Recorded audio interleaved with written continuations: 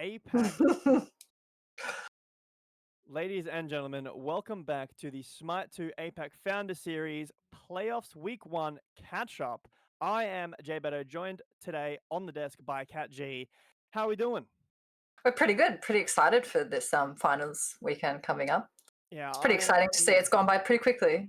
A lot of Smite that we're going to have over the next 2 days, the next 2 nights for us. But yeah, we've got some catch-up ones to do that were played last week. So these matches today will have Sobek and Ra banned. Tomorrow will be a current matches being played. So look out for those if you wanted to see those gods. But for this week, these were played last week. So the last week's ban still applied. Round 1, Kat, we have Sunday School versus Apes together. That is a crazy matchup that I'm super excited to watch. That's a pretty big round one. It's a good way to start off, I think, the cast tonight. It'll be really exciting to see like how much these teams have kind of developed and worked on their little things like over the last few weeks and see what kind of stuff they've come up with. Yeah, you know, obviously the god variation and yeah. you know, picks and bans are pretty much going to be pretty similar, but you know, what can they do? Yeah, we've got Sunday School's more macro approach, buff invade orientated compared to Apes Together's, you know, lane gank, team fight, run it down kind of play style. So I'm very excited to see which of these two play styles are going to come out on top. Obviously, we have more matches after that, quite a few, but I think, you know, we're probably getting ready to jump into picks and bans shortly. So what do you think highlighting here is going to be the pick of this series? Because these two teams, you know, is Loki going to be available for Half Guy? Is It's Your Boy Sean or Platinum Pete going to get his hands on the Fenrir? There's lots of stuff on the table for both teams potentially to pick up here. And I'm not sure if I was these teams, what I would be giving over. I know it's getting to the stage where there's a lot of things to pick and ban, especially against particular people. You want to ban those gods. Like you do want to ban the Loki, but that's just not going to happen. You got to ban the Fenrir, which can go to one of 3 lanes. You know, it can go to anyone. It's a good flex pick. So yeah, it's just the Odin ban. I think a lot of it's just like the same as Smite 1 really is. And Odin's just great at locking down like the immobile mages, the immobile gods, and it's just really good to utilize in like all different roles. Not too much mobility on the carry side, so Odin getting a lot of value with that cage, but a Hercules hover for first pick here. It looks like Sunday School trying to bring some aggression into the solo lane and some potential team fighting presence too. Very strong pick. I mean, wouldn't be surprised to see a Baron pick up next, like, or you know, they're obviously prioritizing underneath that global ult and really working on just like getting that one pick, so then it's like the numbers game. And then they could, you know, push objectives, push towers, whatever they like. The Bucket Neath. Yeah. And the Jingwei was let through, which was surprising. But I mean, it was going to be a Fenrir Jingwei ban or a Fenrir Odin ban. Yeah, we have been seeing that trade very often. Jingwei from from blue side and the Fenrir from red side. But it is the Emir pairing. That's a pretty scary duo lane. This Neath is going to have quite a lot of threat onto her so far. The wall, you know, maybe catching out her dash, the freeze as well. Didn't opt to go for that Hades. With the Emir lock-in, I would assume that it's going to be pretty standard with the Hercules solo Emir support, but could swap those between the two of them depending on if they wanted to get a different matchup. But there it is, the half guy Loki slammed in. No surprise. A lot of circles right now for Apes Together. Neath, you know, you did mention it, more of that single target damage, but Chark, Barkus, Loki, a lot of engage, a lot of dive potential. I'm a bit worried maybe the synergy between those, the first pick from Apes Together and the rest of the comp might not go their way, but I'm not here to doubt. Maybe they've been cooking up something, some CC from the Neath, but locking in, you were correct with the Baron lock-in on Sunday School and the Thanatos as well for them. It's really surprising to see the Thanatos pick here. I think obviously Sean's pretty confident in the jungle. So, you know, against a Loki, it's not really any problem. You know, sometimes Mordred, you know, it might just be what he feels like playing, not specifically what, you know, is really good. But I mean, it executes always handy, you know, at any stage of the game to shut down anyone. And surprised as well that we're seeing like the Kernanos last pick, because Kernanos is really strong right now. And they opted for the Jingwei over the Kernanos and the Neath, which is obviously going mid. But yeah. I am still worried, Kat, about this maybe synergy issue, the anti-synergy potential from Apes Together with this Neath. I do think Neath is a really strong pick, but I'm looking at Apes Together's comp, and I'm seeing a lot of dive, a lot of circles with this Cernanos too. Hmm. The ult, the Wild Hunt, I'm worried about where Neath is going to fit into this draft because the CC layering with the ult and her one, definitely there for sure, but can have some anti-synergy. I'm going to have to favor Hmm. Sunday School's comp for this. I think that the Baron now lock in as well in mid lane can be really, really strong. Lots of lockdown, tankiness, control to basically bodyguard this Jing Wei and help this Thanatos get through the game to get the execute he needs. I have to favor their comp. Yeah, I have to favor their comp too, I think. But it's really difficult at the moment with like, the not really wide range of gods available. Like sometimes we are just, picking gods and it's hard to kind of say, well, how does this work together? Because sometimes even if something doesn't really work together, some teams can make it work together because they have that good synergy. They have that good like ability to chain CC, after the other, regardless of, who they're playing. All right. Well, I'm assuming we are getting ready to go into game. So I will hold you guys no longer. Join on the cast by D'Lo and Legs. Take it away. Thank you very much there, Jay, Beto, and Cat G. Hello, everyone, and welcome, as they said, to some OCE fun for your day. We got Sunday School up against Apes Together. It's only on a Saturday. I'm D-Lo, joined here by Young Legs. Legs, how we feeling? I am feeling lovely, mate. I am so keen to be back. Ecstatic, actually. Me as well, man. The emotions. I was last time joining on the OCE cast was with Apes Together Strong. And this team is together strong. But are they strong enough to take down the likes of the first seed, the top of the pyramid, the pinnacle of this premier region, Sunday School? The desk mentioned it. There's some interesting questions as far as these compositions go. And I just want to start off with what your thoughts are. Where does your attentions wander? Where does your eye gander? Honestly, just straight into Sunday School's comp. It seems more kind of team oriented, team fight oriented, whereas like Apes Together is kind of a bit more picky to me. And even through season one, these guys have been playing together for ages. Sunday School, they have always been team fight. They can do it like almost perfectly. It's kind of insane. So I'm kind of favoring Sunday School's comp together there.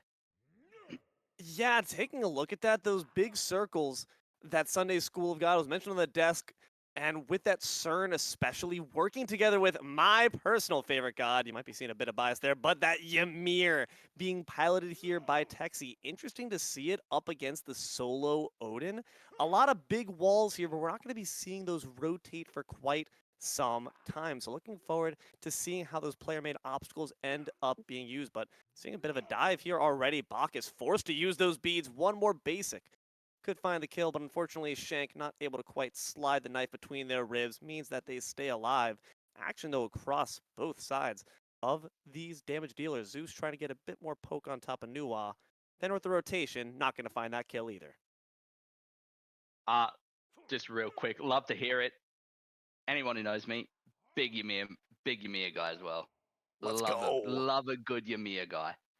Love to see this guy get picked. Adore that man.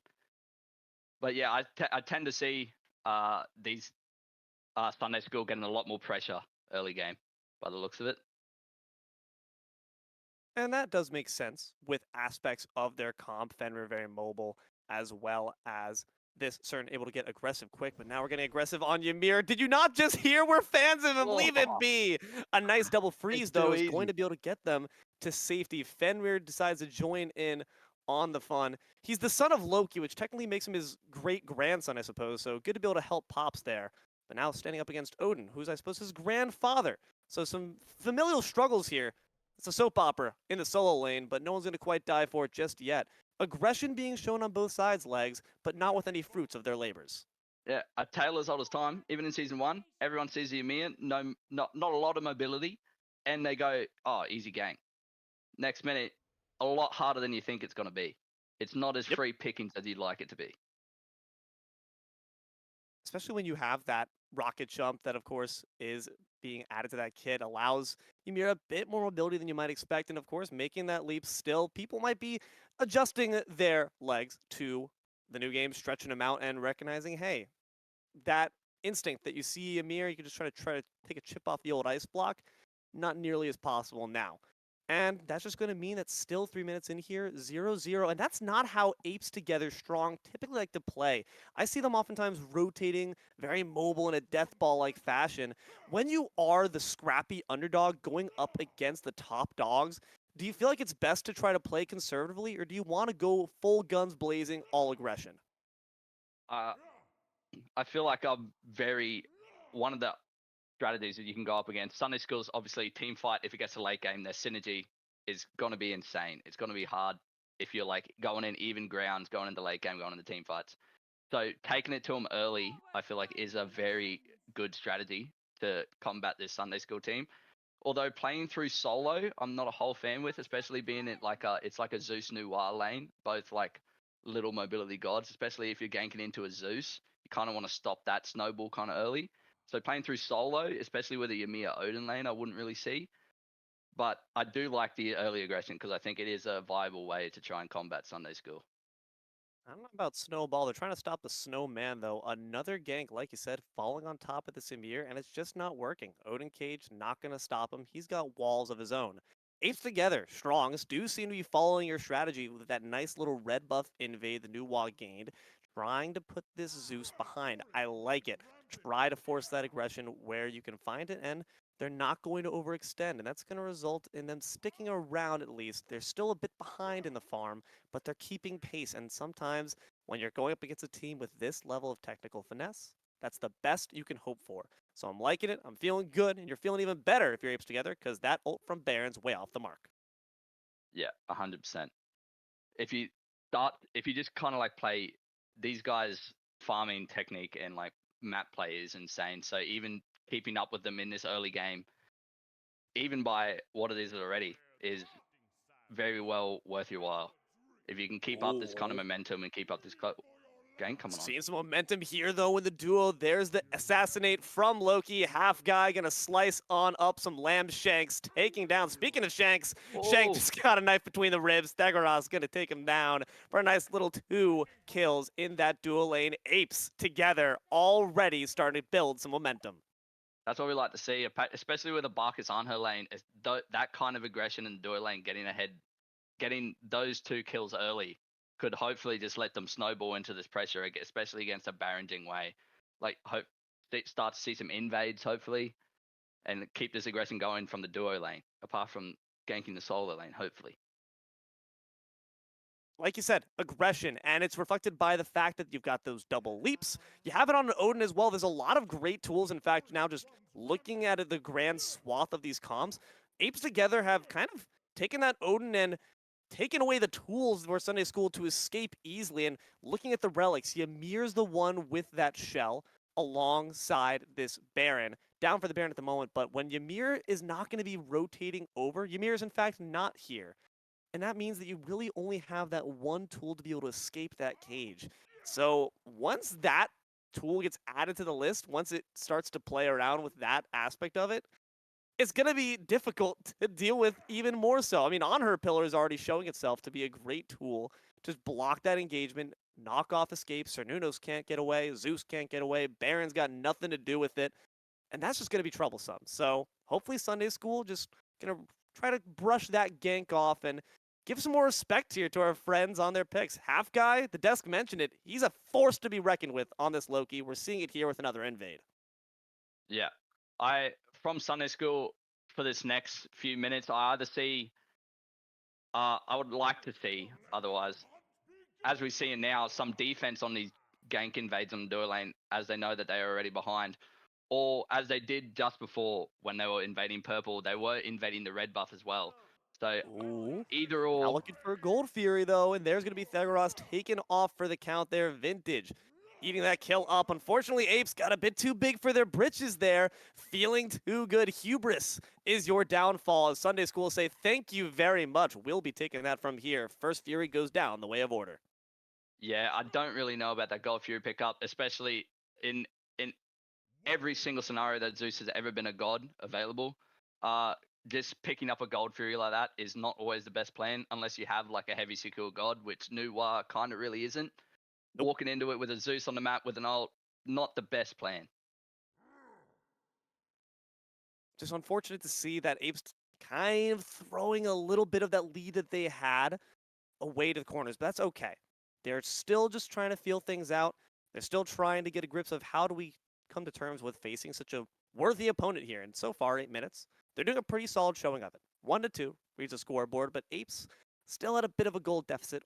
Only about, though, 700 to the name of Sunday School, and that's not going to be too big of an issue at all. Department of Education receiving a bit of a subsidization, not going to last for too much longer if Apes can just kind of hit their stride.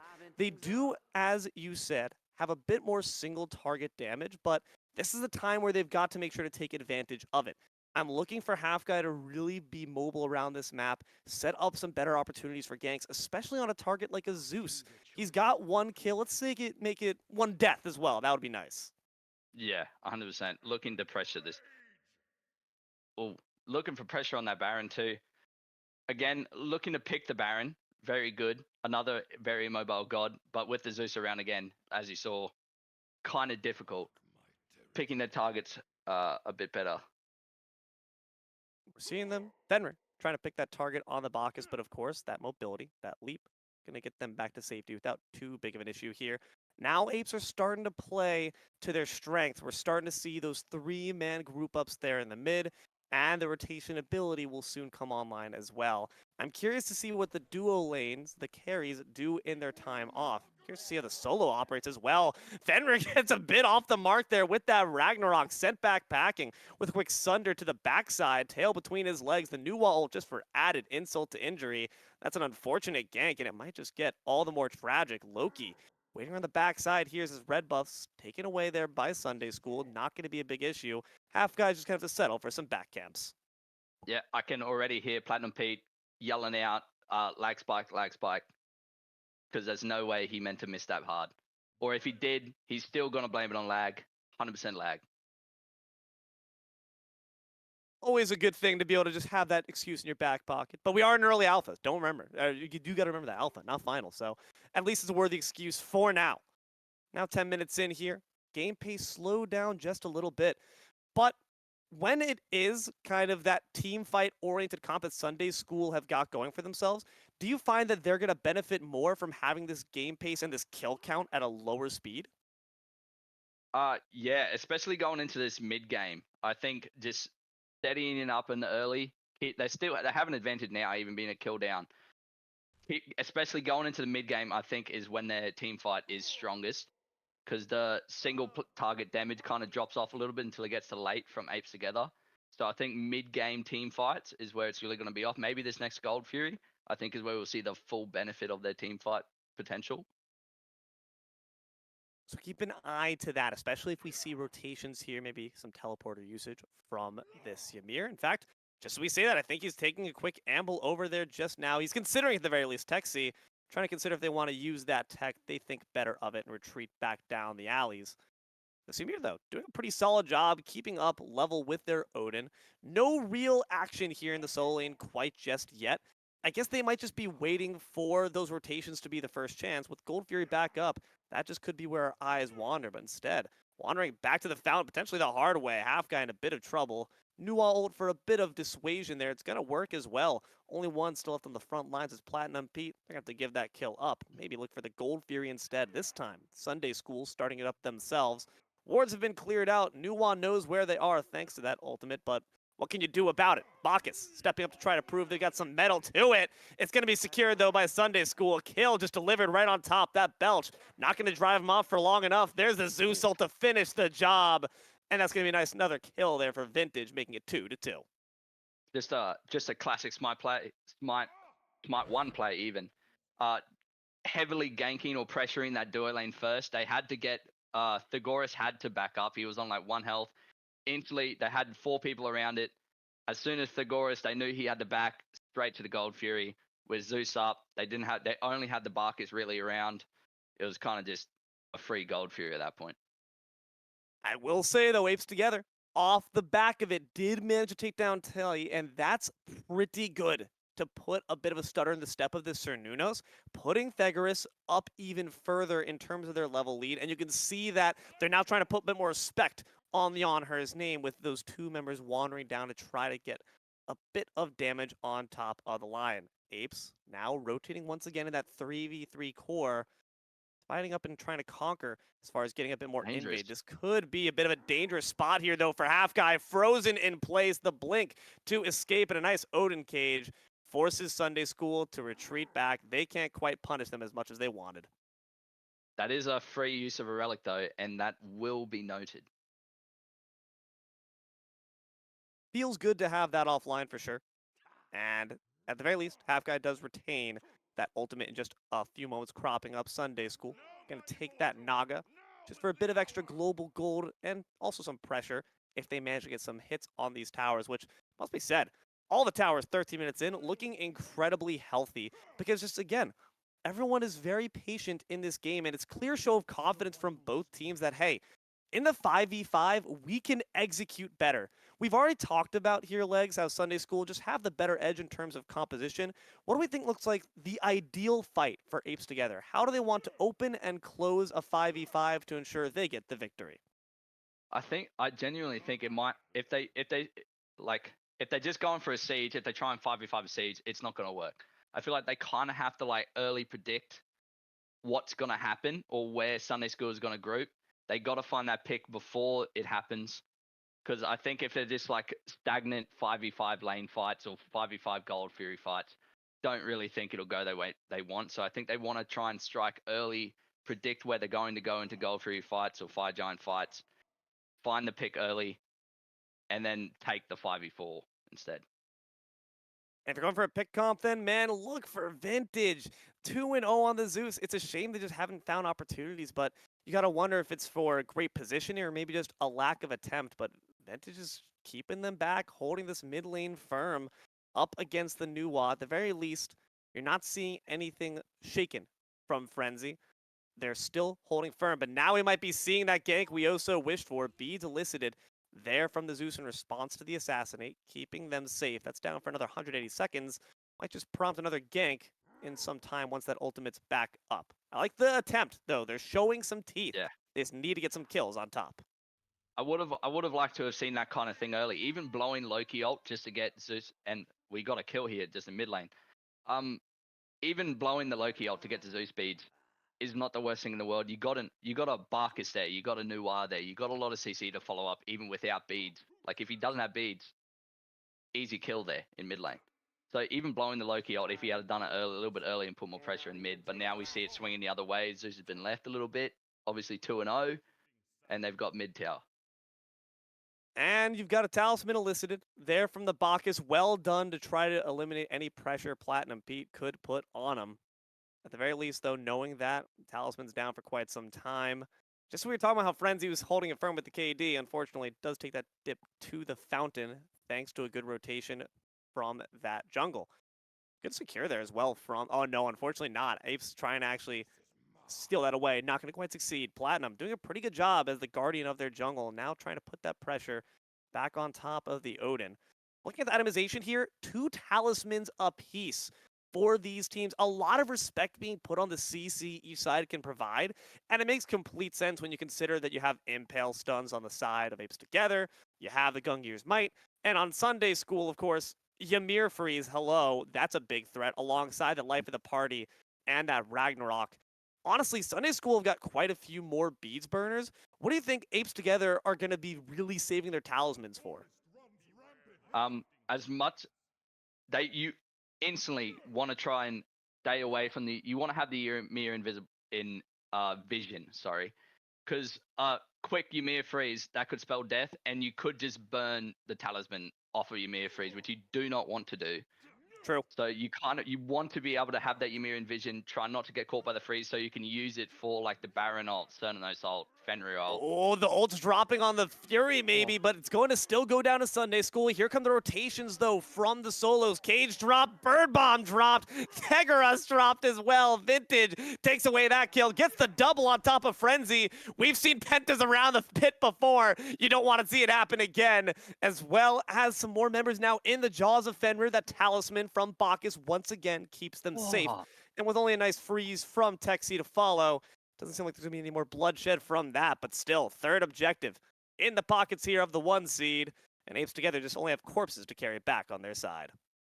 I feel like that might have been a kind of, I don't know how to really say it, but they feel like they went into the team fight looking for the gold, lost the gold, and then feel like they had to kind of get something from it. But then again, not really realizing the team fight difference there. With the big massive Zeus ult, obviously Vintage went massive. He's now 5-0. That is a very large Zeus, which is not what you want going into late game. Not what you want chasing after half guy. Look at that damage off that detonate. One more wall. Oh. This is why Ymir's the GOAT. Yeah. Texi takes away the That's kill, what- says, that is I what- did all of the work. Yeah. You shouldn't even been here, Zeus. Who even are you to stay in my solo lane? But it's beautiful work now, and that's what happens when you let this god get so big. He's the king of them, after all, and now this tier 1 tower is nothing but ashes. That's it's artwork, really. A Ymir wall like that, when you just see it happen, and you know, damn. Especially when you get caught on it, you're like, damn, there's nothing I can do. It's just art, pure art. And might just be seeing art repeat itself once again. Does lightning strike twice? It does if you got the Zeus on your side. Strikes 3 times, 4 times. Stop staying inside the storm, buddy. Quickie gonna go down with the quickness. Makes this even more of a tantalizing opportunity for Sunday School to begin up this FG. The first one of the game, 19 minutes in, a bit early, but Sunday School say it's right on time. We like to be early birds here, and they're gonna grab it without any issue whatsoever. Fire Giant around all 5 members in this jungle's free farm.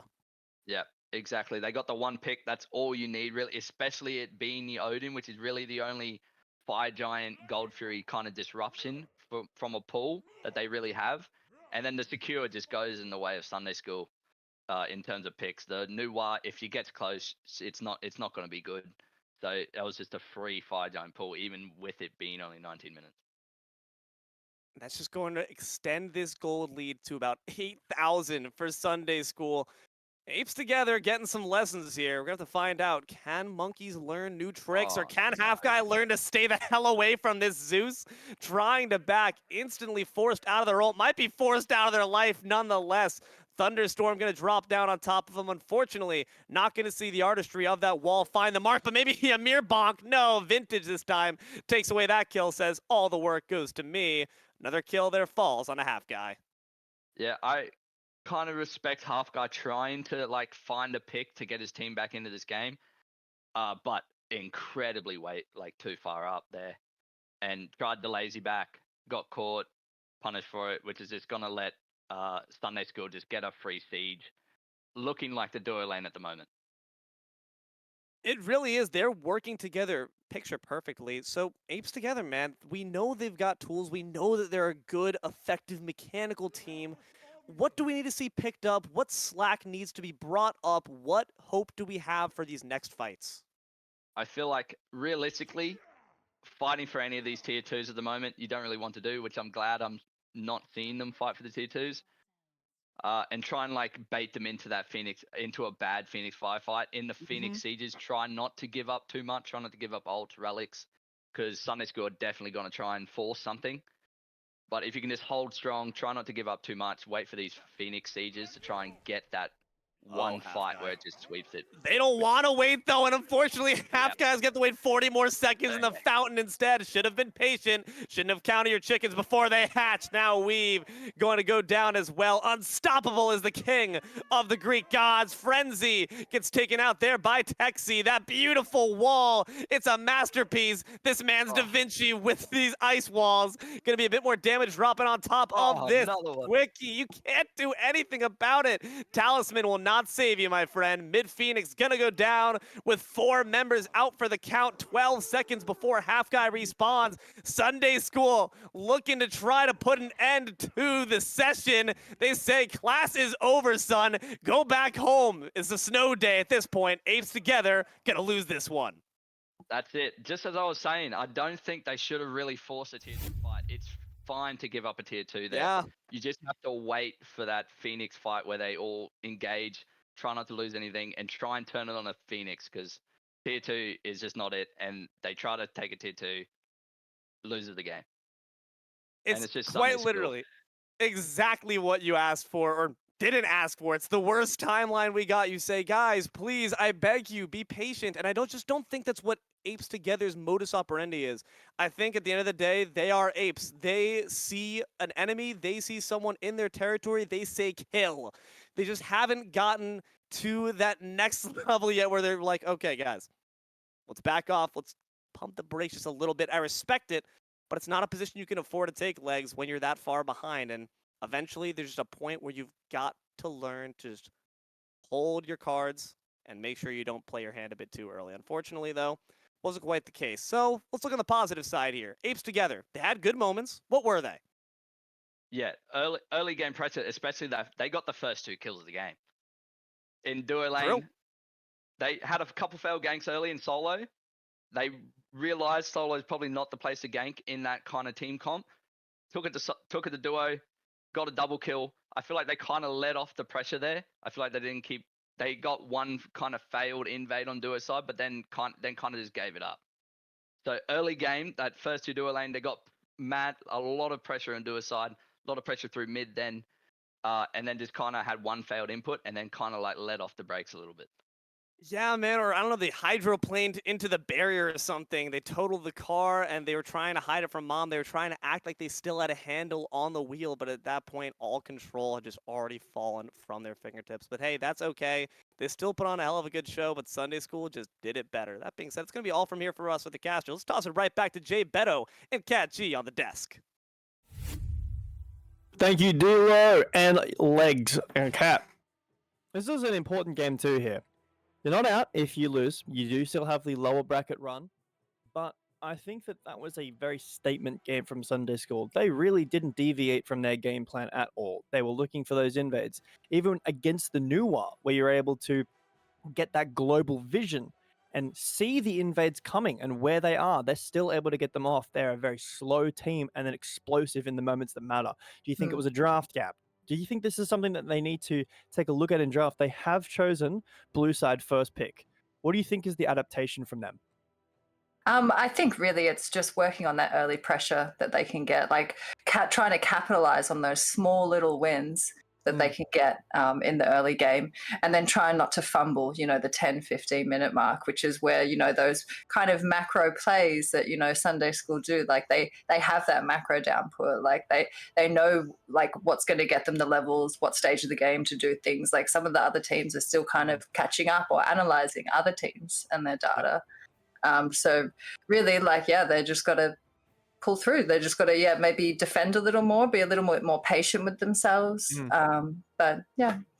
Okay, we have seen the adaptation right now. The Zeus ban and the Fenrir first pick. We say that Zeus was a problem. We don't want to play against it again. We don't really have an answer for it. And you can't have the Fenrir either, so we'll take the Fenrir. Take it.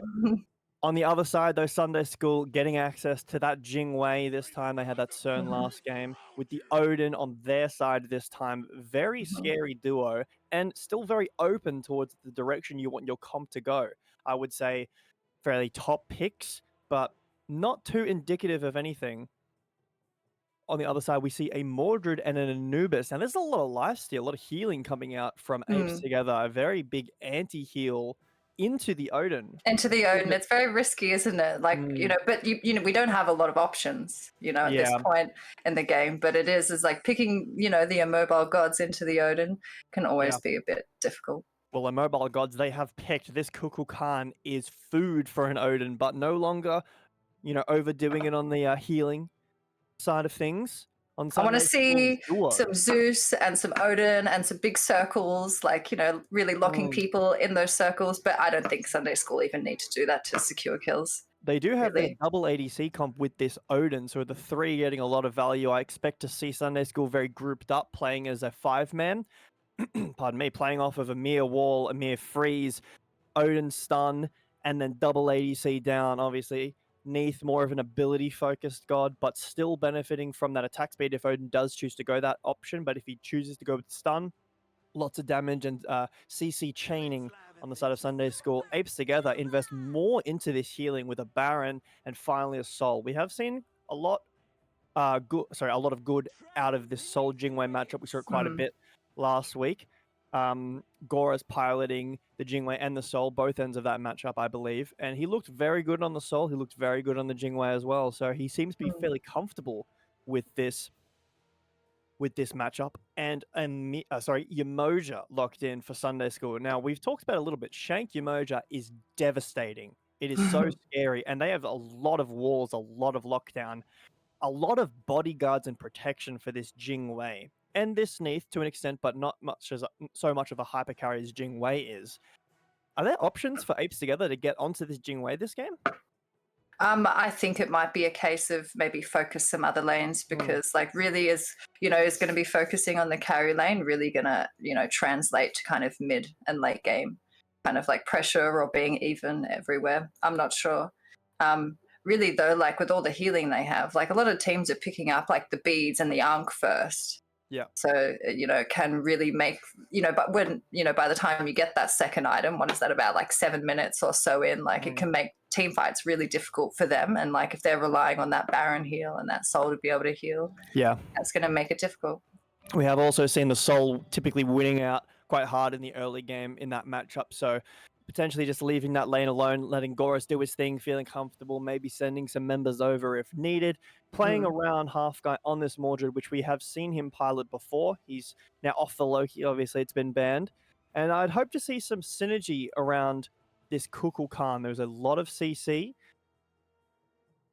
Potential for an engage there, but we will hold you no longer. We're going to send you back to the cast with D'Lo and Legs.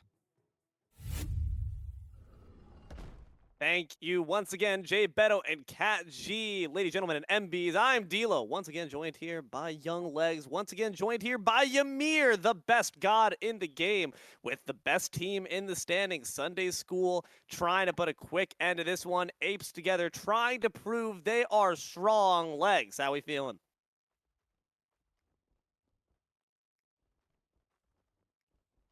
You might be muted, buddy. You might want to put on your mic, but oh no, we might be seeing someone else get muted permanently in the game, because look at this, it's a 5-man invade. Sunday School trying to teach you a lesson from the get-go. Gonna be able to get out half guy thanks to that blink, but man, that was dangerous. I love the cheeky invade. They definitely do have the level 1 team for it. If I've ever seen one, that is the level 1 team to 5-man invade to try and get a pick. Close though, but no cigar. At the very least though, half guy, 220 seconds before that blink comes back up. Sunday School don't gotta worry about that. And man, can I say, not only Ymir, Sunday School have got so many walls. They're trying to build Sunday Schools in underdeveloped nations right now. They're trying to bring the joy to everyone. Because Odin, Ymir, Yamoja, there's so many player-made obstacles. The only one they're lacking is on her. What does Apes Together got to do to make sure they're not going to get caught lacking? They're doing a good start already. They do have 3 shells, which is a great start. But yeah, it's obviously positioning, especially from pretty much their whole team. It's a very scary team to come across, especially being a Kuzin, Baron, Mordred, Stole. You got to keep your distance. Especially from the Yamoja ult. If a whole team gets caught into the Yamoja ult, it's a very scary time. I'm very concerned just based on Apes Together. What do you have to get out of that? You have 3 shells. That's great. It's definitely putting enough respect on this composition's capability to keep you trapped in. But at the same time, beyond that, you don't have any tools of your own right. But no, Ymir could be in trouble. Another double freeze. Doesn't save you this time around. It seems that with those jukes on the tornado, it might just be enough. Not quite. Half guy once again granted first blood onto Platinum Pete this time around. Must be said, this is a jungle Ymir, interestingly enough, no longer into solo. What does he bring you when he's actually rotating around instead of staying with his feet planted in one spot? obviously in the ganks, it's got to be amazing. Like a Ymir gank obviously now, like especially when he hits level 3, wall and freeze, level 3, that's a great gank coming in. But as we saw, which I would like to see keep happening, putting pressure on the jungle camps with an early game Ymir, especially against your Mordred. You got Kukulkan there. You got a Fenrir if you go on solo side. Putting pressure on those jungle camps, the Ymir early game in those kind of fights, he doesn't really have the damage to really compete. So I'd like to see that happen. It's definitely nice to see them putting that pressure on early, and they've got better gods to do it.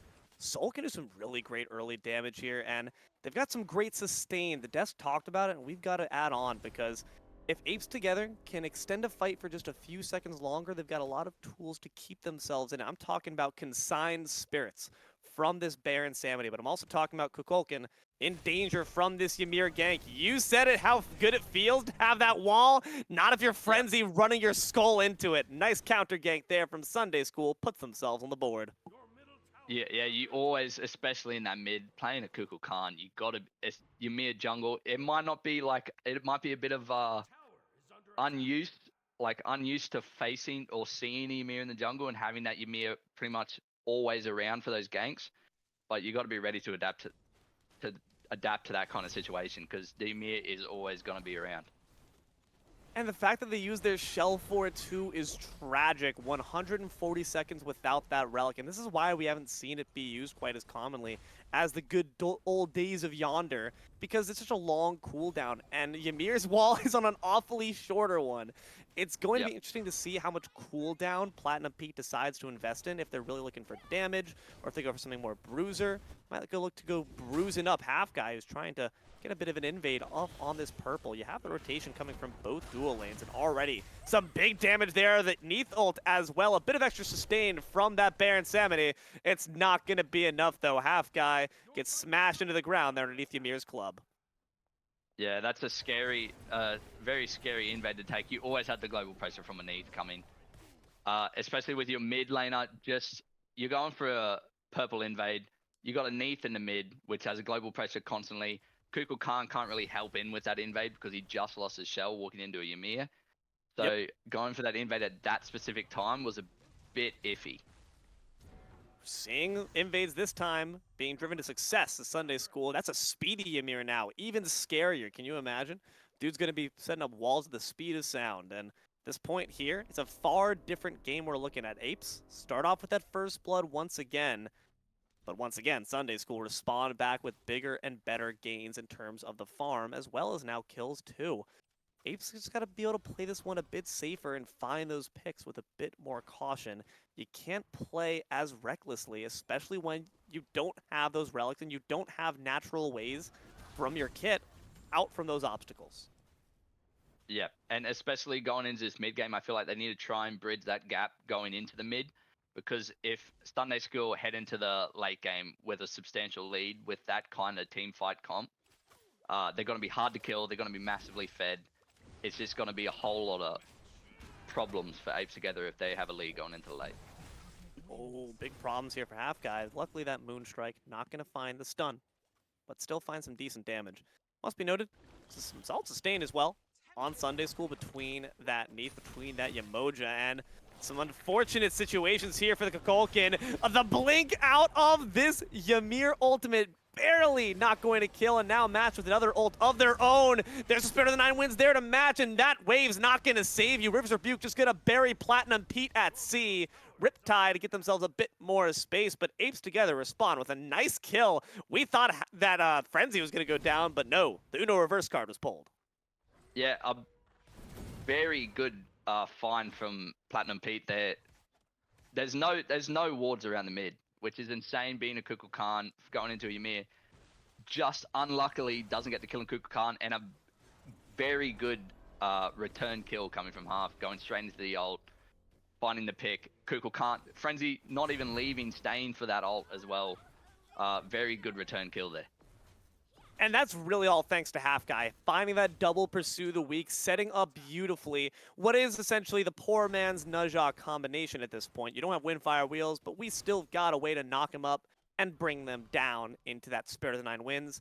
Unfortunately, maybe just a bit off with the comms, or they could have found the hit onto Shank as well, but hey, beggars can't be choosers, and Apes Together aren't begging for anything. They've found their seat at the table, keeping it even just about.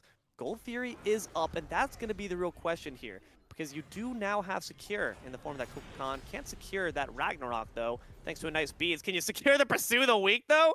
Finds that target, but what can they follow up with it? They're still diving. The Brutalize finds a bit more damage, but Half Guy is in trouble from the tower shots. So is Fenrir at this point. They're just going to have to let this one go. The Baron's Brew? No way it finds the kill.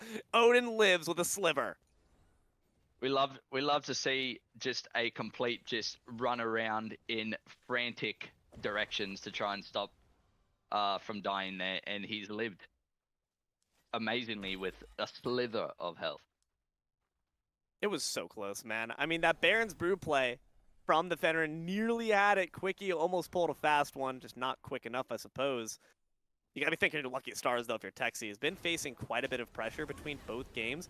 Has seemed so cool, calm, collected, never flustered, never phased by it. Now Apes Together, once again, trying for this first Gold Fury, and maybe once again are gonna be punished for it? No, not this time. They do grab it, but the Spirit of the Nine Winds was used after the fact, and that means Weave's got no support, and Half Guy might go down after. He's gonna get that blink. Severing Strike not finding the mark, but that Neathult certainly will. Tilly takes that kill away. It's a 2 for Gold Fury. Apes Together at least can feel good about the objective.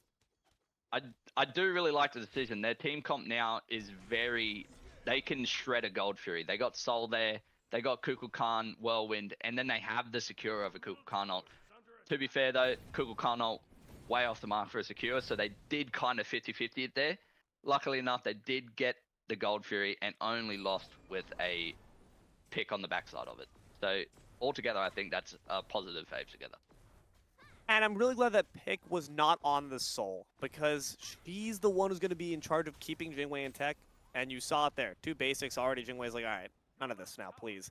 Gonna be able to actually take the big minion there off of the gold camp, too, so nice work there to try to put Tilly back in their place after getting that first kill. Now, trying to put this Naga into their belts. Could be a bit of trouble, as it does seem Sunday School got the better hand of it. We've bit scared there after the wall props up behind them, but not going to be flustered. I respect that they're trying to still contest, even within Sunday School's own jungle. Now, see Mordred just trying to snoop around, see if they can find any clues, any crumbs of farm here. But unfortunately, Sunday School's too good at their own macro. Nothing there for you. Yeah, that's just as long as I've known Halfguy, that has always been his way to play. He's always looking for the invade. He's always looking for the cheeky pick on the other jungler in the jungle. So I expect him to be doing that a lot more. He's always looking for that cheeky jungle pick of just one person out of position. And you can see he's still looking for this Odin. Goes back in, but the dog's been put in a kennel. Dog might be put in the ground in a second. Gungir's Might doing decent damage, and unfortunately Neathult gonna put the dog down? Not quite. Not going to be enough damage. Quickie able to somehow barely escape with life. It was a good attempt there from both sides. No one will die for it quite just yet. Might be a different story here in the mid lane, but a nice Ymir wall gets them back to safety as well. Yeah, I'm amazed that Quickie had survived there, especially with the Neathult coming in. He survived on a slither. Neathult came in, I was like, oh, surely. And still, found a way. Uh-oh. The deadliest game of Ring Around the Rosie you ever did, saw, but I brought my friends to play. Do you mind if they join? Mordred says, yeah, I don't mind at all, as long as you eat up this Pursue the Week. That's going to be some decent damage, but lands right inside those shards of ice. Phantom Shell applied, but now Half Guy's been made into a Phantom themselves. Life of the party, and we invited some more friends to join this game. Do you mind at all? The Spirit of the Nine Winds comes to crash it. Ymir's going to be the only one to feel its pain. Unfortunately, now it's Kukulkan feeling that pain even more. Phantom Shell means another ghost is added to the spooky crew. Apes Together lose 2. As I was saying, Halfguy does love to sneak around in the opposition jungle. If the team is aware of this and can kind of path him out, he is then himself an easy pick, which they did just do.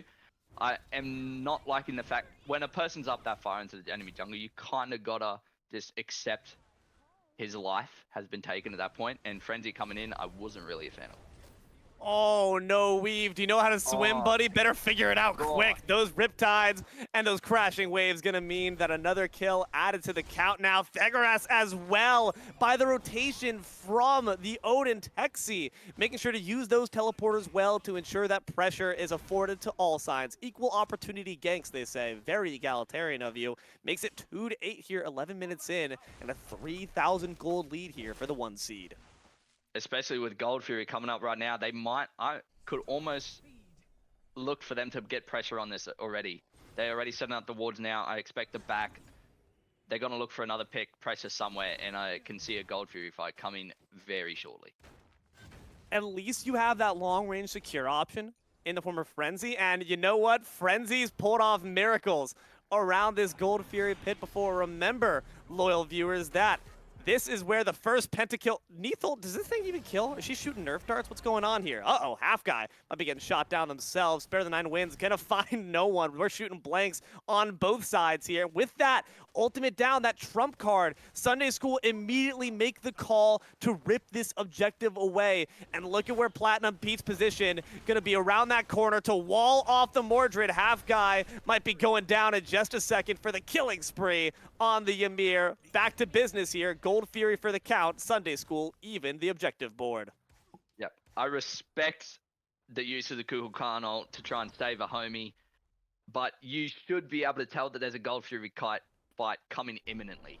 And if you're not using a Kukulkan fight to kill at least 2 people, I feel like it's very not worth it. And they saw that Kukulkan ult come in, instantly going to the Gold Fury, and then coming in and trying to contest the Gold Fury without that Kukulkan ult. Turned into a kill on the Mordred. We're just not seeing that ultimate place at the right points. We saw it one time, that one moment where we are able to get the kill on Platinum Pete, and that's the show. It's the fact that if you get that formula correct, you get Half Guy with a Pursue the Weak, landing into that Spare the 9 wins. Good combination. Same thing with Quickie. Ragnarok into Kukuul is a fantastic way to start off a fight, but the moment you try to hit him raw, you find some troubles. And unfortunately, that trouble is now coming in this rapidly extending gold lead. So where do we find our kills? Who should we be targeting? There's no obvious pick here. There's no Zeus any longer. Who should Apes Together look to bully?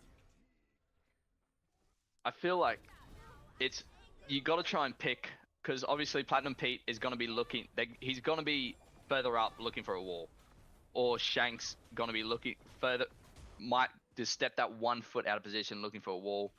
No beads on either side, apart from Ymir ult. You could be looking to that. I'd be looking for that Fenrir ult into a full just commit onto either Platinum Pete or Shank, looking for that 1 wall or ult, and trying to get that pick of them just stepping that little bit too far up. The backline, I feel like it's kind of unreachable at the moment, especially with their team comp. They have so much peel, so I'd be looking for those frontliners. Oh my Brilliant God. Supernova and a brilliant Disapper to get through the walls. Can Thegoras get some kills on the back end? Maybe 2 for your troubles. Don't go boxing me, buddy. This guy's the Rock. And going to be able to escape, so will the 2 members. No, the minions finish the job. Thegoras has got shooters on their side in the dual lane, and that's going to be those archers, it seems. Big Shell there going to get you a bit more health versus those shards of ice means that Weave able to still spin their tail of life. And that also means that Apes Together finally find a bit more momentum. Taking down Tilly is a pretty big deal. Yeah, that is a big shutdown and a massive spike for Theg. Minion 42 coming in clutch as always, securing that thing. Unlucky for Theg that wasn't a double kill, because he played that amazingly coming from that game. Half Guy sadly goes down in the meantime there to, I think, what was a attempted gank on top of Texi. I think everyone just got to learn that Texi seems to be actually unkillable. That's not your typical Odin bot. That is the invincible Odin bot that you see in the jungle practice. Dude just does not die. It's not written in the script. It means it won't happen, so just try to look elsewhere, I suppose. Just looking across the board here in terms of itemization as well. Talismans, far fewer this go around, and I gotta say, I think it's a bit of a shame here, especially from Apes Together. You've got a Ymir, a mass stun that we've seen multiple times used very well, is something you're going to want to have Talisman for. Now Quickie trying to show they're off their own CC, And it's the same thing there with Weave. A good Spirit of the Nine wins after that life of the party, which means that Shank is going to be dead. But here comes the big stun. Ymir going to find that wall just to put the fear of God into Frenzy. No kills there to follow up, though, which means Apes together get away with another nice one. Yeah, as I was saying, you're looking, which they did perfectly. They were looking for that pick onto either Shank or Platinum Pete. Baron, a renowned Umoja counter, and no beads on the side. You got the Kukulkan Carnot straight into it. They did that pick perfectly. If they can keep doing things like that to try and edge their way back into this game, I feel like Apes together could turn this. Pyromancer, good objective there, just try to get a bit more global golden pocket, and also the nice bomb now. Weave, unfortunately, going to be underneath that pressure from those Spirit Arrows, from that CC chain the desk mentioned before. Being really well implemented here by Sunday School, and now they're trying to chain that into another objective victory. Pyromancer goes down, Apes together, but they're not going to be together here to contest. Second Fury goes down to Chaos. Yeah, I feel like that has to kind of be just a kind of like a vision with pretty much no one being around. There was 2 people at base, or just perfect timing from Sunday School. The most might just be the more vision from Sunday School, knowing that people were back in there and how quickly they could pull that. But not having anyone around that Gold Fury was kind of not allowed at this point in the game. Especially when you got Frenzy, man. I mean, Kukulkan ult is so pivotal that you kind of need to have your head on a swivel to make sure you're ready for these big objective calls. Instead, it might just be a Naga, or just seems that Apes together gathering up. Yes, Queen Naga is a good play, but unfortunately Sunday School, they've read that book before. It was in the syllabus, didn't you know? And that's going to be a good secure for that objective. Might be trying to secure the life of the Neath, but they've read up on their talismans, and now they're in trouble. Shell's going to be forced out, but can Half Guy escape? Because we got even more walls for you, don't you know? Trying to build a house here in the jungle, but Apes together prefer a nomadic life. Fenrir instead going to be taken back to the doghouse, back to the pound, thanks to that Umoja. Sunday School, man, they showed what their comp's capable of in earnest. Almost all the shells already burned out. That's for 140 more seconds, Legs. Yeah, that team fight kind of just stalemated. I thought it was stalemated at one point, and then Quickie just going a bit too deep in that opposition side, and even with a bunch of ults down, you still got the Ymir free, still got the Ymir wall, you still got a lot of lockdown. So Quickie just getting found out there. Yeah, you got to make sure that you're calming well in those moments. If the team's calling for a retreat, which it clearly was the case, at least for Weave, caught on the wrong side of those waves. Lifeguard says get out of the water. You don't hear it. Riptide comes in, and all of a sudden, you find yourself 6 feet deep, and 6 feet deep in the grave as well. But you have some hopes. And for me, that hope really is, for both these games, it's been Thegoris, who's been playing beautifully. We saw it on that tower dive. You mentioned it. Flawless, immaculate play. They're keeping a cool head despite the kill board being at a pretty wide differential. And Soul, much to the gods' aesthetic, heats up rather well in this late game. So if they can just find opportunities for Thegoris to just kind of free cast, send those basics out, we'll be in a good spot. Now Weave, though, gotta make sure you get back to safety, buddy. We can't be badly positioned at this point in the game.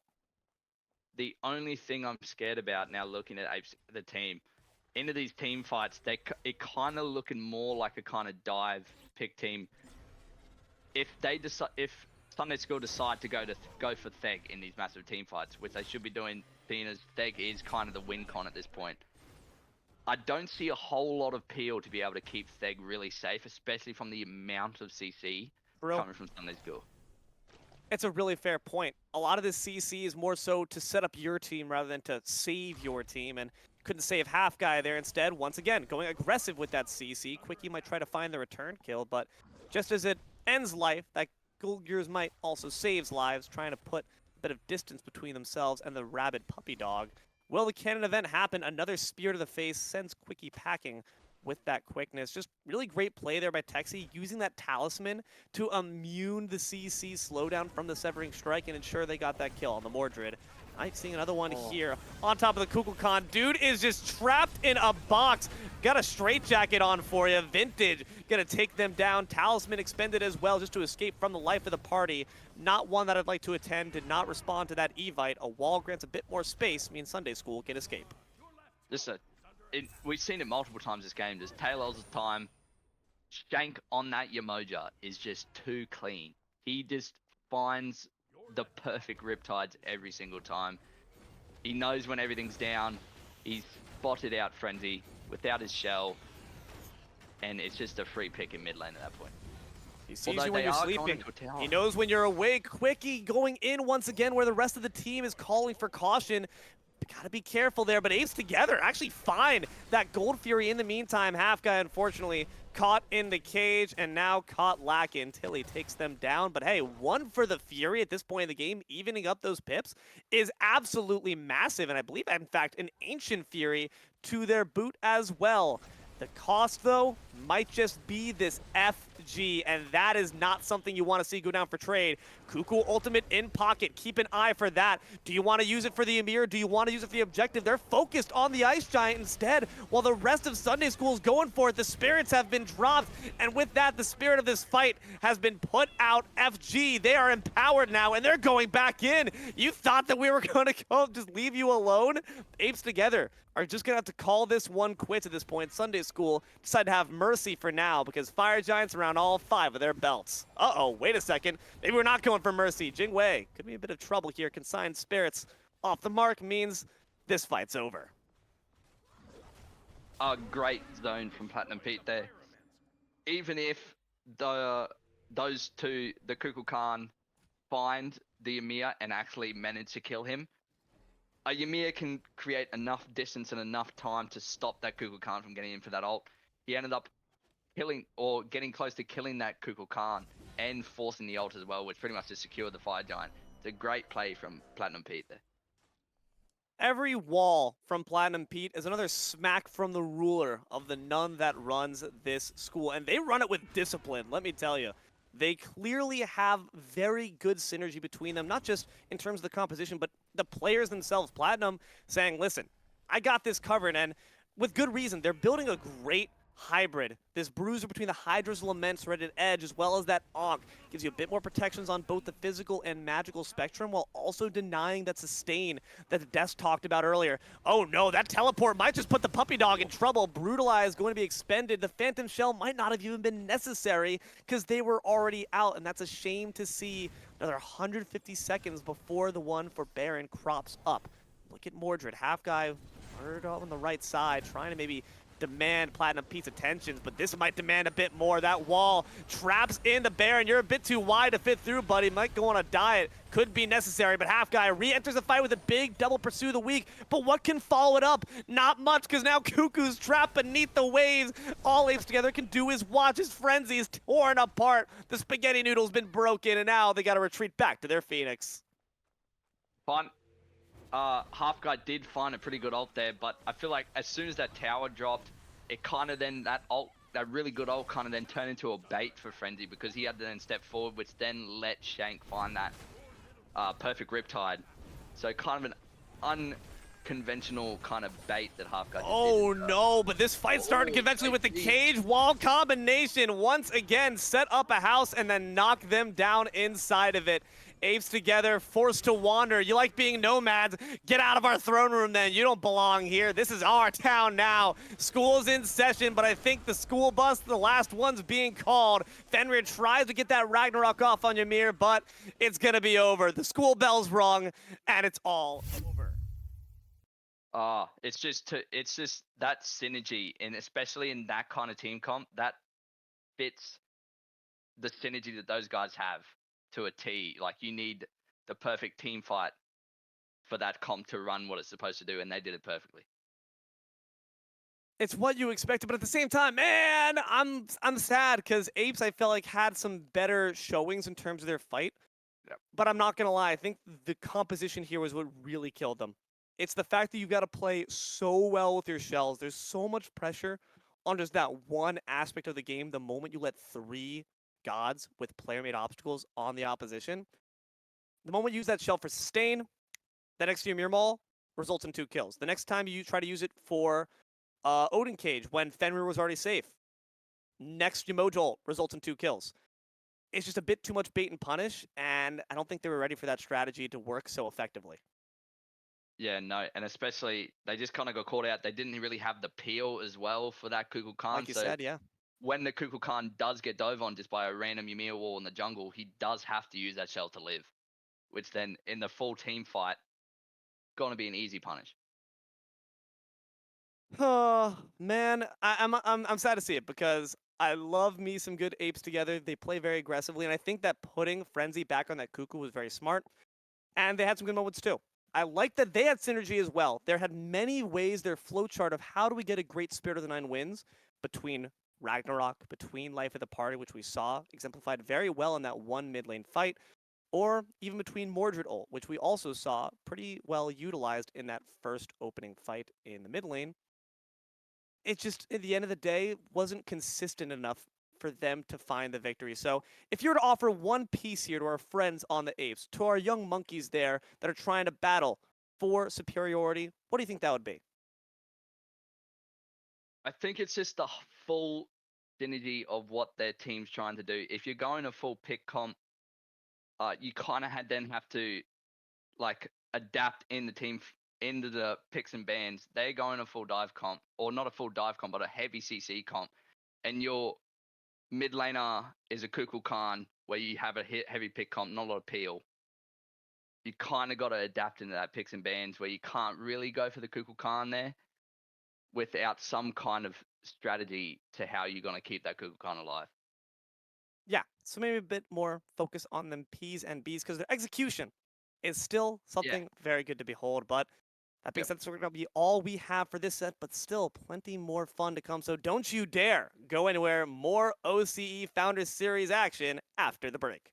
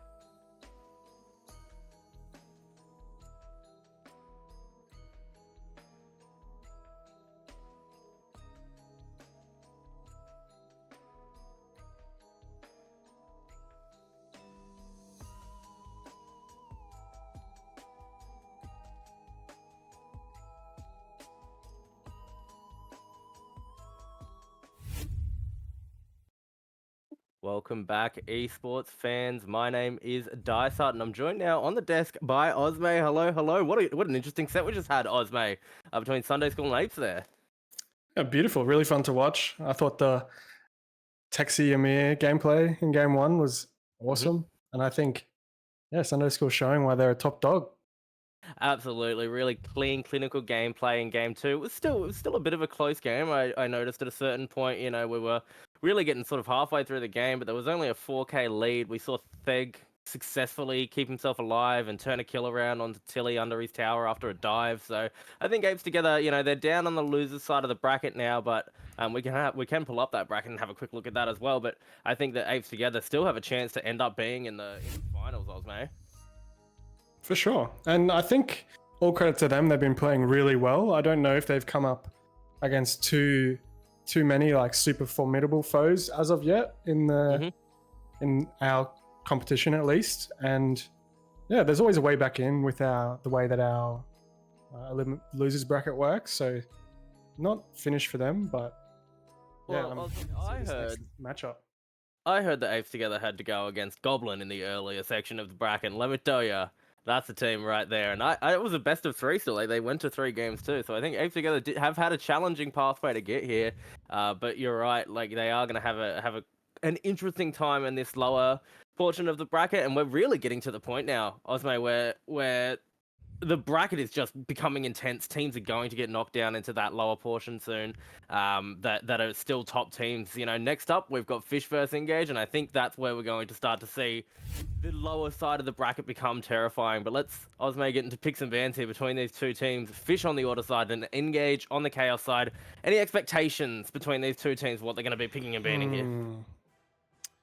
I expect Jed Bacchus. He seems to have been going to that pick every game he can. I think it really suits his playstyle and allows him to lead from the front and engage and set stuff up for his team. So I'd like to see that. Fish, we know all of those, like lots of players on that team can kind of perform on any pick. Osha, week in, week out, has been playing super well, getting to raid boss status almost every game. So I like the Hercules pickup. I think we've seen him play that once or twice before, and he looked unstoppable on it. Yeah, the Hercules can be terrifying. The ability to just stand in amongst so many people, completely zone out almost an entire team, and being able to reposition people so comfortably is definitely strong. But on the other side, Osme, she may not have 100% contest rate anymore, but this Neath is still very highly contested in OCE, in Apac, and there she is there for Engage, likely going to mid lane, I would say. It's always a good pick. It helps out your jungler. Can gank with a Neath ult on top every time. It's super nice. But this Ymir seems to be getting picked up more and more and more.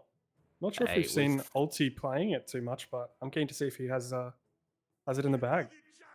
We saw how clean it looked last game, the impact that was able to come out because of those walls, blocking people out, tower diving, but Osme, Halfguy might not be in this game like he was in the last one, but Loki's been locked in anyway for Engage. Does this seem like the sort of god that you'd be expecting from Tempo or Infiltrators, as he's been previously known as, or what do you reckon?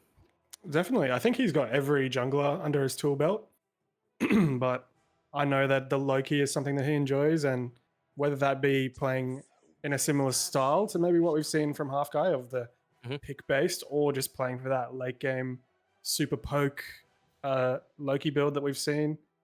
I don't know which one he's going to go with, but yeah, I do like the Loki pickup. Thanatos. This is exciting. Thanatos. Yeah. Simply Thanatos.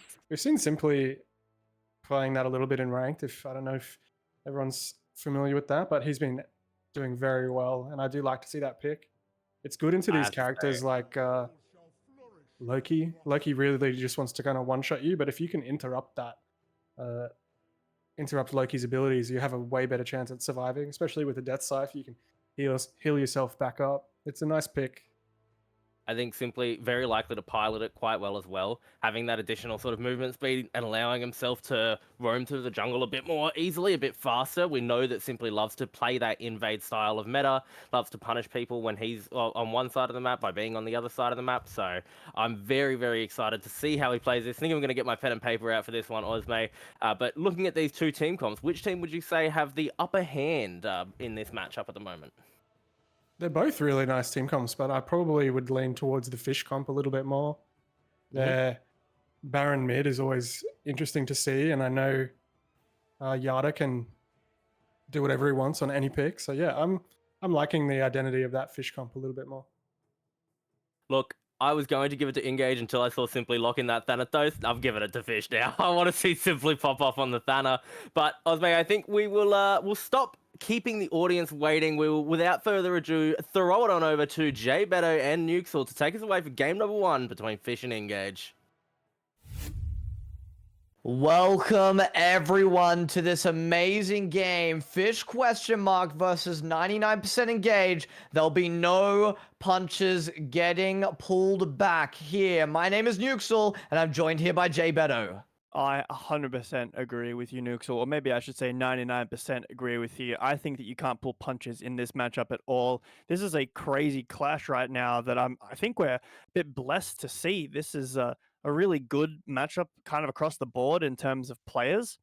And we are seeing a double invade. I love when this happens. I think it's so funny whenever both teams just kind of go to the other side of the map, but they might be running into each other here. Catch himself out a little bit. It's just the wraparound circle. Get a ward, but I think they're going the opposite ways maybe a little bit here. Hello. Poking their heads around. I think they don't want to fight. Neither team want the smoke. Maybe Fish do. Herc looking for a pull. Not going to land. Now, Nuxel, we have seen a lot of this Baron recently. Maybe not so much in the last week, but the week before that we did. It's been a hot topic. You know, where is it getting played? Solo, support, mid. And it does have a pretty rough early game curve, especially into something like a Neath. Do you think that that might be an issue? Are we going to see the lack of pressure coming out of mid? Is that going to be, maybe an attack point for Engage here? Yada knows how to play his matchup. Yada knows he's picked this for a reason. I think that we'll see this game play in a very particular way unless 99% Engage shut that down. We do see that he's immobile compared to this Neath, so bit of can sort of work there that could happen on either side. But how are you feeling about this duo matchup, Ethan? We've got the Cernanos Bacchus versus the Emir Jingwei. So we have that kind of counter matchup with the Jingwei with the Bacchus. Yeah, I think that the Cernanos route into ult combo, I mean, we saw it into the dash as a route onto ulti, but Jed getting poked out too. In mid, a bit of scuffling. Not too much going on. We did see the Cernanos combo quite a bit in one of our previous sets. And it can be very brutal, the amount of damage that comes through from the Cern almost immediately. It can really catch you off guard. So I think that that can definitely be an option. I also think that Loki is pretty good into Jingwei too, being able to cripple out the dash. Obviously, you have an ult timer there as Thanatos potentially caught out. Aegis forced, but looks like this is going to be a first blood for 99% Engage. A really good catch onto Simply there, just overstaying his welcome. Swifty picking up that first kill there, be taking up that gold and heading his way back into mid camps and mid lane. He doesn't want to spend that quite yet. I think a bit greedy from Simply. Dice did bring up on the desk that Simply does like to go for these invades, but I think just a bit too overeager there. Falls down, not the end of the world. The ulti might be caught here too. Lots of damage onto him, but trading back across onto the Jingwei. Shell getting popped. And that is 2 quick kills for 99% Engaged so far. A good lead for them. Yes, we see 11,000 gold, 11,500 gold now for 99% Engaged. We're 1,000 gold up for the Chaos side. 2-0 already in 2.5 minutes. That is pretty stressful. If you're the this Baron, getting put behind already. Neath got a kill, upper level. Now this Cern is accelerated as well. That can be pretty dangerous, but it's not the end of the world. It's just 1k. Definitely even outable, still an invade potential. Yeah, you see what I'm talking about with this Baron kind of under his tower all game. Very brutal matchup in the early game, but, livable, I'll say. Laneable, simply looking for a gank. Just hovering around, as Thanatos does.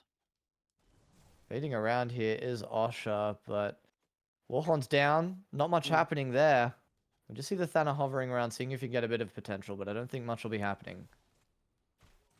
Now, we have seen a lot of Neath getting played, a lot of Odin as well, and a lot of Fenrir. Still, I believe Fenrir is 100% pick and ban contested, 100% contested, sorry. Neath falling a little bit lower on that now, but oh my goodness, ulti caught out as well. Shell forced here, but some body blocks from Osher Superfan. The Neath ult is big. He might have sacked himself, Nuxel. Over on the right side of the fight here, Thanatos engaging 2v2, caught out, but the Sunder damage is enough to force out 2 chimps, 1 trenchcoat. Running away on very low health bars is 99% engaged. Maybe going that little bit too far. Automaton looking very juicy there, like a popsicle in the left lane, but It looks is like summer. they'll be getting traded back quite well. Fish question mark know what they're doing with these matchups. Now, Nuxel, we've seen, a bit of scuffling over left, over and right, but nothing too crazy going on. No final kills happening here. Besides this Baron potentially caught out, forced to use the ult, but That's Aegising Aegis out. down. Assassinate having to get used as well, but we've traded ults for an extra relic for Fish question mark, so that's great for them. For Engage, yeah. 4 relics down for Fish question mark. It's not looking good for them as we see Thanatos in the skies jumping straight down onto that Neath. Barcus Burp doing lots of damage to Simply here. Aegis getting popped down and another relic down for Fish question mark. 99% engaged are getting really set up for this Gold Fury that's coming up soon. Yeah, Nuke, so that's 5 relics down. This Gold Fury is absolutely gone if Engage decide to fight for it. It's so easy to catch out this Baron now. No ult, no Aegis. The Thanatos as well, no ult, no Aegis. It is a simple walk in and kill kind of situation here, but looks like they are fighting for it. The fight starting here. Jed 9 onto the back line. Baron having to get just that little bit further back away into mid lane. He doesn't have the health to work with. And even more so with the relics here, as we were talking about just then. Gold Fury not getting looked at quite yet. Well, falling back to mid lane. Gold seems to have evened out a little bit around, 1k to 800, depending on what the wave states are at the time you look. But, pardon me, Oracle secured for Engage, and Baron ult is about to be up. Just ticked over now, is available again, so maybe some aggression potential. Great beads there. Wild Hunt getting popped down for Fury, but low health is he. Osher Omega fan. Absolutely chunking him out, but he doesn't have the work with either. I Swifty, love that interaction. World Weaver just hovering around his airstrike and getting that last kill over there in Jewel Lane. It's 1-for-1 onto the ADCs.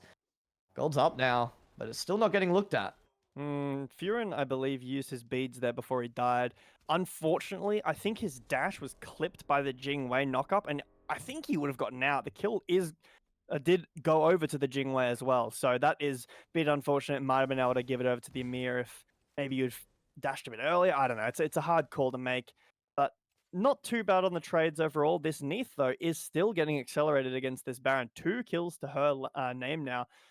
You can see a bit of an item discrepancy and some wards across the board as well, which is really good to see. Lots in the mid lane there, some for the invades that we've been seeing. I am happy to see this, but a 2v2 grouping and left. We see Furin getting caught out yet again here. The wall freezes from this Icy Pole Amir doing so much damage and chunking him out. And Jay Beto, look at the relics now for Fish question mark. Yeah, they're all back up, Nick, so you are correct. And Engage under Simply, but not enough damage right now onto him. Up in the sky, potentially a disengage angle here. You can see Simply really wants to go in, but knows that it's probably death for him if he decides to. Jed 9 able to just flop away, but Fish question mark have been able to bait out the time here. Gold Fury's still up, and it's 99% engaged now with less relics to work with. We know Cernanos still doesn't have beads here. And that's The rough. advantage is for Fish question mark. Look at that comp. You got Amir, Baron, Thanatos. I mean, I'm assuming Herc won't rotate over, but if he does, that's another CC target to land onto this Cernanos. That's really hard for Cern to play that matchup. Amir actually quite good into Cern because he can block the dash, can't get away. There's not really enough shells for Cern to play that kind of fight out. Just one on the Barcus, and we can't see the time as that might be down. But a solo kill potentially over here for Osher, but a nice Chark ult. The knock up, the silence might be enough to get him away. Shark's pretty safe. But the Hercules is not getting baited there. 2 chimps, 1 trench coat. Down 2 levels. 1 now. More like 1.5, able to get away. We're at the 8-minute mark onto this Queen Naga here that's getting contested. Life of the party pulling in Jed 9. Automaton's getting that first kill. We see Tempo jumping into the backline, assassinating Simply here. 1 health left, and Tempo picks up that kill, but not before getting traded. Jingwei, 2-1 on the board. We're not sure. 24,000 gold to 25 on 99% engaged. It's very even, but the swing was in favor of Fish ? There. It's a good proxy by Usher. No way that the Fish can make, Engage can make it over there to fight him. I think the Barker stole that Queen Naga, which I don't think he was able to pick up the buff. He might have. There's no indicator that we can see that, shows that he's got it right now. But still a really good trade for Engage. They're able to trade some kills over, steal the buff. I like it. I mean, it's not, a positive kill trade. I believe it was 2 for 1, but stealing the buff as well, not too bad. We're seeing here still not too much of a gold angle for any of these teams.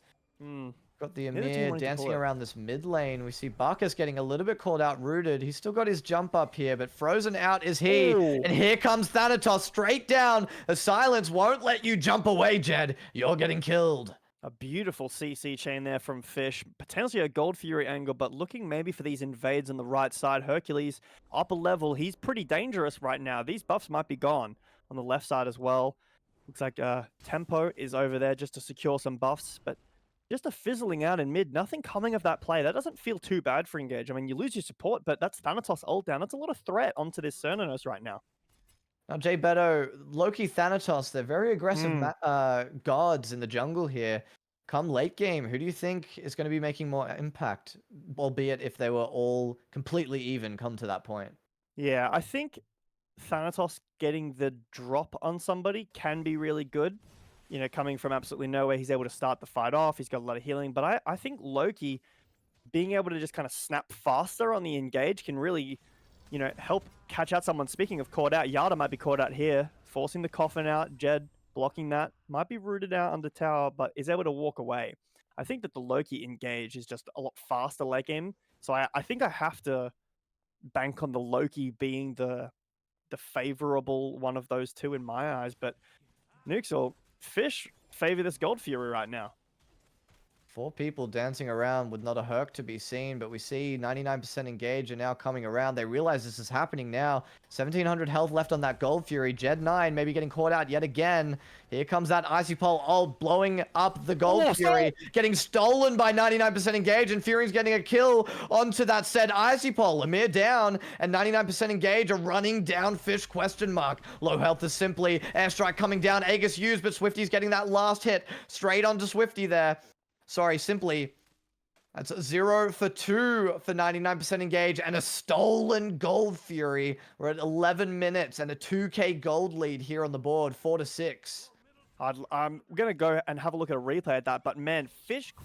Having a rare slip up. We see here the Gold Fury gets leashed back to the other side. The team isn't quite sure what the call is. The Gold Fury's now leashed over to 99% engages. Thanatos is in the air. Baron can't hit anything. Jingwei's hitting the side. Gold Fury is able to get stolen away from Engage. It's just, you don't really see, we haven't seen too much of that from Fish. Too much of that kind of mismatched play, some comm issues, but that really sucks for Fish right there. That's a really unfortunate Gold Fury to lose. You have the advantage there. You have the team fight potential. You had all the ults. You had your relics available, and you lose 2 and the Gold Fury. That's got to sting. It's not the end of the game, but Jed caught out, not the end of the game for him either, but the coffins might be. Wall perfect from ulti, but not enough follow-up. We see here over in the mid lane as well, the mid matchup, we've got a 3-0 Neath and a 0-0-3 Baron, but the stabilization's good. But not is Osher getting caught out here over in the solo lane. There's 2 people there. He's dancing around and pushing Assassinate, having to come out, and so is that World Weaver, but it'll be Tempo picking up that kill onto Osher there. Lots of gold, as we've seen Herc dominating this lane over here in solo as the game has gone on. Good kill for Tempo here. I think that was a 500 shutdown onto that Loki, and now a level lead as well. That is pretty unfortunate that you don't want to be losing that gold over Naga now as well being picked up for Engage. This is a really good spot for them as well, but an Engage over onto the left side. Cernanos under his own tower, might be traded back by the tower. Oh! The calculations are there. Some great tanking for Osher Megafan, as we know him as Flix. That really comes up after the communication issues that they had after that Gold Fury. That was an impressive play. I think that it's really a testament to their mental. After, making quite a big misplay around the God Fury, they're still making good plays on the map, still, diving tower against this Cernanos, putting him down, playing around the Jingwei. I love to see that. I think it's a really good indicator of where they are mentally in this game right now. No, it's fine, guys. Let's just dive tower. We'll kill him. It's totally fine. Really good play from them. And these kills are closing the gap. We're 5-7. There's no disparity here, but here comes Tempo over in the mid lane. Yada caught backing out all by himself. This is not something Yada is usually getting caught out with, having to use Life of the Party to just save himself there. And he's going to be safe from now. Though. Or Loki just doesn't get it off. That was a bit of a rat move there, but got to go for it, Nothing else to do on the map right now. Saves his Aegis, Baron. That's very key for this upcoming gold / Pyromancer fight. Maybe a fight, maybe a trade, we'll have to see. But Loki ult down, Life of the Party down as well. This Thanatos ult also down. So not too much fight potential right now for either team. Maybe a Neath ult to start the fight, but Nuxel, I think we might be waiting here until these ults are back up. Ults indeed, we're seeing here. Like you said, with that bit of advantage for 99% engage. Still waiting for a fish question mark, but they're not ones to not wait before. We saw it earlier in the game. Yeah, Thanatos ult now back up. Baron ult back up now too. Really short cooldowns. I did not expect that to be so quick. Look at Loki ult. It is ages away.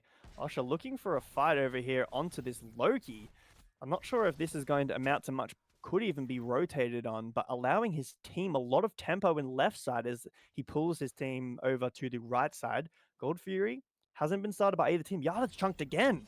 And here comes Assassinate. Aegis having to get used, and so is Life of the Party, sucking up this Chark who's storm calling down. Thanatos also coming down to stun out this Chark. Talisman of Purification over in the back there, and a Hercult to knock them up. He's still fighting under this tower. Good jump straight back down. It's a 1v3 for this Hercules. And we see here Loki trying to do something in the backline for his team, but Osha Megafan is going to be taking him down. This Hercules absolute chatting it up, pushing 3 people away under this tower. And Tempo is just not able to do anything for his team.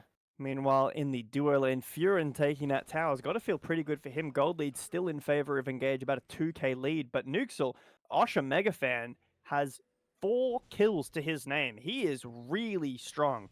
This Neath Baron is kind of evening out. Still 3 kills over the Neath, but XP is even. And, leveling up that Life of the Party is pretty important at this point in the game. And this Jingwei is becoming really scary. You're absolutely right as well. The Herc is dangerous. He is unkillable right now. Not enough damage to take him down. Engage have to be careful. This gold lead doesn't really mean as much anymore. They haven't really been able to accelerate the game off of their small lead that they built up in the early game. 16 minutes on the board. 6-7 for kills in favor of 99% engaged, but still only 2,000 gold lead for them. It's not much that's going to be happening there for them. A little bit of an engage here onto Jed, freezing him out. Furin's just doing a little bit of CC straight on to this Jingwei, but the airstrike's canceling that out, and that's a dash away for Furin. Lots of damage, lots of crits happening. Good little dash away out of that little knock-up that she put there herself, and Swifty, World Weaver, is going to be picking up Automaton over in that duo lane just to finish that off. As we're seeing 2 chimps, 1 trenchcoat. Just battling it out over this Hercules. They wanted the fight, but at the end, they didn't want the fight. That Cernanos did so much damage with his ult there, with the Barkus flop as well. Whew, it's got to be unfortunate. Maybe if they were able to bring more of their team over and take a numbers advantage, but taking an even 2v2, thought they had the upper hand. Cern's still doing enough damage. This Gold Fury, not long for this world, an easy pickup for Engage. Baron could do nothing but watch as it falls. How much we're seeing 99% engage improve week on week. It's lovely to see, especially after the Rust Apocalypse, being able to battle up against a head onto Fish question mark. Why do you think that is? What are we seeing different?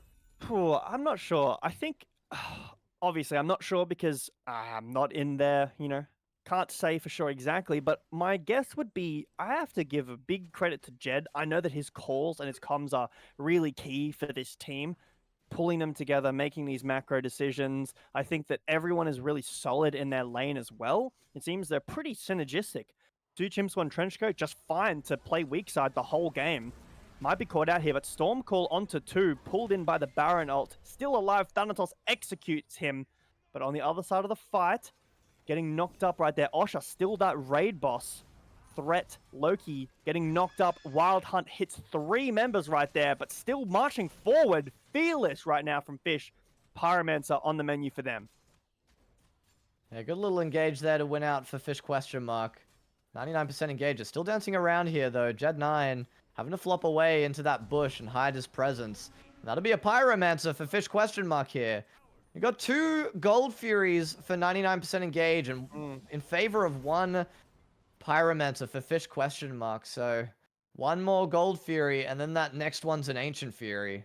I think I unfortunately cast a curse. 2 Chimps, 1 Trenchcoat there. I literally just said his name and said he was playing really good weak side, and then he instantly gets caught and Thanatos executed. Jed, lots of damage onto him, but Mushroom out from him. I think that's an okay trade. Force out the Mushroom. Jed feels fine. Not too big of a win, but a bit of pressure out in mid. Now, Nuxel. This game is still not super accelerated. 20 minutes in, this gold lead, 2K it's still even. It still hasn't moved. It's roughly even now at this point, 20 minutes in. Baron is getting to late game. He's accelerating a little more. Jingwei as well. She's getting those items on board. The build looks a bit awkward because it looks like he sold an item and rebought, but finishing off his 4th item there, this Jingwei is pretty strong. Even with the CERN, I think that Fish are just happy to sit back and scale. 99% engage really have to be the ones who take it to them to try to force the issue onto them. Loki can do that. Barkus can do that. Neath can do that. But I think I really want to see more from Engage right now. We're seeing the double, or you could even call it quadruple physical here for 99% engage. How are they going to kill this Hercules? Yeah, you are absolutely correct. There is... I want to say no threat onto him, but the double ADC, maybe if there's enough pen stacking for Engage, he can fall. The other option is we ignore the Herc as best we can. Is that a viable option? Let's have a look at Engage's team comp. Neath, it's very doable. Shark, Loki, Barkus, it is very doable for these characters to ignore this Herc, who doesn't have to build any magic protection, and just engage onto this Baron, who is very immobile. Speaking of engaging, Osha Megafan already forced to use his ult, but an execute out from Simply gets Furin. The 2v1 is strong for Fish, but the Barkus does a bit of damage, not enough. Caught out by the Jingwei. One more auto will do it, but the Neath ult stops the engage. Loki, Nuxel, he's around. And here he comes blinking in, and that's going to be them stunning. Assassinate coming out, trying to silence out is Simply here. Low health in that bush. Here comes Jed back with his low health and picking up that kill, getting that shutdown onto Flix there. Jingwei getting taken down, both of the ADCs in fact. And no more kills come and follow, but we see this mid lane tower for Fish question mark. It's going to be a good boon, but you don't like seeing that shutdown.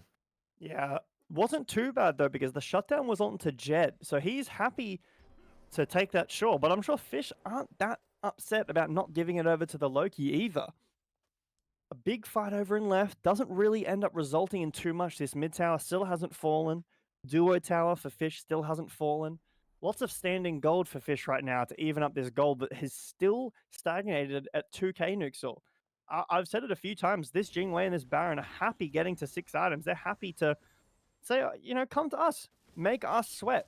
And you're not doing it right now. You're not able to accelerate this game. A wall out from a mere forces, the backflip. I like the pressure from Fish that they're exerting here. We're seeing 22 minutes on the board, and like you said, just a 2k gold disparity. 8 to 9 on the kills. No more gold furies have been taken, but oracles here are going to be a good bit of vision for a little bit of extra for Fish question mark. Bit of ward vision as well. Wall getting used onto this Chark, and here comes the engage as well. A little bit of poke, but Osha's in that backline. He's just going to be falling out. He's so tanky. There's not much he can do. Life of the party onto this knees. She'll be jumping away with most of her health as well. Aegis onto that polymorph Simply. Dancing around here in mid lane. Gold Fury's on the mind while Flix just takes down that left tower. Thanatos is in the air. He's looking for something. This is a 4v5 right now. Yeah, I think Jingwei. that Fish are kind of fake pressuring here. Little unfortunate that they have to use 2 ults to do that. Maybe a bit of an overcommit on the fake pressure there, but they're able to get tier 1 duo. Tier 1 mid is still low as well, so potentially able to force that and maybe go Fire Giant if Engage decide to pull Gold Fury, but Engage understand the bluff. They're not going to walk up to gold. They're just going to keep pushing these waves out. Good play by them. Oh, good scythe out as well into Swifty. A lot of damage as well. Whoo! Swifty, Mega damage. 1 health away. And that's the combo of the Thanatos and the Baron Samedi. We're seeing here Tempo doing a bit of trade damage for himself. Assassinate having to use defensively, but he's getting knocked straight back up. Stormcall getting 4 people onto that backline. The Boulder's out. Simply's got no health to work with. Life of the party stunning out Jed9 here, and he'll be getting taken down first. Swifty as well, getting a trade kill onto Simply with the World Weaver. Tempo here onto the left, just chucking out just that little bit of poison, ticking down the members of Fish ? Back to a 4v4, but there's no jungler for Fish ? Here, and not a lot of health bars either. Tier 2 right, Nick. tower is what's being hovered around, but Gold Fury so warded for Fish ? But they can't do anything about this now. Yeah, Engage walking directly in. Resets coming in from Jingwei, but can you even walk in? This looks dangerous. Too dangerous, but they are contesting. Herc walking forward. Gold Fury finished off. Is there a fight? No, a smart disengage from Engage. That's They 3 lose Jed, they get the Gold gold. Furies for 99% Engage now. This next one's going to be an Ancient Fury. Might be seeing some more towers getting taken here.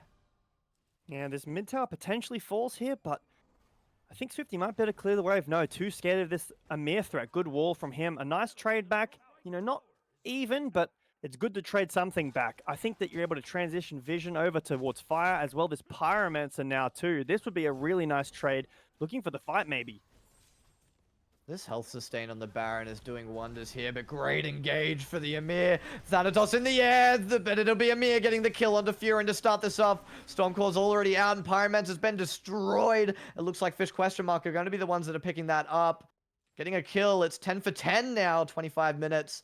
Still a 2k gold lead for 99% engaged. They've just not budged even a little bit here on that gold lead, but it's not going one way or the other quite yet here. Nixel, this gold lead is dead even. Crazy right now. These teams seem to be very evenly matched, just all over the board right now. Tier 1 in now, solo. God starting to tick over to that level 20. And this is the weight that Fish ? Have been wanting. Not sure if this Tier 1 solo is going to go down. A good grouping from Loki and Barkus. You don't want to be diving under tower as a Jingwei like that. Thanatos ult not available yet. It's his only safety measure without this beads and a knock-up, and he's basically dead. But Nuxel, Gold Fury still a while away. Fire Giant doesn't look like it's on the table for either team. You know, Sunder on each side, no secure mage, finally able to crack this tier 1 solo. Bringing back this gold lead to basically dead even. 300 at 26 minutes, that's nothing. Nothing at all. It's even more dead even now. We saw 1,000, but now it is just absolutely nothing separating these teams except this engage and this Hercules here in mid lane. There's a 2v3 for a minute there, but he's got the physical defense being stacked up. And 99% engage are going to have an issue against this. Have a look at the builds there for engage. Triple Titan's Bane. They want their pen. They know, man, this Herc, he might be a problem, guys. Not sure if that's even enough pen, but oh, a triple TP over? Oh, a base. I thought they were going to go for the CERN there, but just a safe disengage. CERN able to get the prio in left side, though. That's a big wave getting shoved under tier 2. Rotate over for this mid tower. This is a good macro right now for engage. They're able to go this, maybe reset fire as well if they feel like it, or just keep this gold lead, which is, I guess, back to 2k. So if you're Fish ? Now, just still climbing up this hill, trying to beat out that 2k gold lead, albeit not very much. They're still sitting behind. What are they looking for here? Other than this pick, maybe. 2 times 1 trench coat, getting half his health taken away. Execute range coming out now. Stormcall wasn't enough for Simply to just take him down. First fight here, and we see Jed9 getting pushed back. Life of the party as well is going to suck him for the rest of the way, and that'll be Osha Megafan picking up that second kill here, closing out that gap just that little bit more, and we're seeing a Fire Giant now in the eyes of that Fish ? This This is a But a tier great 2 answer tower there in from mid lane for Engage. Yeah, 99% you're right. engage. Herc needs to grab this wave, but he's backing in a bush. Looks like that Engage are going to be able to get this tier 2 tower. Phoenix doesn't look like it's going to be on the table, but Neutral, Fish going to be able to reset here? They're getting sandwiched by 3 members. Dancing around here, we're hiding in the bush, we're doing different things to try and get away. Jingwei having to use airstrike to just get out of dodge. She's hovering around though, this could be turning the tides. Oh. Automaton's picking up the kill onto Furin. Simply doing so much damage, but so is Tempo here. Going in, getting the kill, and ulting all the way back to mid lane. I think that's a really good play to look for if you're Engaged. I think Furin got a little bit sacked there, but they're able to take Fire Giant off of Jingwei. Not too bad of a trade. Ancient Fury seems to be up as well, and looks like Tempo's already hitting that. If Engage are able to get this, they're in a pretty decent spot. This Fire Giant, I mean, it's a strong, right? It's an issue, but it's not the end of the game. This game is still completely even in my eyes. It's like this Gold Fury. Oh, actually, Herc Boulder. No. Okay, Engage are able to take that Ancient Fury. Mid-Phoenix weakened, that tier 1 solo as well. Surely a target for Engage. So this game is just still going on. There's no clear lead for me. Engage have a 2, maybe 3k lead soon, but Fish have Fire Giant. Not on this Jingwei, who is still dead though. Towers are yet to be taken over for 99% engage in that solo lane. There's still lots to be had here. Lots to do, but not much on the objective side of things. 29 minutes, we're 13 to 11. And yet again, mentioning that 2k disparity for 99% engage, but we're starting to see a few upgrades to the starter items we see here with the Hercules and the Baron. And even that Jingwei there, that's going to start to be quite annoying for 99% engage. Just that gold is not making quite a dent, and they're still doing so much damage. Sneaky bush bait for Fish, but Engage, sniff it out. They're not going to walk up to that against Fire. Just trying to make trades on the other side of the map. Tempo loves to use his tempo on the other side of the map. But Engage from Hercules. In the air, Hercules on that backline. Stormcall coming to silence out the rest of them. Yada's picking up the kill onto Furin. Life of the party's happening now, and so is Emerald. Here they come, and pushing back is 2 chips, 1 trench coat. Osha Megafan's going to be picking up that kill. Hercules going massive here for Fish, ? Under the Phoenix here, but Osha wants more. Rooted out and tanking tower. We've got minions now. And down goes the Phoenix. 5v3 here. But we see both the junglers battering it out over in that bottom right Phoenix there. Waves being pushed under, and a tier 2 mid tower is what's being looked at for Fish ? With only a Jed to have his eyes here. And maybe look just to bat him away. Get away from our Phoenix. We don't want you here. Watch out for this Loki, though. He is coming behind. There are numbers over here for Engage. Could get caught out as well. He just walks past. Stealth away. They had no idea. And a Pyromancer will get looked at here for Fish ? And Nuxel, the gold is still even after this Pyromancer, just evening out the gold lead. But gold, not always indicative of how the game is going. Finally, we have a Phoenix crack. This is a map advantage for Fish. The gold doesn't really tell the full story right now. This Phoenix being down opens a lot of plays. This Thanatos now has an option of split pushing, ulting across, and that's where he has his advantage over the Loki. If he's able to help escort in this fire wave and then ult over to mid, or maybe even just hide in vision and force the Loki to clear on vision, it allows his team to maybe siege mid. It also will be down for this next Fire Giant as well, so there's always the option of either a split push end that we've seen before, or even just play it slow. Let the fire waves go into Titan. It's a very basic concept, but sometimes can be hard to execute on when nerves are present, which potentially is happening during this set. Obviously, it's an important game. Blow it down, let the fire waves push in, force someone to answer, and then make your play. But a wall out from ulti might be the play here. Coming out, Stormcall, CC immunity's already gone, but good little combo just to get him out there. Thanatos preemptively using his ult, having to get out of there and having to be a bit more defensive than I think he was hoping. I feel like a bit too much there from Fish. Maybe those nerves that I was just talking about coming into play there. I think that you're happy just using the Baron ult, forcing out what they did, and I think that the Thanatos ult, it makes sense. You want to fight, but I think the fight's kind of over. at that point, Yada not super safe right now without his life of the party, no CC immunity, and no talisman either for Fish question mark. This Loki ult onto Baron. I mean, there is an Aegis, but such a free Gold Fury right now. Fire Giant started up for Fish. Is there an answer from Engage? Doesn't look like there is. These trades across the board, I'm not sure where it's going. Engage have the lead, then Fish have the lead, then Engage have the lead, then Fish have the lead. Fire Giant secured for them. Look how good that ward coverage is as well for Fish question mark. There was no doubt in their mind that they'll be getting this Fire Giant with no questions asked here. We're seeing that the best Phoenix to be taken down, doing work over there in the left lane. Teleport is making a bit of a difference, but not that 99% engage. We're really taking too much of an advantage off of that. This is a good map state for Fish. A good map state. Left Bird still down for quite a while. Those are fire minions that are still pouring in that have to be answered by Engage. Fire Giant on 5 this time. They're strong. Baranold back up. All relics for Fish available. They are very much in the driver's seat. All of them. This is on them. What is your decision here? What is your play? Left Phoenix seems to be just getting cleared for free as we push up this right lane. Hercules in the mid lane. They're opting for a 4-1 with Hercules in the mid lane. Loki answering in left, but he might be able to clear these waves out in time. Whew. Fear in chunks. The heal coming out massive there, and that's the thing with a god like Hercules.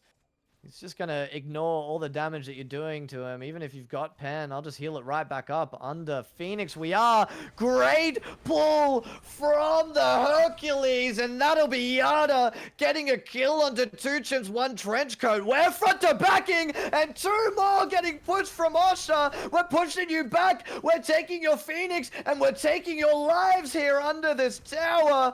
Phoenix shooting off onto Osha, but no health is getting taken away in tempo. Picked up the kill onto Yada, but it doesn't look like it's making too much a dent in their mental. Titan is what we're looking at. Osha getting a kill onto Furin.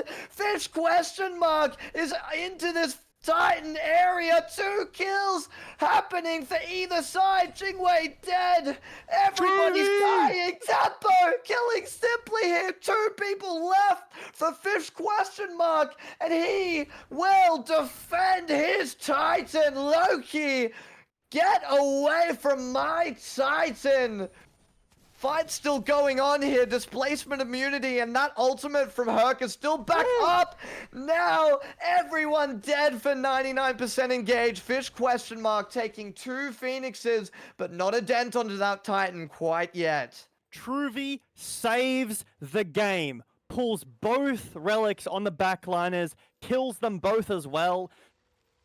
Actual hero play from him. The game is absolutely over if he's not able to do what he just did then.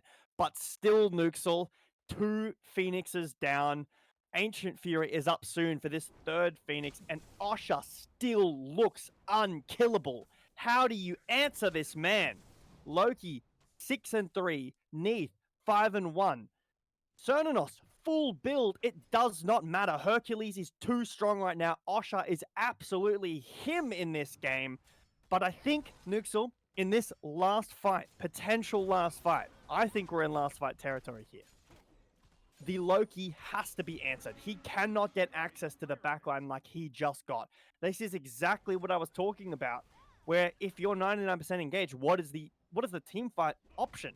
Well, we can't kill the Herc. Let's just kill both backliners with the Loki. That's too much. You're not able to do that. The Emir needs to be sitting with the backline.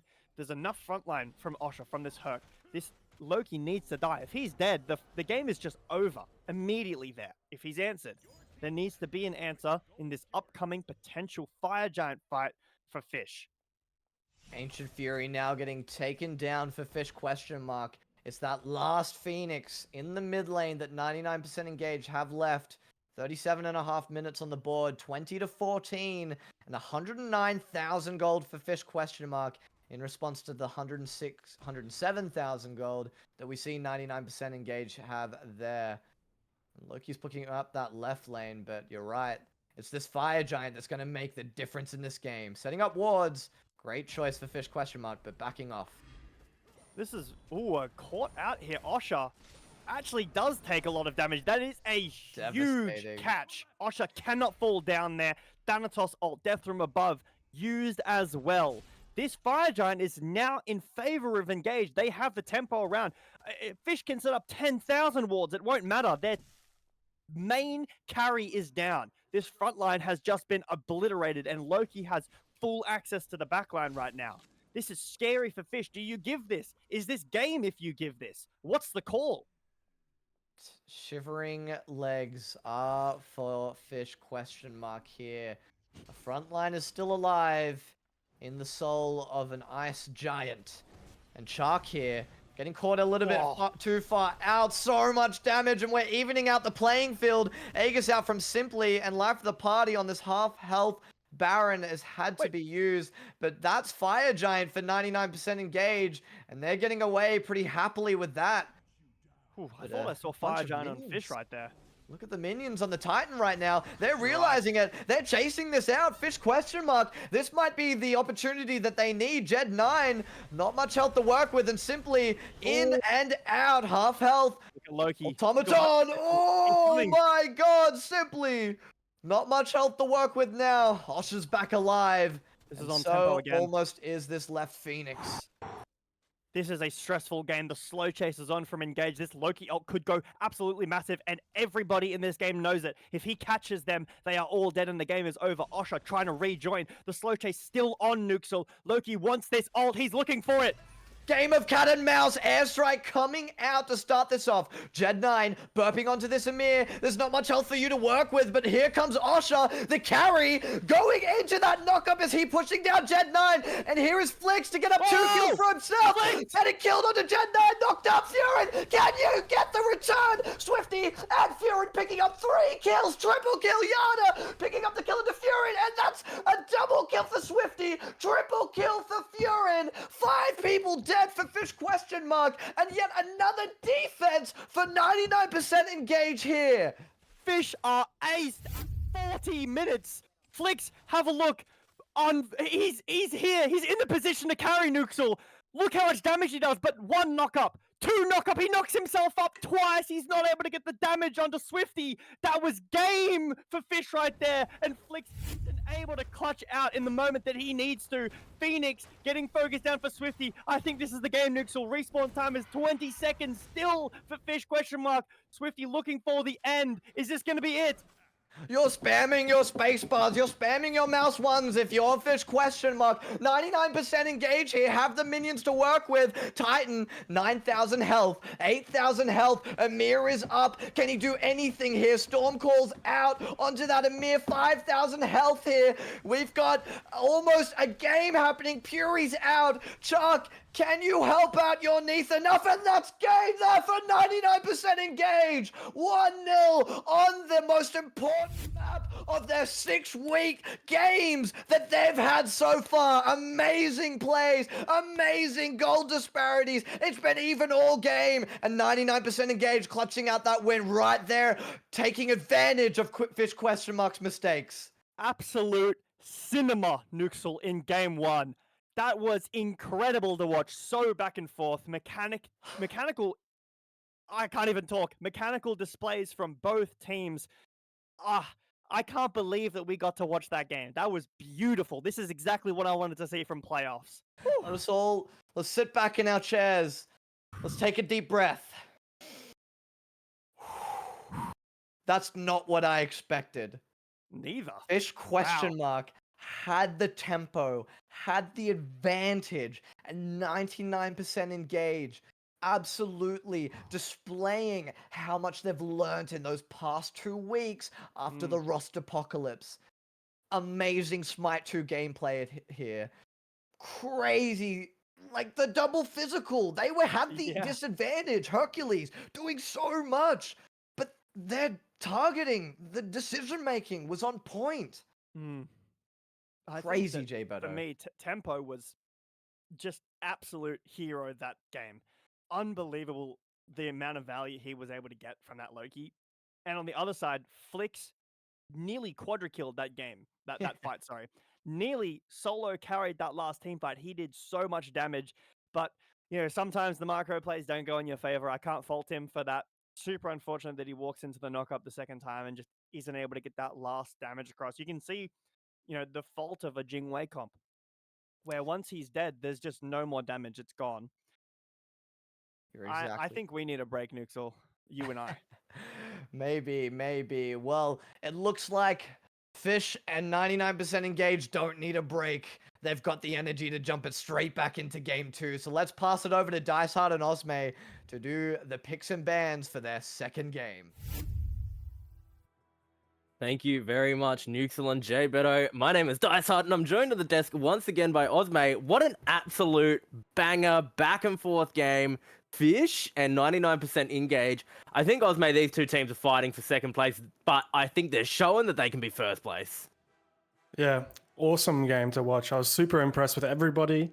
I was a bit worried at the start of the game that there was going to be no way for Osher to fall. There was no magical damage. He just was building so much FizzD, but they found that way, and that fight in the right lane at the end there, just back and forth, thrilling.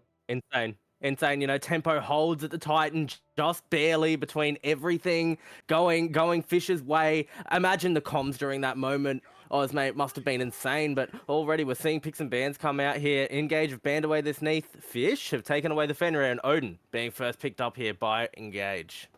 Yeah, I like the Neath ban. Like, Swifty played so well on it. We saw in that siege towards the end so much damage, so much burst. And if you try and escape, you're just going to get a World Weaver on your head. So taking that away, taking that off the board in general is just like a good pick if you're not going to be able to pick it. When we saw in the Spectator, it kind of shifted away for a second, shifted back, and then we saw like the backflip coming out from Swifty on that Neath, and he just got the last kill. Crazy, and it does so much damage, you're right. On the other side, Jingwei and Barkus, we've seen a lot of this Barkus coming out. He's still relatively highly contested, gets a decent win rate, and alongside this Jingwei, a very potent knock-up sort of combination. But Osme, the Loki again here for Engage, likely going to go to tempo, and they've gotten themselves an Arnher as well, and I think Furin is a very strong Arnher player. Definitely. I was super impressed with how tempo played on the Loki. He just had so much impact. If you couldn't watch that game and say that he wasn't running it, but I would have maybe liked to see it taken away from Fish, because I know that Simply has a good Loki in the locker as well, and but I do love these other picks, the Hercules again and the Mordred. Great picks. I really loved to see the way that Osher was playing this Hercules last game.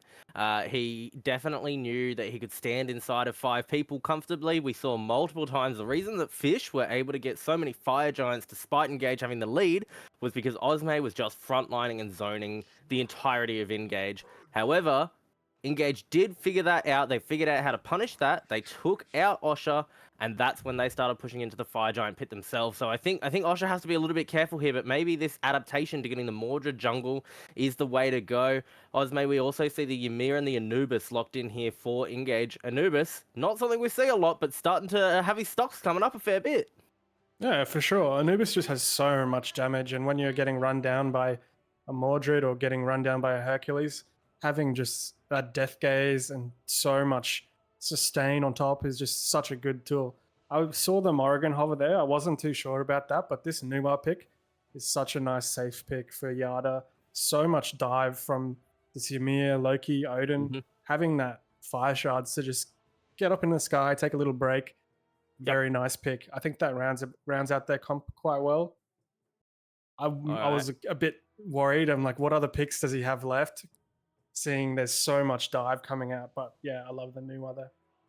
Very intelligent use of the CC immunity and just a way to get himself out of any situation, out of the Odin cage, away from a Ymir wall or a Loki engage. So love this here. Osme, I think we gave it to Fish last time with the comp that they had put together. Who are you giving it to this game? I love that engage comp. I think tempo is so hot on the Loki, you can't really look away from them for the second game. Well, Osme, I'll be honest, I am very excited to see what Osher can do now that he's got Simply piloting this Mordred very likely. I think I'm going to give it to Fish this time. Let's see what the casters think as we throw it on over to Nuxel and Jbeto for game number 2 between Fish and 99% Engage. Thank you, Dice Hard. I am Nuxel, and I'm joined here with Jay Beto for game 2 here. 1-0 for 99% engage. How are you feeling, Jay Beto, after that displayment that we just saw? I'm feeling stressed, Nuxel. That was a stressful end for sure. Fish nearly clutching it out twice, but just not being able to get to the finish line. I can't imagine what it's like to be a player in a game like that. You have to reset after 40 minutes to game 1, level 1, different picks, flicks on the same, but man, it's a hard thing to do for sure. And both teams going for this, they're going different sides this time, but the same 5-man grouping, invade, looking for vision. I do really like this. There's not really a negative to this, unless you're caught out maybe by a sneaky ability, but getting lots of info as to where the enemy team is starting. You can see wards out from both teams right now. Good. I mean, great start play. There's no reason that you shouldn't be doing something like this. There's absolutely no reason to see a standard starting at your buffs or under the tower start that we, saw from Smite 1, where it's just the same start every game. There's no reason to not do that. There's no Invader's Curse. But, Nixel, this is a completely different look in mid from both people. Anubis for Swifty and Noir for Yada. Whew. Wanting to take that aggression even further as we saw last game. I feel like 99% engage. They've learned how to play against Fish, question mark. This Noir stun damage is a lot. I have seen some massive numbers coming out of Noir, and I am scared. But on the other side, Anubis seems to be really, really hard to dive against. Whew. Yeah, you're right, Jed. Just Furin's walking down autos are quick. chunking already at level 1. It's just nuts. A lot of damage from that on her passive. Oh, blink out from Tempo. Starting this off, that's an Aegis on Yada. Having to get used already, but here's simply trading presence here. Aegis already used. But blink, that cooldown is really long. Have a look at that timer. I know I can't see the Aegis timer, but it is quite short. Blink, 220 seconds still. We've talked about it for a couple of, maybe 10, 15 seconds now. It's still a long time, nearly 5 minutes, that timer. I think it's 140 seconds, but here's simply getting caught out here. There's 4 people around you, and that's a first blood for Furin here. Really good up down. A catch again on Simply. That's the exact same thing that... a pause. A bit of a salty pause there from potentially. No, I'm just kidding. But Simply is caught by the exact same play. I'll talk about this a little bit while we wait for this pause to be sorted out. Hopefully not too big of an issue. But, I mean, I think Simply's a great player. He's been around OCE for a long time. He's played in every season of OCL. He's been very successful in every season of OCL. But I just think that it's very unlike him to be caught by the same play 2 games in a row going for the same thing. They had vision on right side. You can see that those buffs are done. Where do you think the enemy team is? They're probably left side buffs where they're not on the vision. You know where they started. They have to be there. Walking in, it doesn't cost you the game, but it's a mistake that I really don't think you can afford to make. I think simply maybe just not giving 99% engage the credit that he might have expected. The 4-man group there was amazing for 99% engage. It's not something that you see too often, that coordination, but being able to just catch him out so quickly there over right at the start of the Gold Fury pit, and then back to waves. Like, they're barely being touched. They're not getting pushed onto tower. They're chilling. Well, as we go into this unpause, hopefully that issue was sorted out. I do hope that Simply didn't DC there. Like, it could happen. This game does crash sometimes. That is unfortunate. But I hope that maybe just a mouse or a keyboard issue. Someone needed to go to the bathroom maybe. Hopefully nothing that was going to impact the game. But looks like we're back in. Another engage on the mid. Here comes Tempo doing a lot of damage onto Yada there. And just another one of those little present ganks. To get the wave pushed under and make sure that Yada's not doing anything until he has to back. But here comes the rest of them, simply looking at Swifty here. Good wrap just to cancel that out onto Yada, though. Yeah, Mordred doing the same thing that Loki just did. Come into mid, help Nuwa push out this wave. She is now low, so does need some help to push in this wave, because very easy to catch her out. If she's caught by any wrap, she's dead. So getting that mid prio for her. Mordred, taking a bit of XP, Nuwa having to suck a bit of that. But Loki took some, so it's a bit of an even trade XP-wise. Good team play there. Team play indeed, but it looks like even more is going to be happening here over in this left lane. Furin getting a little bit caught out here, backing off just after that wave, but not before taking half of his health and damage, but he'll be healing that up just that tad bit each as the seconds go by. I'd like to point something out here, Nixel. Furin did use Aegis in that just then. We saw Blink getting used by Tempo, and first or second wave, as simply as hovering. Could potentially be a kill here, but Odin is very safe, does sniff out potential gank, but look at the relic timers between Loki and Anher. They are 3 seconds apart. Yeah. The Aegis cooldown is so unbelievably low, and Blink is so unbelievably high, as Tempo walking into a bush bait, insta-kill by the Herc Boulder, Nuwa ult as well to follow up, just in case he got out at 1 HP. That's a really feels bad moment for Tempo. You face check the bush, you die. You don't face check the bush, you lose your buffs, and you lose your buffs anyway. Wishing he had that blink there, but cooldown just not quite in his favor until that Anna's Aegis gets back up. But we see here relic choices for Fish ? 3 shells and Aegis and beads. Yeah, lots of walls for engage. Got the Odin and the Ymir. That's a lot of their engage right there. I find it funny saying engage as the team as well, but oh well. Yeah, I think that as well, maybe Pillar, bit of an underrated wall too, can absolutely get body blocked by that. If you're probably not shelling Pillar, but if you happen to be shelled as Pillar comes out, you're just going to phase straight through that. So, bit of a feels good moment for Fish. These shells getting a lot of value. Potentially feeling bad about the lack of beads on this new one though, as a Mordredor coming out. Beads from the Anubis here, and ult from him is not going to do enough. He is caught. He is dead. He is in the ground.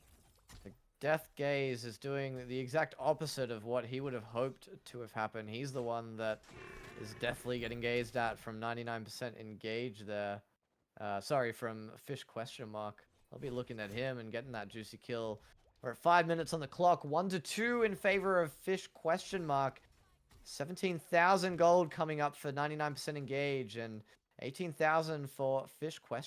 here. At 1,000, how early it is, it could snowball. We did see the same thing in game 1 though. Fish off to, 1k to 2k lead. And they found it very difficult to accelerate the game.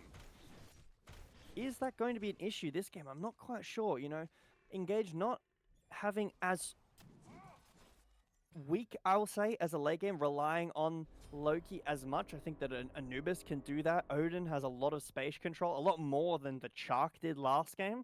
That Chark just, I don't really think that it was 2 Chimps 1 Trenchcoat's fault. It's just a pick. He can't really do anything there. He's just caught and dead every time he walks up, as we saw in that game. But a lot more agency, I'll say, on the Odin this time. But the Jingwei, again for Fish. I think both teams feeling pretty okay just scaling this game out. One thing that 2 Chimps 1 Trenchcoat doesn't have going for him this game is that CC immunity ult though. Maybe having to pick up that Talisman of Purification. Good bit of CC immunity for Jed9 just to cancel out the Pursue the Weak, but he's walled himself off here, and Automaton will be picking up that kill over onto him in the mid lane. 3 for 1 here for Fish ? And Osha so low on the tower. Oh, wow! But the tower shots are what is going to be killing Tempo here. I don't know how 2 Chimps 1 Trenchcoat got out of there okay, but it looks like Tempo is going to get taken down, and Furin as well over in the duo lane. Fish off to a dominant start. Osha absolutely showing who he is in that lane. Basically a 2v1 and gets both kills. I don't know how 2 Chimps 1 Trenchcoat didn't die to that last tower shot. I was so sure that was hitting him. But that's so good for Osha. And Invade as well over in duo, winning both sides of the map. The cross map was good from both teams, but Fish winning both sides. Swifty just ulting the wave in mid. No play onto him, but Fish finally have a good, solid lead here. 2.5k at 7 minutes is strong. It feels good. No buff secure away, no buff invade either from 2 Chimps 1 Trenchcoat here. Oof. And that's just Hercules doing Hercules things. Placement immunity. Got to get it out early if you don't want to get Herc pulled. Mid lane, getting a bit of a grouping here, just looking around. Gold Fury is up. but I have a feeling if we're going off of last game, there's not going to be an early Gold Fury pulling. However, there is a early bush group, but Swifty sniffing it out. Might be a ward in that bush. Hard to see from here. Some good play from Engage. Not over aggressing. They're playing this so smart. I think they know. They There's have no to one know. They have to presenting know. themselves on these Yeah, they camps do. or this mid wave. That's so smart. That's good. You can see how much they've evolved as a team. I feel Oh, like yeah, 2 weeks for ago sure. they would have gotten baited from that. Some really good play from Engage. I think they looked really good last game, and they fall behind a bit in the early game here, but absolutely not out at all. Furin still feeling pretty good. Loki falling down 2 levels. Feeling pretty bad, but Loki, we saw what he can do late game. And if he's able to get there, if there's a 40-minute game again, if it's as slow and as methodical as last game was, Loki is going to get there. But an up-down from Furin forces the Jingwei up. I think that immune to the knock-up. That was really good from Osha Megafan. That was quick. Props to him. Flick's got that reaction time. Mm. One of the younger players in Smite OCE. Yeah. So that youth certainly give him in the upper hand there. Yeah, those mechanics. I think Flix is such a great mechanical player. And I didn't really get to mention it too much last game, but I think that his performance last game was actually really strong. No one picked up the Queen Naga buff. No one wants it. We just want the gold. No one wants the buff. Maybe Amir's going to walk over and secure. It looks like he is walking over.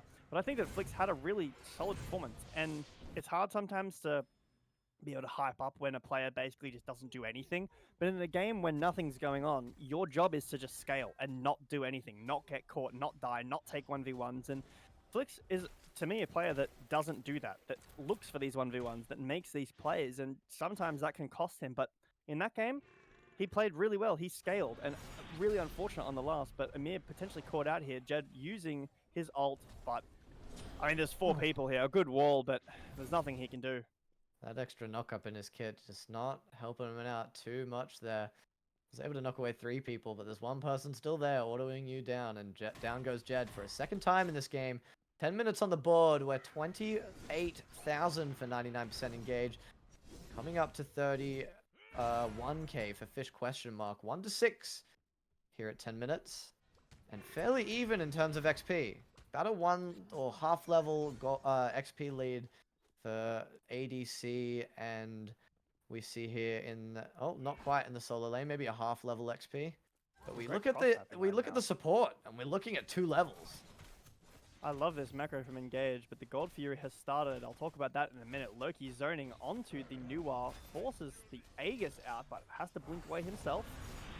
Down goes that very long cooldown, and down goes the Gold Fury. Beads having to get used for Swifty as Pursue the Weak has gone onto him, and that's Osha getting the kill onto Swifty here.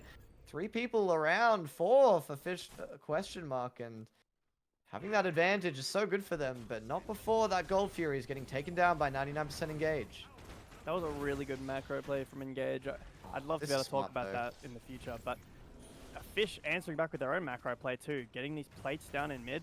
Potentially even the full tower. They're doing a lot of damage to this. I mean, a 10-minute tier 1 tower, and where did that damage come from?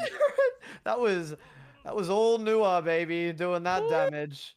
He was trying to block with his Aegis. He just wanted the tower to hit the minions so they could get out of there, but you don't have the health, buddy. You just got killed. I'm not sure exactly what Furion was doing there. I mean, maybe he was just like blocking some damage with the Aegis. Is that really the play you want to go for? You're still getting stunned. You're still going to take all the damage as soon as you come out of it. 3 relics down for 99% engage here. We're looking at a pretty healthy team for Fish question mark. The next time that they want to go for something, the tempo's in their favor at 12 minutes here, 1 to 8. And all that damage was Yada, I saw. Jingwei doing a lot, but that burst, all that Nuwa. Nuke's still a big gold lead, but look at the XP across the board here. 2 levels jungle, 2 levels mid, 1.5 levels in ADC. You're just ticking over to 11 now. 2 levels in support as well. Fish have a massive lead right now. This is not like anything we saw last game. Fish really in the driver's seat early this game. They were not in the driver's seat at all until late game. Tempo caught out as well. He doesn't really feel like he can go for this play. Nuwa getting covered so well by Barkus and Mordred has his own self-peel with the stun as well. Fish in a great spot right now. This is where it's starting to hurt for 99% engage with this amount of golden XP lead. Jingwei doing a lot of damage coming for that 1v1 onto Furin as he ticks over to level 12 there, level 13 for Jingwei. But what are you looking for if you're 99% engaged? Are you looking for a mistake? Are you getting some cheeky objectives? What are you thinking? I think that, it's always good and fine to say, well, why don't we just steal Fire Giant? But that's never really a great spot to think about from an analytical perspective, especially if you're a team. You can't be relying on a Fire Giant steal, but a cage out from Odin potentially caught out here. Mordred to follow up. Is there enough damage to follow onto this Odin? A Bark Assault as well. I don't think there is, but New World as well. Man, Mordred does deceptive amounts of damage. It is just, he just keeps hitting you. I feel like, okay, surely his damage is done. Surely his damage is done. But the damage is not done. Jed getting focused out as well. Can't step up here, buddy. Falls down as well. Not even your back camps to save this game. 10-1 for Fish. This game is looking rough for 99% engage. Can't do much when there's 4 people dancing around you onto one, and they want your life. They've got your blood on their hands. And that Fire Shard's deceptively weak for the damage there onto those tanks, but was great vision presence for them, just to make sure that they weren't getting followed up from 99% engage. And a tier 1 tower in the solo lane is what they're going to be adding to their accolades here after 2 kills. To answer your question previously, Nuxel, I think the option is just scale as much as you can. Try to be on the other side of the map. Try to get your vision as much as you can. But if you have a look in all of these, I guess, lane assignments, I'll call them, for Fish, they're always pushed up. They have control of the entire map. It is so brutal for 99% engage to do anything. Have a look. Jingwei's back. Loki's looking for an engage on him, but his team is covering so well. Loki not able to do anything. Getting chased down now by the whole team. Mordred as well. Oh, good blink, but Pursue the Weak still dancing around. He's able to save his ult here, which I think if with Gold Fury coming up, if they want to contest this, having his ult is going to make a big difference rather than that blink. Being able to not only get closing that distance, but also doing that stun and damage. We're seeing Fish question mark here dancing around this Gold Fury. Can they do it, Nuxel? There's not too much secure. I mean, Newa does a lot of damage, but they do think they can start it. So they are. Pyromancer looks like it's going to be in trade. So just an objective trade across the map. Maybe in a mere steal, but a bit ambitious from him. I like this. I like this for 99% engage. I think it's smart. You're taking the bits and pieces that you can get, that you can guarantee. Keep yourself in the game. And, you're doing the same as Fish question mark last game. You're wanting to wait this out, get your levels, get your items, and get yourself back in the game.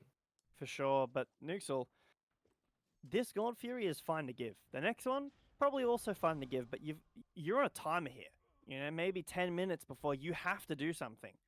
Fire Giant, maybe even sooner if Fish are able to pull that. They do have a sizable lead, but engage, they're okay for now. They need to be talking together. What are we going to do? What's our plan? Is there an in? Do we just farm? They can farm for maybe 10 or so minutes before this Ancient Fury is on the board, before this Fire Giant is really under threat. And that's where you really have to come up with an answer. You're maybe caught?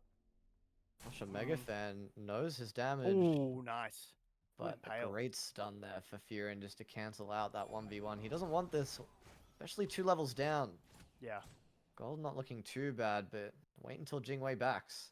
I will say, one tower in dual lane is what's going to get looked at. Yeah, Fish doing a much better job than Engage of accelerating the game. I talked about that quite a lot in the last game. Please pick up those plates. Thank you. Okay, I was worried that he wasn't going to do those. Oh, Engage. Oh, Pursue the Weak. Great CC immunity for this Ana just to cancel that out. Aegis as well for damage, but this Barkus Burp is doing a lot here. And Jed 9 pushed a little bit too far up, but that was some great Relic and ult usage for Fury, and it didn't even look like he was looking the right way. Don't know if that was a comms thing or if he just knew. Mirwall coming out. They want to fight this still. They're pushing up. 4 people of Fish question mark are around, but so is Tempo. Assassinate coming out. Airstrike having to get the Jingwei out of there. Hercules is all the way in the right lane, so this is a 5v4 here around the Gold Fury pit, but it's backing off now. 99% engaged. Not getting too much from it, and this Herc is backing as well. slow chase from Engage was really good, but the disengage from Fish was better. They kite out well.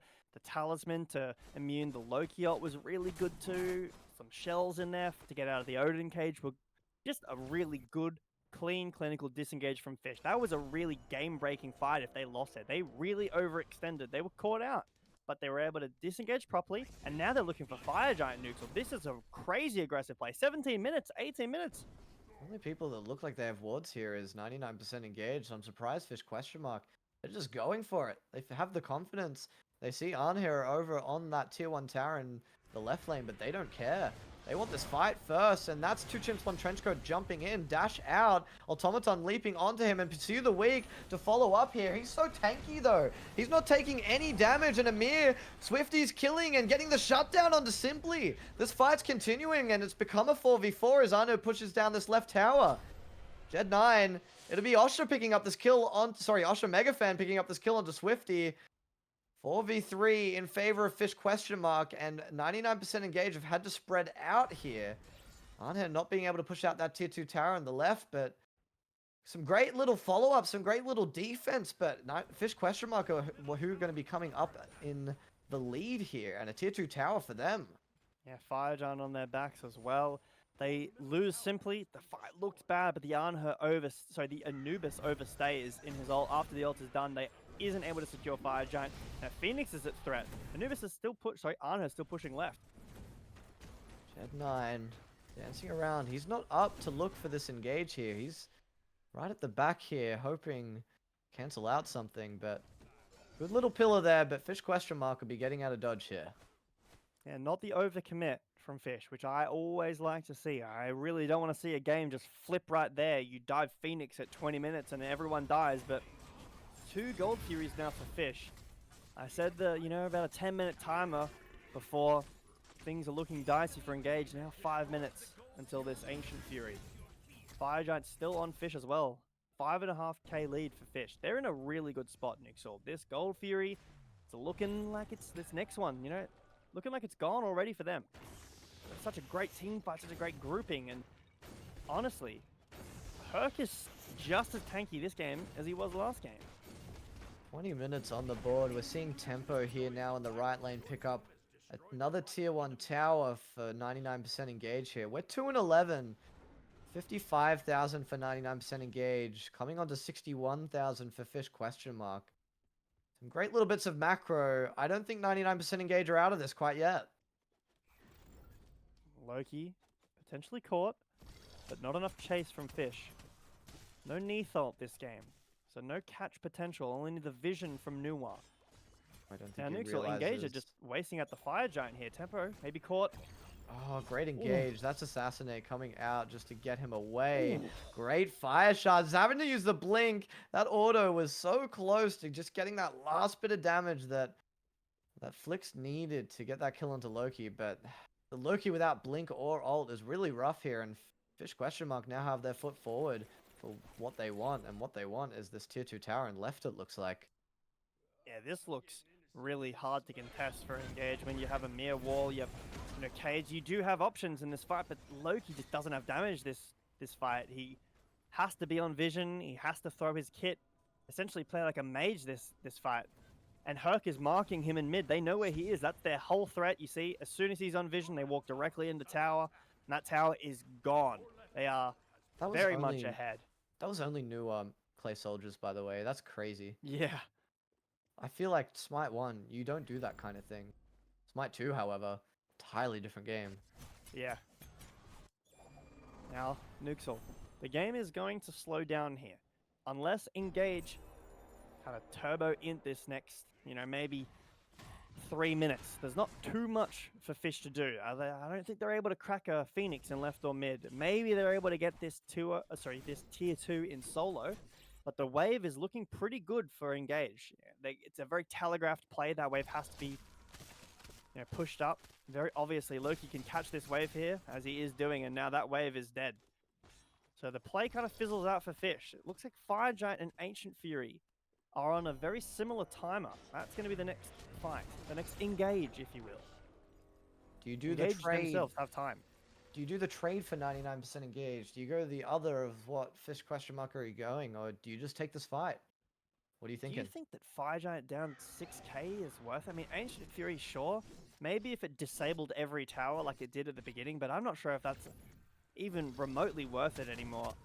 Ancient Fury being nerfed quite a lot, and I really don't think that it's as valuable as even maybe teams are playing it for.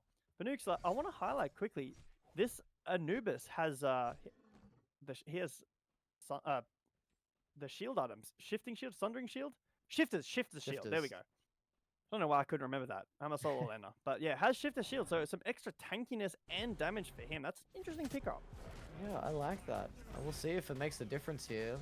Quite a bit of physical damage for Fish question mark, and we're seeing Simply getting absolutely chunked down. Furin and Swifty are going to be the ones that are demolishing him there. Furin's dancing around on half health up here in that jungle area. Loki around this tier 2 tower on the left, but Hercules is matching him. We see the tier 1 tower still here in the mid lane. Bit of a grouping for 99% engaged, but they're going to be looking at this Ancient Fury now that they have tempo to work with. Get this first, get this burst down, and then they can match there at the Fire Giant. Absolutely, a great shot there. The match potential after Simply is going to be respawning. There's no fight here. There is no fight. Two Chimps on Trenchcoat is so safe unless Engage want the fight themselves. It looks like they might. But disengage from both teams. Fire Giant not too long away. About to spawn. Simply the same. Not any vision really around there. There's a little bit towards the mid camps for Engage, but none for Fish. And they're looking to group up early. You know, they lost that Ancient Fury, but they're here first. They're here first with the vision, with the prio. Starting fire up as well. 11,000 gold, health left on this Fire Giant, but great little pick off onto the two Chimps, one Trenchcoat. He's getting rooted out with Simply's first ult there. Cage coming out from Odin to start off this fight as well. Death Gaze. Swifty's trying to do so much damage, but he's going to be getting falled back on as the tank walks at him. Furin jumping away, and Loki's dancing around this Fire Giant pit. Fish question mark are looking at him. This stealthy boy is not going to be stealthy no more! Absolutely humongous from Hercules. Tempo clicking away. Flicks getting the first kill. Furin and two Chimps, one Trenchcoat. That's a double kill for him onto Yada. Shut down. Yada's getting the trade as well onto this Odin. It's 3 for 2 for 99% engaged. Dead 9. Great little stun there. Just to slow out this fight. Stop it out. You don't have the health bars to work with. We want this tower, and we know that you can't get this Fire Giant anymore.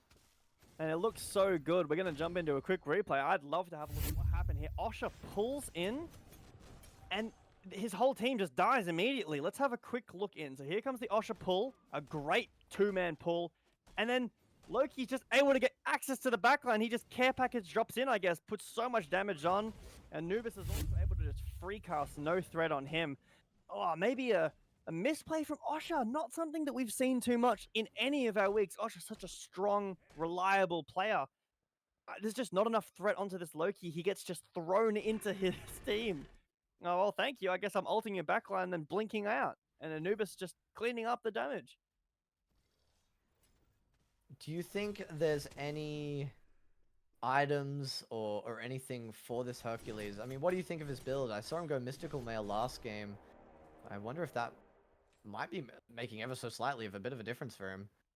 I think that it's the addition of this Anubis. We saw basically only physical from Engage last game with the double ADC. This game, that Anubis does so much damage. He has that Death Totem item that I believe did get nerfed, but still, that item gives so much pen. It's unbelievable how that is. That item even fair? Osha not really having any dedicated magical protection item yet. I mean, he's got the Arc, which, you know, gives split prots. The Spirit Robe as well does the same thing. Obviously makes him tankier after he takes some CC. But maybe he's too scared of this Anubis to kind of zone him out of the fight, because, you know, there's multiple options right now. The Loki, do you go on the Loki? Do you try to zone out the Anubis? If Anubis is ulting, are you even able to kill him? He's so tanky now with this Shifter Shield, with his recent changes and tempo. He's been split pushing all set. An absolute nuisance, but here we see Cage coming out from Odin, Ring of Spears. Fire shards up in the air as Yada comes back down. Death Gaze straight onto Osher as well, but an amazing pursuit of the week over onto the back line there. Osher's taking a lot of damage, and so is Furin. Jed 9 having to run away, walling himself and knocking away. Simply, can he finish off the kill? Yes, he can. That'll be 4 assists as well for the rest of the team there. One person down in this fight, but Tempo still being an absolute nuisance, picking up a tower in mid lane as Fish look for this Fire Giant start. Neutral, I know that fight went for a while, but there's only one pick. Loki walks directly past the Herc. This is scary. What can Tempo do here? He's having to ult defensively around the side, and Fire Giant is going to get secured by Fish He's got the It's a tense Pyromancer game, hiding Neutral. around as well, but Tempo's just pushing up those waves. And like I said, just being an absolute nuisance for for Fish He has absolutely bridged the gap in farm for him. He was down quite a lot. He's still 0-2, but he's up a level on Simply, who has 6 kills, by the way. Items not too different either. After this Loki bases, I'm sure he's got gold. But Ancient Fury for Engage here. I mean, I did mention it before. This trade isn't too bad for the Fire Giant team. You definitely feel great. The gold as well. 324. Not bad either. Not too shabby, but not as meaningful at this point in the game. Anubis still to finish his starter item, but he's the only one. Fish in a great spot.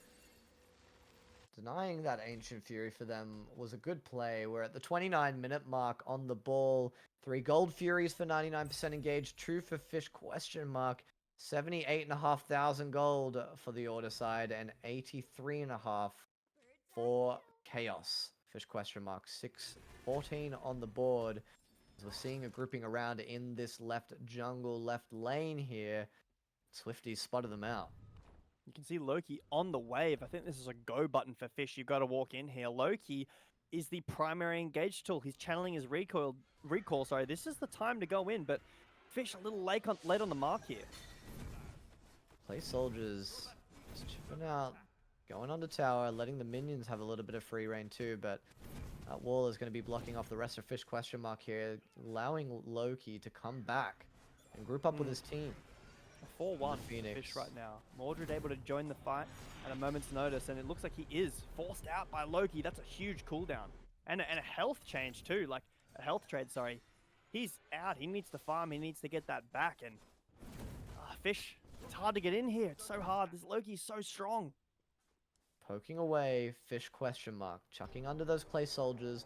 They need to get these minions under the Phoenix here. But if an engage happening over in the mid lane here, we've seen the Pursuit of the Week already happen, but this is this left Phoenix getting started now as there's been a bit of a distraction. Good damage from Furin, but even more damage coming over in the mid lane. Yada picking up the kill onto Tempo there. Odin not being able to help out his jungler even a little bit here, but Simply's low health. There's not much he can do. There's still this duo lane Phoenix that's getting looked at. Aegis having to be popped from Yada, and Swifty is getting death gazed. Also Megafan is going to be getting taken down. Ymir is in the back line. Automaton taking a lot of damage, but so is Jed 9.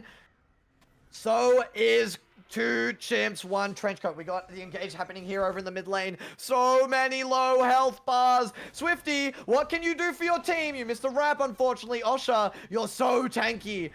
Left Phoenix getting picked up here over for Fish pulling in 2 chimps, 1 trenchcoat. Yada is going to be taking this down here for the Phoenix. Odin's jumped in. The wall is there. Fish running away. They haven't got the Phoenix yet. It's left on 1 HP. They don't have much of the merit to get away with. Here comes the fight. Swifty is getting taken down by Automaton. Killing spree for him. Osha left on 1 HP, and Furin will be picking up that kill as well. Simply as well. Furin double kill straight onto that jungler. Yada is trying to dance around in his mist over there, doing a lot of good jukes. Can he get away safely? And it looks like he'll be just fine. Automaton is going to be helping out his mid laner and burping out the rest of them. But they're still chasing this down. 99% engaged, don't realize Jingwei passive is a thing. But they'll be getting away just safely. You really see how much of the Fish comp damage relies on Jingwei. Nuwa at this point in the game is 100% burst damage. If you're able to stun and full kit somebody and they die, perfect. If you aren't able to insta-kill an important member with Nuwa, your only damage is Jingwei. And in that fight, Furin understands exactly what he needs to do. He focuses out Jingwei, props his Frenzy Blade, I think it's called Blade of Frenzy, sorry, and focuses down Osha Megafan as he walks in to hit the Phoenix. Really good play from him. Now, even though they're able to get that pick in mid, Osha Megafan is too low to fight. Then the Death Gaze comes out and Furin jumps in. And as soon as Osha Megafan is down, there's no threat anymore. It looks like there is, but there's not. Once that Nuwa burst goes down onto anyone that isn't, I'll say, Loki or Anubis, if it's going on 2 Chimps, 1 Trenchcoat, he's not dying. If it's going on Jed, he's not dying. Even if it goes down to one of the prior targets, that's all of Fish's damage gone. They don't have any on-hit sustained damage. And Engage now looking for the fire. Fish have no answer. Not being quite prepared. 99% Engage are going to be the ones that are taking down this Fire Giant. 3,000 health left on this big giant. Fire Shard's up, but just a little bit too late to get vision. They did not react fast enough to that taking of the objective, falling back with their prize. But let's have a look as well. I mean, Odin making such a big difference in a lot of these fights. The contest rate on him is absolutely nuts. We're seeing it picked in so many different games. 100% we're seeing on Odin, and 100% as well on Fenrir. We don't see him this game. That Odin has just been that little sly god that's just come up and been absolutely prioritized. Seeing a bit of an engage here. Pursue the Weak coming on, but Talisman of Purification is going to be cancelling that out. Ring of Spears trapping in a few of the people, but the Phantom Shell is good, and Osha having to walk away with a bit of chip damage happening to him. This is the Ancient Fury that they're dancing around here, but look at Tempo. Over getting a tier 2 tower in the right lane. The Nuisance. It's just 99% engaged. They're playing these fights so well. They're playing as if they're 5 people, and then suddenly, oh crap, there's a Loki on our tier 2 tower. And there he goes. He takes that. And we're looking at a gold lead for 99% engaged. 35 minutes. It's 96,500 for them. 95,000 for Fish ? And another tier 2 for 99% engage. I'm really, really impressed at Engage's macro. Funny thing I want to mention, Tempo is playing exactly how Simply used to play in the early seasons of Smite ACL. That is just exactly what he would do. He would pick Merc, and he would just split push all game. And teams would have to try to answer. And Fish go for the correct answer there, which is fight. You have to fight them. You have to fight them while Loki is not there, but they're not able to find the engage.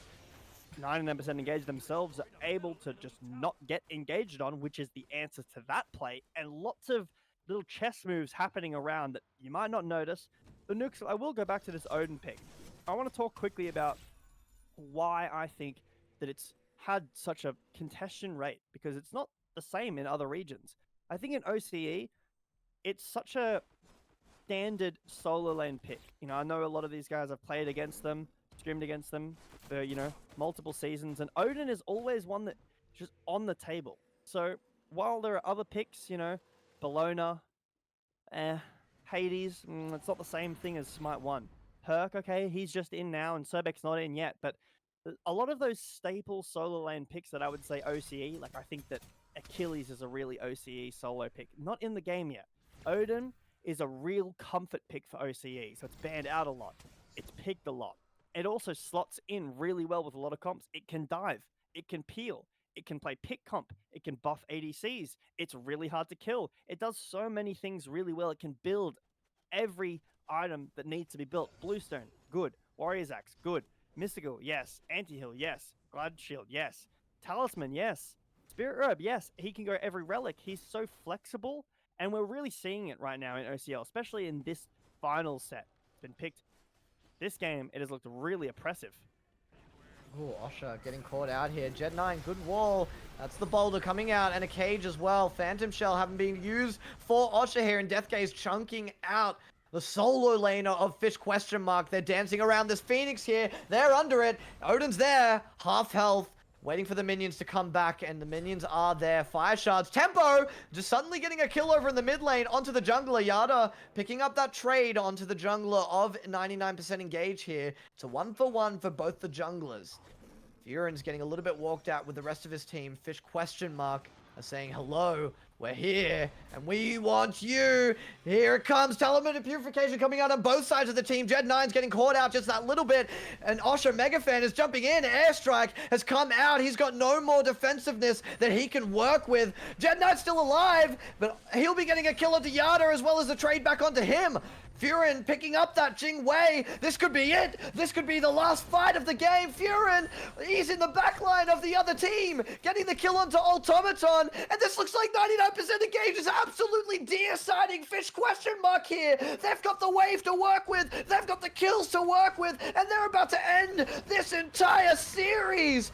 99% engaged, 14 to 18. They didn't have it at the start. They didn't have it in the mid, but they kept themselves alive. And they kept themselves up for this win. There comes this Mordred. Can he do anything here? 2,000 health left on the Titan, not even a kill. And 99% engaged are going to be winning this set 2-0 for your winners bracket week 2 catch-ups of Apac League. Absolutely crazy plays. Fish question mark with their head in their hands right now. They're not out for the count quite yet. They've still got the lower bracket to prove themselves, but 99% engaged, absolutely showing the amount of skill that they can bring to this league after the 2 weeks of Roster Apocalypse. They've just been able to practice and drill in this coordination, this absolute team play, and get these wins off of teams like Fish question mark. Absolutely insane. I think this Loki Nuxel, it has to be looked at in these upcoming sets. Maybe not just against Engage, but against everybody. This Loki looks so strong. I know we've been talking about it with Half Guy. You know, okay, he's a Loki player. He'll play good early game, and maybe the team fighting, the macro isn't quite there, but we see it from Engage this game and last game too. And I have to say that Tempo did nothing for 20 minutes of both of those games. He really just sat there and farmed and split pushed and killed towers and died. That's basically what he did. But both games, he comes out later and does so much damage. This Loki is a threat late game, and I have yet to see a team answer it. There is no answer in this set so far on this Loki. It wins the 1v1 against basically every jungler that we've seen. It beat Mordred and it beat Thanatos. It's absolutely devastating for the backline. We saw that too. It's a great split push. It's hard to catch. It sneaks past everything. This Loki looks like an issue, and I think that more teams need to be prioritizing it or addressing it. On the same side, I want to highlight Furin in that last play. I think Flix had a great performance in game 1. I think he had a great performance in game 2 as well. But when it matters, Furin jumps in and does it better. He makes it work. He makes a team fight work. He jumps into the backline, procs his Dagger of Frenzy, and is able to kill the entire team. And sure, there's no Jing Wei knockup for him this time. He can't walk on his own one, but he makes it work when it matters. And I think that's the story of the entire set, right? Engage, make it work when it matters. The IQ of Furin to the way that he leaped in, and the rest of Fish question mark were looking at the backline. They were looking at squishies to kill, but Furin, he's killed the rest of your team, and he's now killing your support in your backline. He's not there. He's just going to turn on you, and he has the range advantage. What are you going to do? Some crazy plays.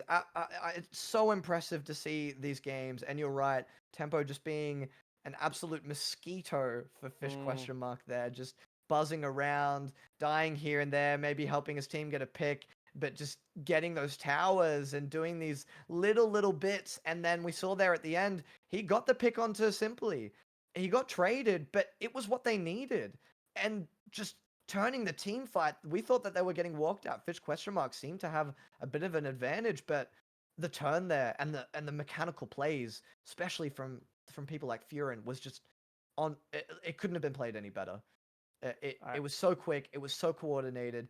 Precise and surgical is the words that I'll use to describe that team fight right at the end. It was impressive Smite gameplay. I think at the end of the day, Nixel, analysis aside, that was an incredibly entertaining set to watch. I mean, sometimes in matches, they kind of go one way. And I mean, I think that the score was not indicative of how that game was. If you look at the score, oh, okay, engaged 2-0, stomp. No, it was not. It was absolutely hard fought from both teams. I think both teams showed great merit in that game. I think that both teams, pardon me, I think both teams showed weakness in that game too, which is good if you're Sunday School. It's good if you're Apes. It's good if you're one of these top 4 teams looking to make a first, a second, a third place.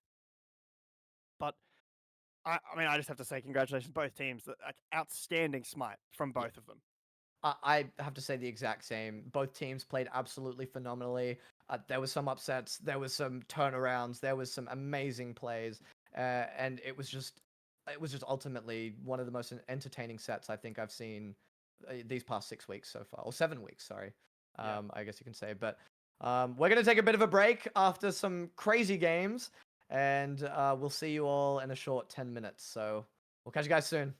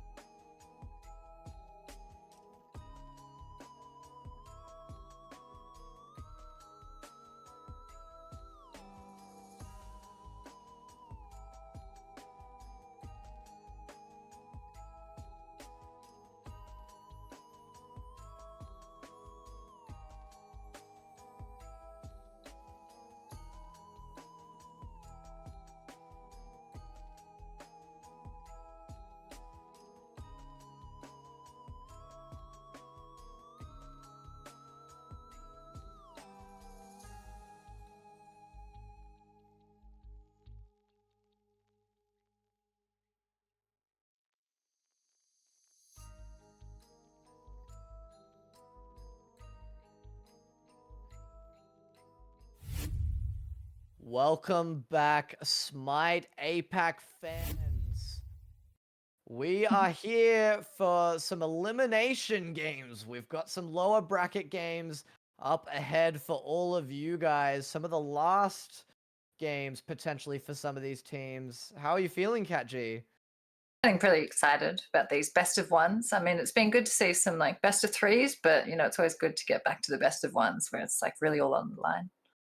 Lots of excitement, lots of potential for upsets, and these teams are going to have to bring it there, all these lower bracket No room matches. for mistakes. That's right, especially when it's only a best of one, like you said. But if we have a look at the bracket here, we can see what we're sort of coming up to for some of these games ahead of us. We'll have a look. We've got now with the upper bracket, Sunday School versus 99% Engage. And we've got here Fish versus Ping269. And then ahead of us right now, you can't see it here, but it'll be Apes Together versus Drink or Drunk. So Drink or Drunk won out there against Raven Guard, and they'll be who are playing up next. And then the winners of them and the winners of Fish versus Ping269 will be the ones over into those semi-final brackets. So really exciting stuff. How are you feeling about these teams, these matchups? I mean, it's always good to see how these teams are developing and like, the kind of things that they're working on over the season. Even though it's kind of, pretty short, there's been a lot condensed into it and a lot of changes, especially a lot of roster changes that happen for a bit as well. But yeah, let's just see how they put all of that into action and, who takes through to the finals. Absolutely. We'll see how much that they can pull together, just like we saw with 99% Engage, with the amount of coordination that they were able to pull together in the last 2 weeks. We'll see if Even just those last two games. Yeah, exactly. They gave us an amazing showing there. We'll see here ahead of us if the next two best of ones can have some just as good gameplay. So we'll chuck it over here. I think picks and bans are starting. So let's have a look what we're up against. Apes Together versus Drink or Drunk. Still, you can't bat an eye to these teams. This is still anyone's game here. It's exciting. It is. It comes down to like picks and bans as well, but just those individual people and those individual plays and those decisions that they make, like around the objectives and the objective play, like the commitment they have and in the engagement. We're seeing the Odin and the Fenrir. No surprise. No surprise. Both of them 100% contested rate. And Half Guy's Loki is what's getting hovered here. I like that. But, I mean, we're seeing so much Hercules getting priored as well. I imagine that maybe not. Maybe an armor getting picked up for Drink or Drunk here. Yeah, I wonder, each team, like, prios different, kind of gods. They might have just thought, look, we need to get this Loki for Half Guys so that, the enemy team don't think of picking it up. Or they may not have known what to pick as well first. So they just go, look, we know Half Guy's going to play Loki, so let's just lock it in. Duo lane coming up here, hovered for Apes Together, at least what I would imagine. Sol going over in that duo lane. Still could be fairly flexible, but she's mostly played in the duo lane as we've seen, so they're showing, oh, actually, they realize Jingwei is open. Zagoras doesn't like Jingwei as some of the other gods that he's played, but nevertheless, he is an amazing ADC player, and I'm sure he'll give us a good show. Although that Sol could have been going to mid, and then they decided to pick up the carry. Who knows? But not a lot of objectives secure in the Apes Together over the Drink or Drunk. Cards are shown for Drink or Drunk. Leftover for them is potentially their jungler, unless they're doing some funky little picks there for themselves. Split of damage, so nothing too crazy. But here's that Hercules. Really surprised it's getting picked here in that last slot. Yeah, it really got left to last this time, surprisingly, and there hasn't been a Baron pick either. So that's quite a surprise. Might fill in the last slot, but it's not really anywhere for him to go on Drink or Drunk. Sustain is certainly in favor of Drink or Drunk here with Cernanos, one ability, Anubis lifesteal, Amaterasu, with her changing between the movement speed and everything, getting some heals from that. Susanoo, very aggressive pick. Makes some really good plays with this armor and this Anubis. I kind of like this. Some really good plays that could happen, especially onto this Hecate potentially. This Jingwei's a little bit rough. Getting knocked up by that Wind Siphon. If the Goris can react fast enough, it's going to be a little bit rough. But also, like, the Bacchus. It's Jingwei feels great into that. She can just dash away.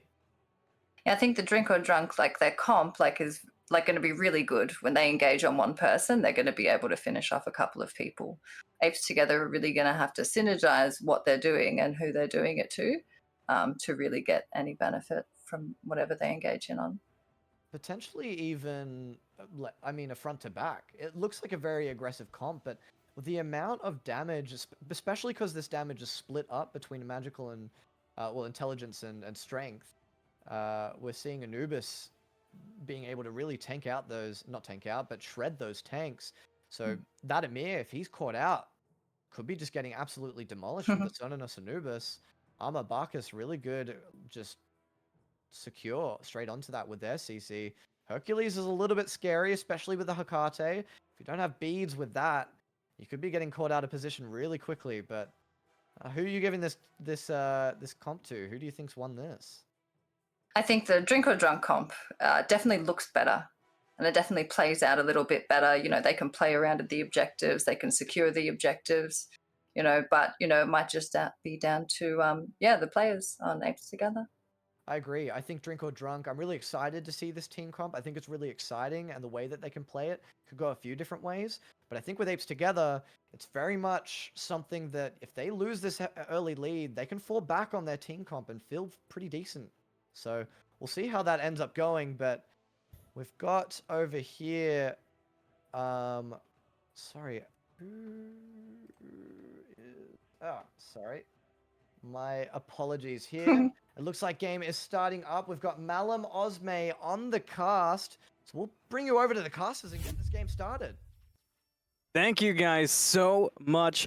And indeed, it's morning for me, but or maybe actually, let's pretend I flew all the way over to Australia to join the Apac team. But it's Malum Osme, as mentioned. Apes Together versus Drink or Drunk. Osme, I was pumped to cast with you, but getting in and seeing two compositions, one that feels ready to fight and the other that almost feels like an earlier Smite 2 draft put together, I think that makes it even better. Yeah, it's going to be a very fun game to watch. For me, my eyes are on this Emir. Very high value pick into the comp that Drink or Drunk has. They have only the Bacchus who can really escape from this wall. And seeing this Hercules and Loki, the beads pickup is probably going to be what they're looking towards. This Emir is going to have a big job on his shoulders. He can catch pretty much everybody on the enemy team, but I believe that Weave has it. So I think both team comps have their strengths, as you were saying, but yeah, I don't know. I think this Emir is going to dictate who gets to do what. It always feels like Ymir, at the end of the day, does control everything because the walls themselves can be so impactful. The character has a different weight on the map, but adding in 2 Sunders versus the 1 that Drink or Drunk is also rocking is always worth considering too, especially because Ymir feels like he himself is able to walk up to objectives so cleanly, but the Hercules has so many different ways to be able to step into an objective and really face tank it while now having that Sunder for shred. It's going to be tough. Moxie's got to be on it at every objective for every kind of secure, and we're already seeing it. Ymir getting aggressive on the duo side, considering going for an early invade, which leaves the Qingwei Knights in alone for their own secure. But the Ymir getting caught out, already knocked up and taking tons of damage. We've wanted this, but is already regretting it and will have to step away. No invades at all. Almost a death. Yeah, a little smack in the face. Get out of my buffs, but we will take that. That's extra farm for his Jingwei, which I'm sure he's happy with as an outcome. This Amaterasu, as you were saying, Moxie has shown for a few weeks now that he's been really liking this pick, and I'm assuming that he's going to go back to more of like a damaging identity on this Amaterasu with a Book of Thoth, and that will really allow him to kind of, I don't know about fully kill the backline of Apes Together, but do enough damage for Wobby to follow up. Dash away from the Jing. Should be all right. The Ymir actually feels like he's taken a lot of the poke in these engagements. It's going to be something to watch across the map. I like the call out for sure of what is the Ama going to be doing. A dash in aggressive there from Moxie. I was a bit ambitious to do in front of the Herc, which he'll probably respond with a lot of damage of his own. I'm not sure about dashing directly in front of the Hercules like that, but you got to get through your laning phase somehow, and the skirmishing across the map doesn't even stop. One in mid, I mean, early fighting like this, it's not really something of all the watching I've been doing, the recaps of Apac that I've gotten to see. I feel like usually early games are quite tame, but so far it feels like both teams really want to be the one to force out the first blood, and nobody's found an opportunity. Yeah, I think you've found two teams here that have junglers that really like to just get involved whenever they can. We've seen this Drink or Drunk roster come out of this roster apocalypse, and maybe in the first week, some of their members are having a little bit of a hard time transitioning into their new roles. KD coming from solo into support. But in the past few games, I've been really impressed with how this Drink or Drunk roster has been playing together. KD's been showing that he's been practicing that support, and the frontline identity is still there. Him on this Bacchus pick, I really like. It's a pick that crosses over from a solo lane god pool as well. And many of the top supports in OC have been looking at this Bacchus. Ooh, Quickie, my fool. Pulled in, damage down, first blood indeed. Wobby picks it up for Drink or Drunk. The solo lane ended up being the target. We knew it was going to come sooner or later with all the fighting across the map.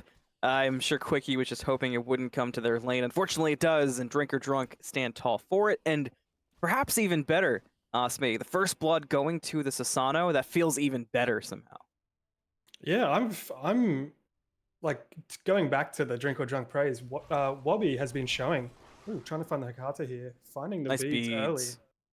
Yeah, Wobby's really been showing that he's not someone to be forgotten in this jungle role. There's many great junglers in OCE, and he's just adding to the list of that. Looking for the invade here in the blue is a nice look. Halfguy's going to respond with the opposite engage. Good wrap to slow Ooh. it down. The pullback won't matter. The red buff's already been taken away. No kill on the Herc for the time being. And there's chaos across the map. Also an invade on duo side. The knockup, but the Jingwei with the perfect response to stay alive for the time being. And now Drink or Drunk can somehow find themselves on the worst end. The wall, the damage on Jingwei turning back, gets the knockup, but cannot find the kill on to Schmitty, who gets the dash back to the tower. Will be A-okay. And still, this purple buff is the main point of contest. Apes together really want this. A jump back in, the knockups happen again, and the damage back on. All that, meanwhile, Moxie finds a kill on the right-hand side of the map. You would think with all the fighting we've had, there'd be 12 kills, but so far, just the 2 in 5 minutes of time. Yeah, I wish I could have seen what happened in the solo lane there. Everyone knows that Amaterasu has so much early damage that you sometimes just can't even predict with her mirror. Feels like a chunk so hard, and maybe Quickie just didn't realize how much damage Moxie has at this point in the game, or could have fallen to the Sunder. I'm not too sure if we can see those relic timers just yet. But yeah, great job by Moxie. I love the invades from both sides. Getting active. We've seen this style kind of trickle down from our top teams, and now it's at a point where if you're not invading that blue or red or that purple, you're just falling behind. So Apes Together have been doing this week in, week out now. Halfguy did start off a little bit differently. I don't think he actually found the red buff. Moxie, I saw clearing it out afterwards. It could have been just a mini, but yeah, great job from both teams so far. I think Halfguy, it's a strange dynamic jungling with Halfguy on your team, because this Loki pick is so potent from a late engage in a fight. And as a solo, little pause coming out. But yeah, as a solo laner, your job with the Loki is to start these fights and make an avenue for him to come in and find these low health backliners or backliners who have expended their cooldowns. And for Quickie to be able to do that effectively, he really needs to be finding that farm. And 2 levels down at the start of the game is not a good look for that. So pressure towards this right side of the map, maybe I think it's a good consistent outlet for Wobby, as there's already a lead there. Get Quickie even further behind and make Halfguy kind of have to change his game plan coming into these late game team fights. And it's even worse when you consider what you said earlier too, because you mentioned Moxie getting too far ahead on the Amaterasu. That's the goal, especially building intelligence and rushing the Radiance Helm. You're now you're already making it tougher for Quickie to do any damage to you, and Half Guy is at a point where he might want to avoid the Moxie. Yeah, definitely. I think there are other outlets for teamfights starting, not just the Hercules. Like we've seen Frenzy, he's been playing very, very well so far this season. I don't think Hecate is something that's out of his god pool. We don't see it as much. He usually leans towards the Kukul Khan in mid lane. And I think maybe Neath. I could be mistaken there.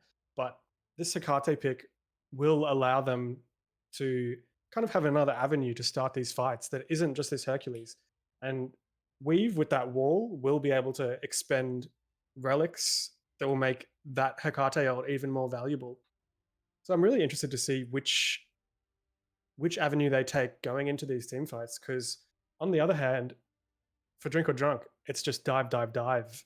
Who can dive harder? This Amaterasu is going to be going in on that backline with her ult and 2 combo.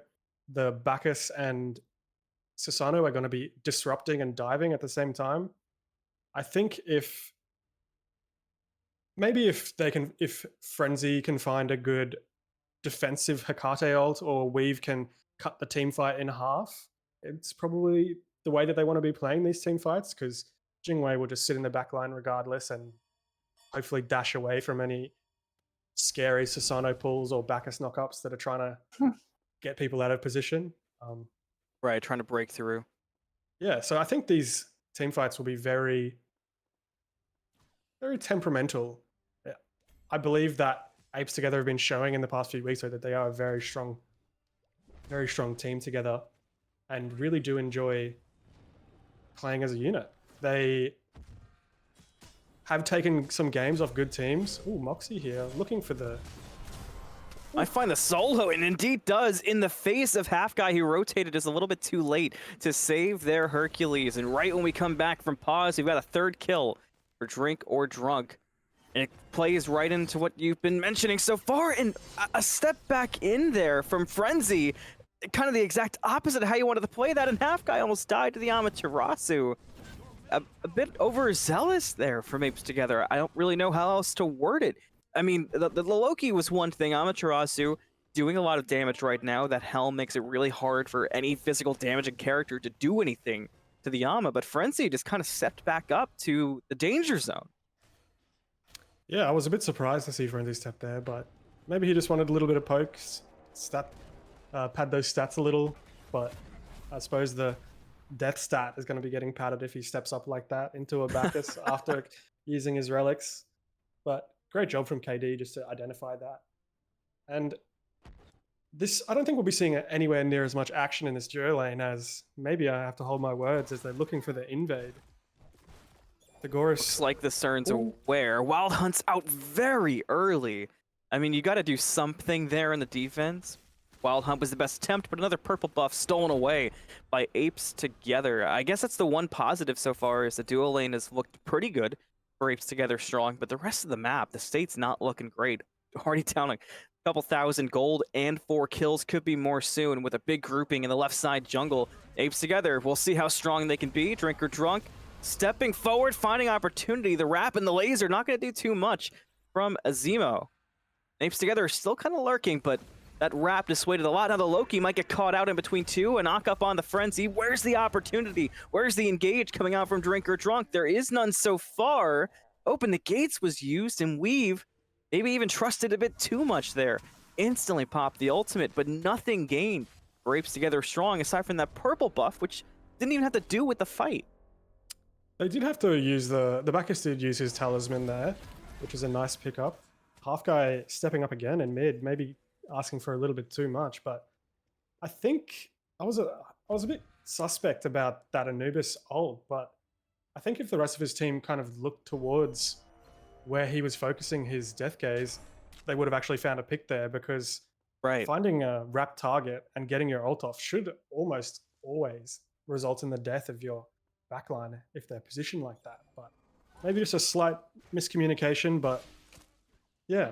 And as I was saying before, I think this left lane will be slightly more quiet, because that mid 3v3 potential out of Drink or Drunk is just so strong. The Susano, Bacchus, and Anubis have so much CC so much beads burning potential that there's just going to be always opportunity for picks to be found in mid, especially against a immobile mage like Hecate.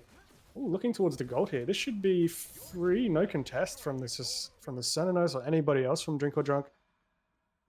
Okay, maybe I can finish my point. We'll see. Good luck though. I think Wobby's really going to be wanting to fight around mid, and the idea of ganking a Jing is just so unappealing if you're a jungler.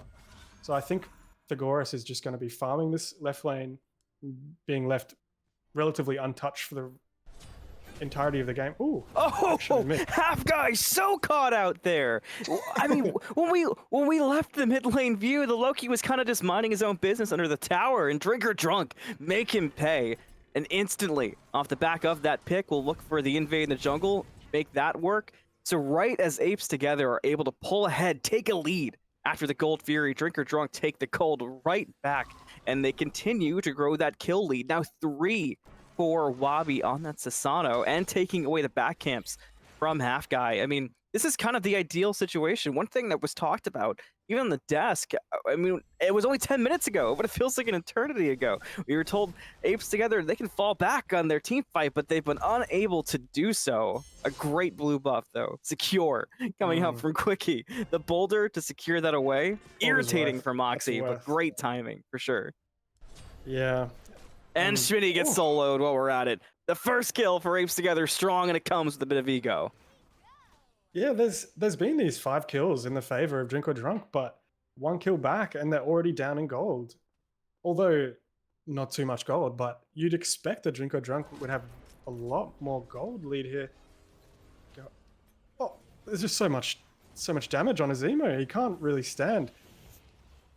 You get away though. Azemo's away. Wabi's still alive in the face of the Hakate who can't find the kill. Finally, a shutdown kill for the Jing Wei.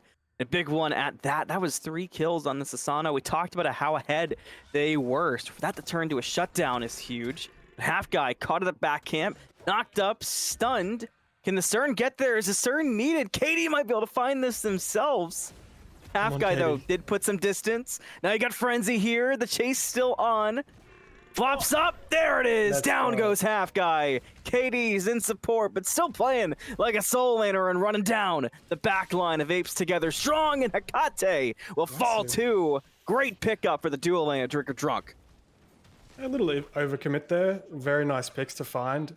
That's a very big confidence booster for Schmitty after finding himself falling in the duo lane. Transition that into a mid tower, very nice. That's a great way to get your footing kind of more firmly in the game, and they're looking for the T2 here in mid, which I think they should be able to get. 1 TP coming out. Loki is looking to defend. I'm not too sure if this is going to be enough. Oh, good wall. That wall might have saved that tower, plus the Jing Wei passive. It'll be enough. Drinker Drunk wanted to get aggressive. They wanted the tier 2, unable to find it.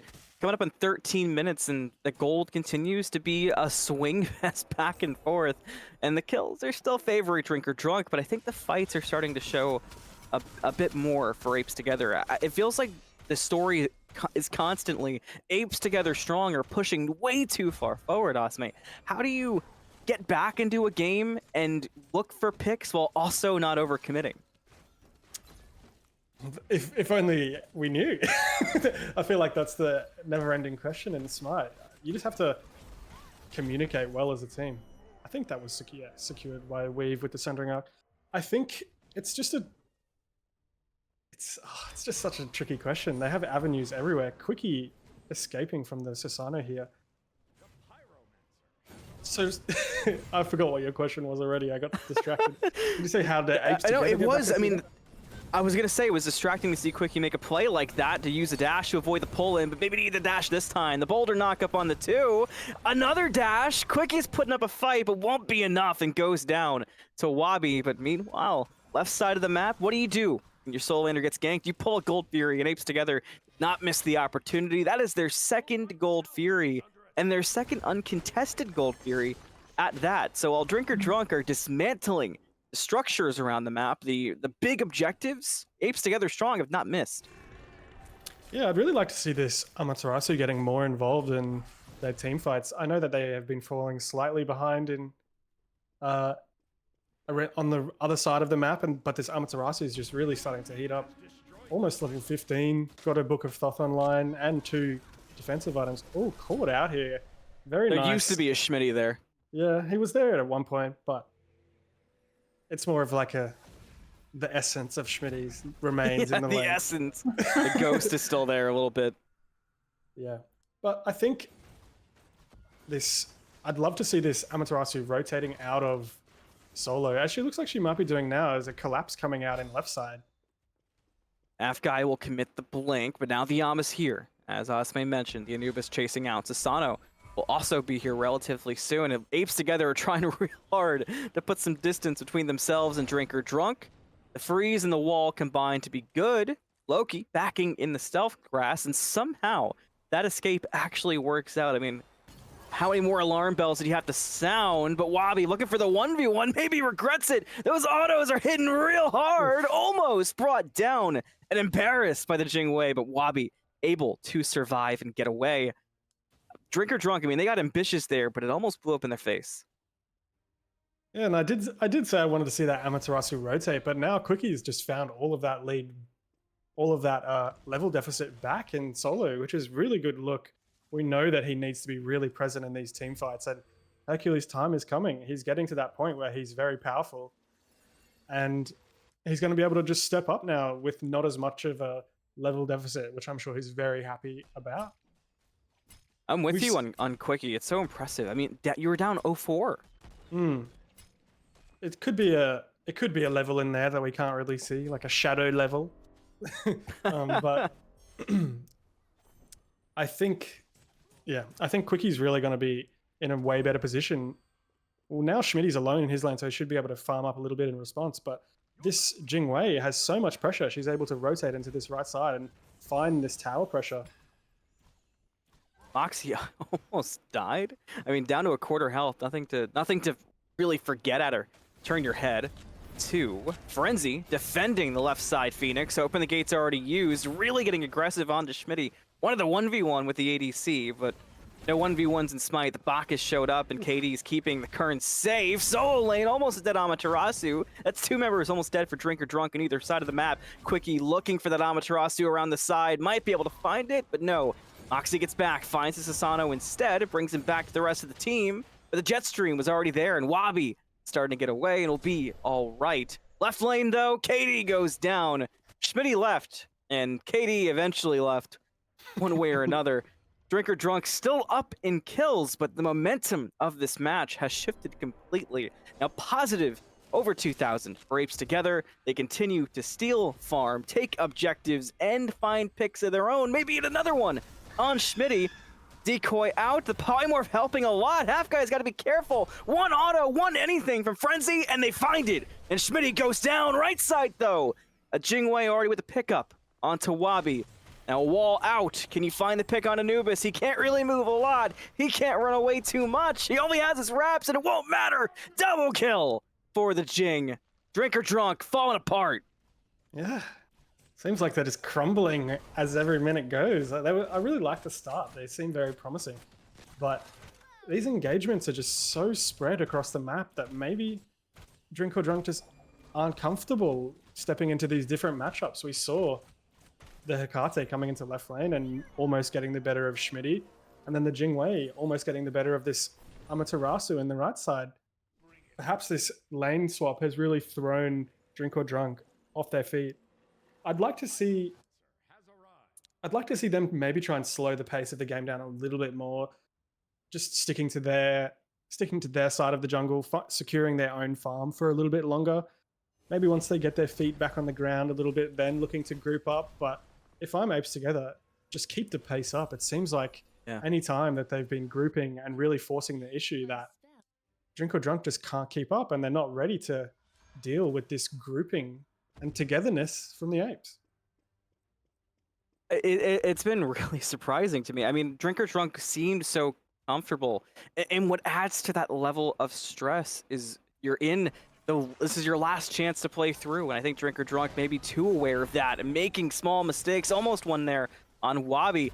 The Shink dash to the side to avoid Susano, but instead is finding opportunities left and right. The damage really strong from Apes Together, almost getting a pick onto Moxie, staying aggressive and might find one on the Schmitty, and they do, and they step forward for more. All the damage, all the CC, and all the death for Drink or Drunk. A double already for Frenzy. Moxie's trying to get out, Wabi's almost dead, and Apes Together, they couldn't look any more strong, Osme.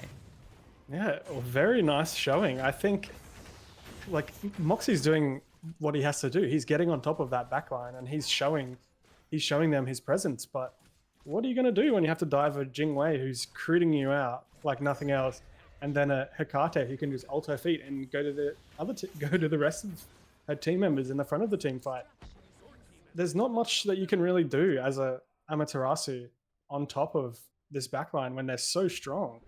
We see Titan's Bane online for the Jingwei. She's got her Exi as well. She's absolutely shredding through this Amaterasu, where I was praising this damage build at the start of the game and thought he might have enough damage to find these backliners before they could find him, but it just looks like it's not enough at the moment. Moxie might need to look at a different avenue for this engagement, because currently it's not really working. Thegoris is just saying, okay, slow yourself down a little bit for me so I can order you. Yeah. Okay. Yeah, it's Thegoris' world. Drink or Drunk are just living in it at the moment, it feels like. And there's nothing they can do. I think the gold swing continues to be the thing that impresses me the most. The writing was on the wall with that very first gold Fury. Schmitty just got ulted by the Loki in the duo lane and might just go down. And look at all that damage Half Guy was able to put forward. Now Wabi here. The decoy might find the kill. Almost does. Typhoon for the knockup. Half Guy in a lot of trouble, but Wabi doesn't want to overcommit, and Half Guy sees opportunity. But meanwhile, all those two commit in the left side looking for Loki, the rest of Apes Together pull the Fire Giant in front of Drink or Drunk. You've got the Anubis there, you've got the Herc as well, but now there's a pick, and it's gonna be one. That Amaterasu thought she was finding the sneaky back door to the Fire Giant, instead just found a quicker way to the base, and Apes Together right back to that fire, still aware.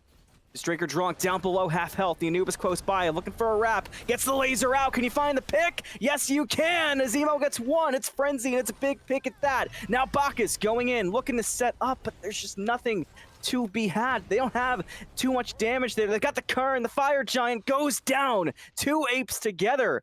Through all the chaos, Drink or Drunk only really got the one pick and could not stop the Fire Giant. I think this might be a dangerous overcommit here. We see the rest of Apes Together filing up through this bush, trying to peel for Weave. They might be overstaying our Drink or Drunk, because there is Thegoris still here. Half Guy's coming back into this fight, but maybe they don't know where Wobby is. Oh, the Slipstream getting blocked by the minions there, but Quickie... Dash through the Typhoon, got the knock up onto the Kern. That set up Apes Together, and they bring down two instantaneously. Pull an opportunity from the overcommitment of Drink or Drunk, just like Osme said. And Apes Together, they're going to find 4 picks off the back of it. Everyone who was hanging out in solo, they hung out too long. Apes Together now up almost at that 10K mark, 15-10. Fire Giant onto this is everything you could possibly want if you're an Apes Together fan. Yeah, it's just this is a potential last game for both of these teams. They see the fire get taken in front of their eyes and they say, we need to find kills off the end of this, but that ended up being their demise. And Moxie trying to steal this farm in left might get called out by the Hecate. Loki wrapping high. Does he have ult up? No, he does not. Moxie should be safe here unless he overcommits into the jungle, or forcing the dazzling offensive out from Moxie there. It was scary pathing to turn right at the tower. I was expecting Moxie to just walk through the tower and go the safe route.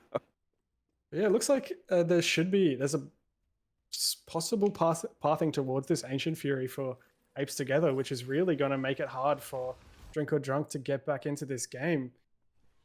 Drink or Drunk are currently just grouping, trying to split and find whatever farm they can on this map, while Apes Together are grouping proactively, looking down this left lane. And Schmitty falling again to the Loki. Half Guy just does so much damage. Yeah, I don't think that's a 1v1 you can take. 4 levels Yeah. down on the third. Schmidt's fighting for the badge. He's here. He's down for the cause. He needs to find that win, and if that's taking on half guy in the 1v1. Ooh, unlucky. I'm not sure if you caught that, but the tier 2 tower, it went down maybe like a second after the Ancient Fury got picked up. So the Ancient Fury will be on the tier 2 and right, and the Phoenix in mid, but it's been deactivated for the left lane because that tier 2 was still standing as the Ancient Fury took it. The Minotaur was just a little bit too slow, killing it for Apes Together. Unlucky. Maybe they can try again next year or next game. But yeah, I'm really liking how Apes Together have just come back into this game. The start was not good, but the gods on their team really thrive the later that you get. We do have the same kind of identity for Drink or Drunk, but these picks like this, Emir, as I said, just slicing these team fights in half is really gonna come online a little bit more when he has that defense and that health to step up.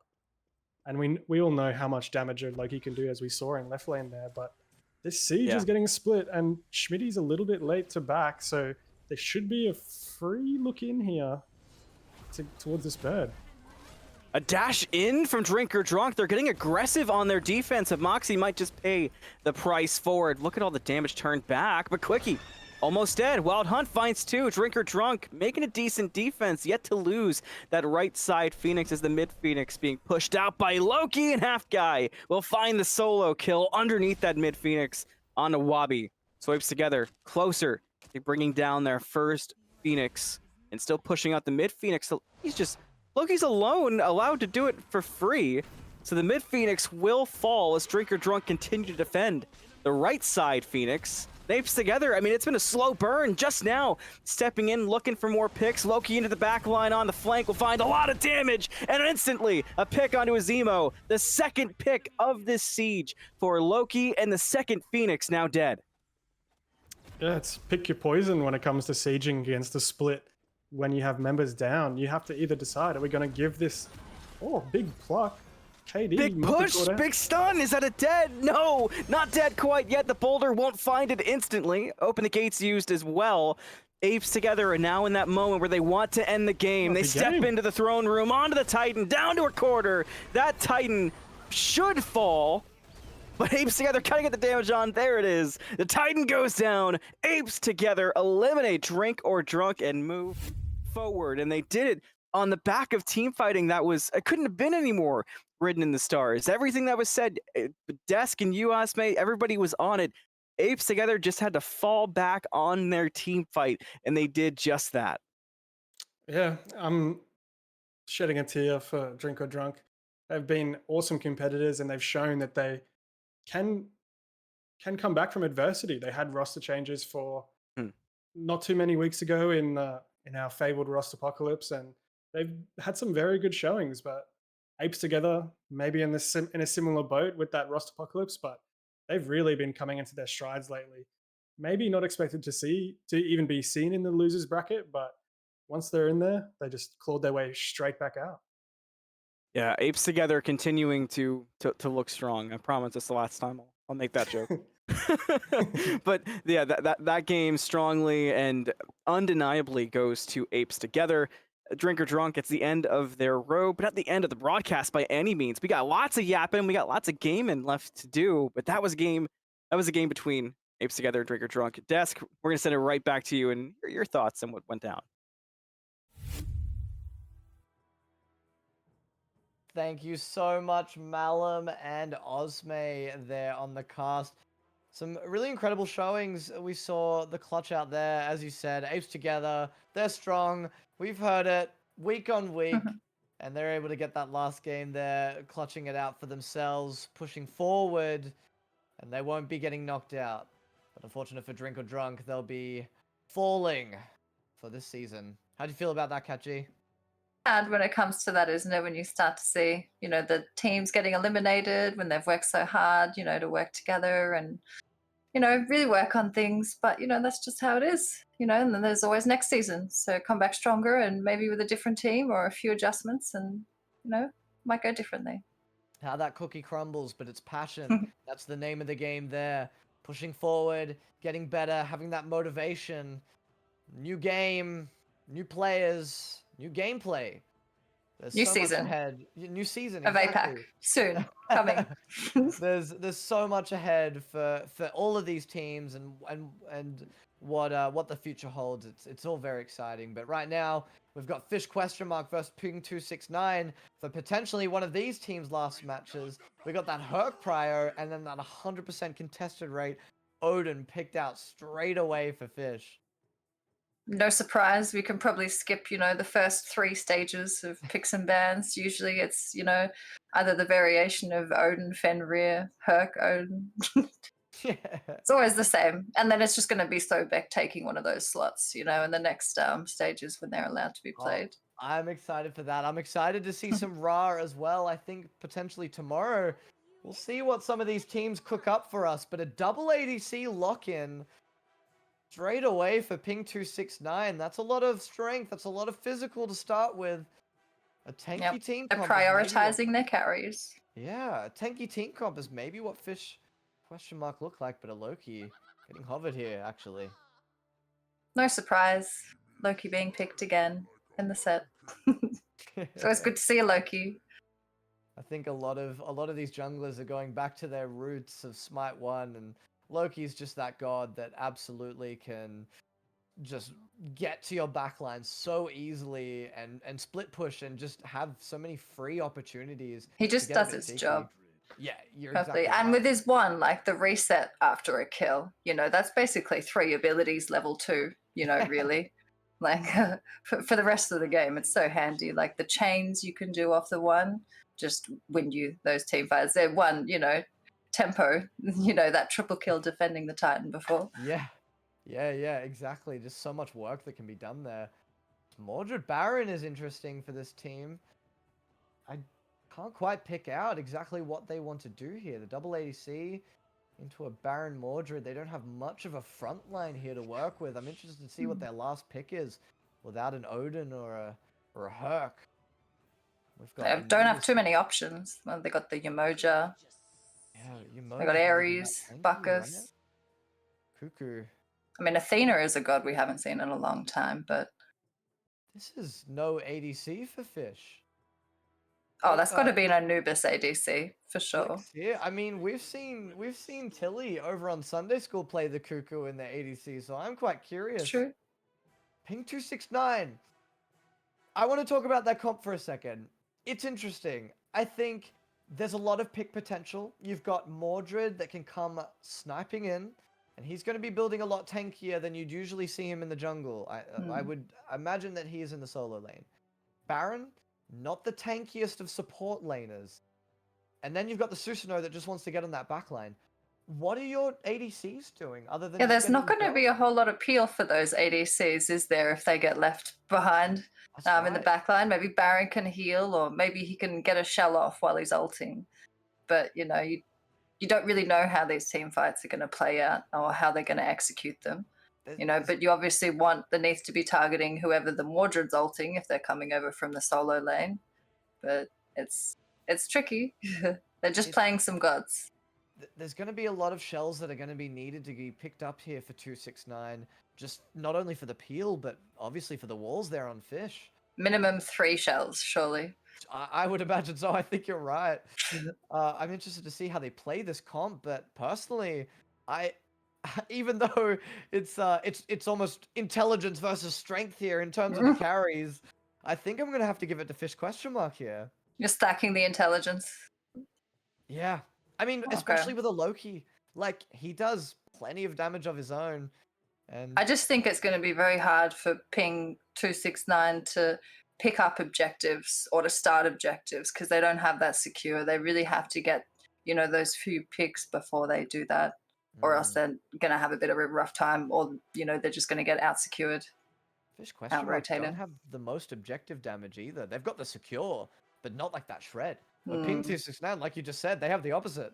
So yeah, what happens? You typhoon. It becomes the numbers game. Who has the numbers at the right time at the objective? Yeah. All right. Well, I'm super interested. This is our last game of lowers bracket here tonight, APAC viewers. I'm really keen to see how this goes. I think the rest of us here on the production team are as well. We're going to chuck it back over to Malum and Osme here to cast our very last game of tonight, or this morning. Last game of tonight or this morning, indeed. Morning for me, night for APAC, but game time for Fish and Ping 269. Oh, I've been waiting to be able to say that on actual cast, not just Smite Too Long Didn't Watch. But thanks, Desk, for setting it up. And I was worried we might see this, Osme. I've had the unfortunate pleasure of casting quite a lot of Anubis ADC in North America, and I hate even more than casting it is that a lot of times it tends to work, as ridiculous as it might be. And into this composition in particular, I feel like the setup there, do you think that's going to be enough for the Anubis ADC to flourish, or are we looking at some trouble? I mean, there is the 3 shells, so Desk was on it in that aspect. I think there's definitely enough setup. They have that. They just have such a such a rich presence in their front line. This Emir is going to be burning relics. This Loki is going to be burning relics. And this Odin is forcing 3 shells out. So this Anubis is licking his lips, seeing numerous squishies on the enemy team with no beads. So I reckon Anubis ADC may be a bit of a frowned upon pick, but it brings insane lane pressure and it's really hard to play up into. You have to hope that your jungler just camps the living hell out of it pretty much. Otherwise, you're in trouble because Anubis will just out-clear you every time and then poke you for free if your jungler isn't living in the duo lane. And of course, on the other side of things, the Baron support is set up for the double ADC. One thing I will say for Ping 269 that is for sure in their favor is that every time I feel like we've seen double ADCs, the actual objective damage you can do towards Gold Fury and Fire Giant is pretty immense, and you're going to need it going up against a team like Fish, who, at this point, I consider them battle-tested against teams that are very good at macro play, and you add onto that strong objective secure versus strong objective damage, I feel like objectives this game are going to be very crazy to watch. Yeah, people may think that they're lacking objective shred, but with an Anubis dropping his kit with a Whirlwind on top and a Loki backstabbing, that's a lot of objective shred. Might not be in the traditional sense that you think of an ADC critting down an objective like a Jingwei may do, but it's still there for Fish. They have both shred and engage. And in Smite 1, there were comps completely built around Anubis objective shred. Yeah, just blowing everything up. Yeah, so it still has some validity in Smite 2. Obviously, there aren't too many support picks that have big like shred abilities. Maybe like something like a Cerberus or an Atlas that we would have seen in Smite 1. But yeah, I think this comp still can work. And on the other side, they did prioritize their backline very, very early. So it's kind of a test here. Who wins? People who prioritize frontline or people who prioritize backline? And when the conversation revolves around a comp with almost no magical damage, this frontline identity is going to be so much easier to have a much easier time finding success, not having to itemize against these magical damage dealers. Because if I'm the Odin, I'm not building any magical defense whatsoever. Who is going to hurt me? A Baron? True. That's a really good point for sure. And like you said, even with the way the Neath might build, you only do one type, so it's gonna be massive for the Odin. Yada being brought down. A little bit of damage for first blood needed. One auto and a backflip. First blood for Ping 269. Fish continue to find struggles and woes early on in this game compared to being in a situation, being in an elimination game. I mean, every time I followed Fish, they were supposed to be favorites. Them and losers, not what I expected, but maybe a response in duo. Looking for the kill on a Snowy. One more hit can do it, but you lack that same type of follow-up and engage with the Anubis ADC. And Snowy will escape the clutches. Speaking of Ping 269 and Snowy, he's been playing super well in the past few games. He's been putting his team on his back in many times, time and time again. This Jingwei pick we've seen him on. I believe we've seen him on the CERN. I could be mistaken. I think it's primarily been Jingwei, but Snowy's been playing very well and has been one of the guiding forces behind the success of this Ping 269 roster. They have found themselves in losers bracket and fighting for their place in the competition at the moment, but even though they're in this, simply falling to Dothog. The Baron's Brew fadeaway. Always one of my favorite ways to find a pickup. And for Ping 269, any pickup I'm sure they're happy with. That's their second. Mordred, ultimate coming through and coming in hot. Gonna find Asha, bring him up to the sky. The follow-up is there. Spirit of the Nine Winds won't hit, but look at the damage going on to Ping 269. But they're able to pull the kill through. I didn't expect them to get that kill. When the Cuckoo showed up, I thought for sure that'd be the end of Ping 269, but instead they stand tall.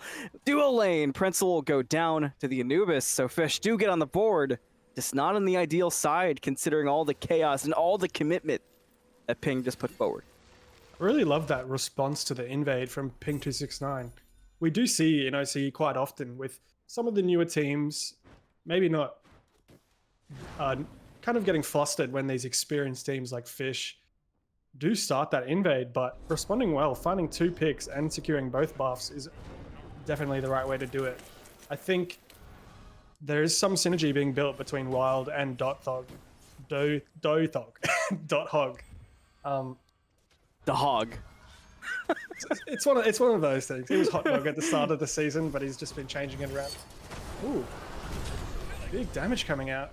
He's everywhere at the moment. This Susano 3-0 to start the game off. This is what you need when you're fighting for your place in the league.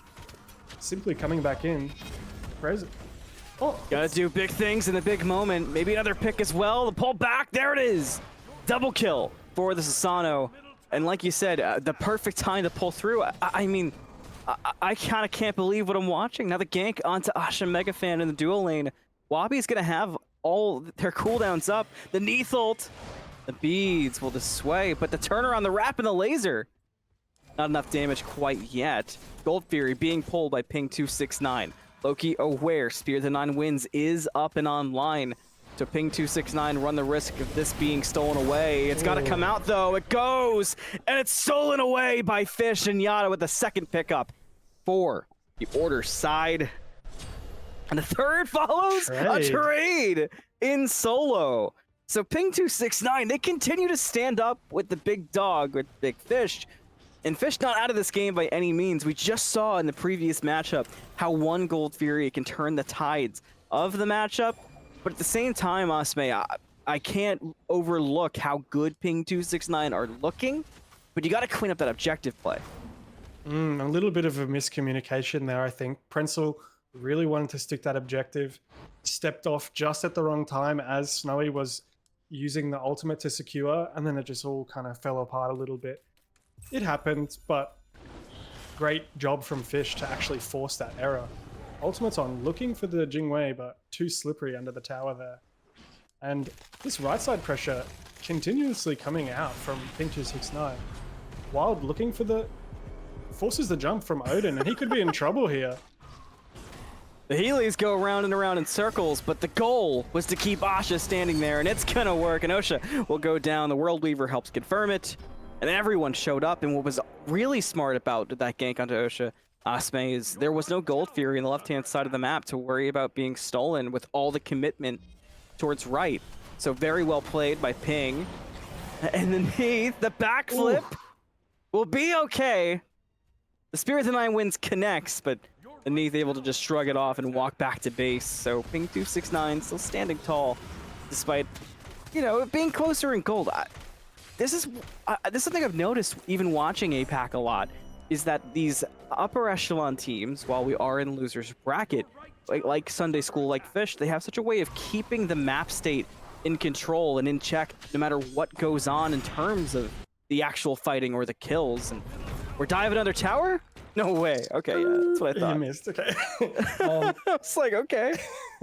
I think these teams like Fish and Sunday School and Engage now that we continuously see at this top side of the bracket can fall guilty at times of disrespecting their opponent. And teams like Ping 269 that might not be considered the most formidable or having not performed too well throughout the normal season may force that out of these teams. And in the kind of element of Fish, they may be taking these trades that might not be favorable for them, but just their default map play and default idea of how to play the game, they're not going to fall behind. So we do see picks like this building up, but this gold lead, as you're saying, is just not in the favor of Ping 269.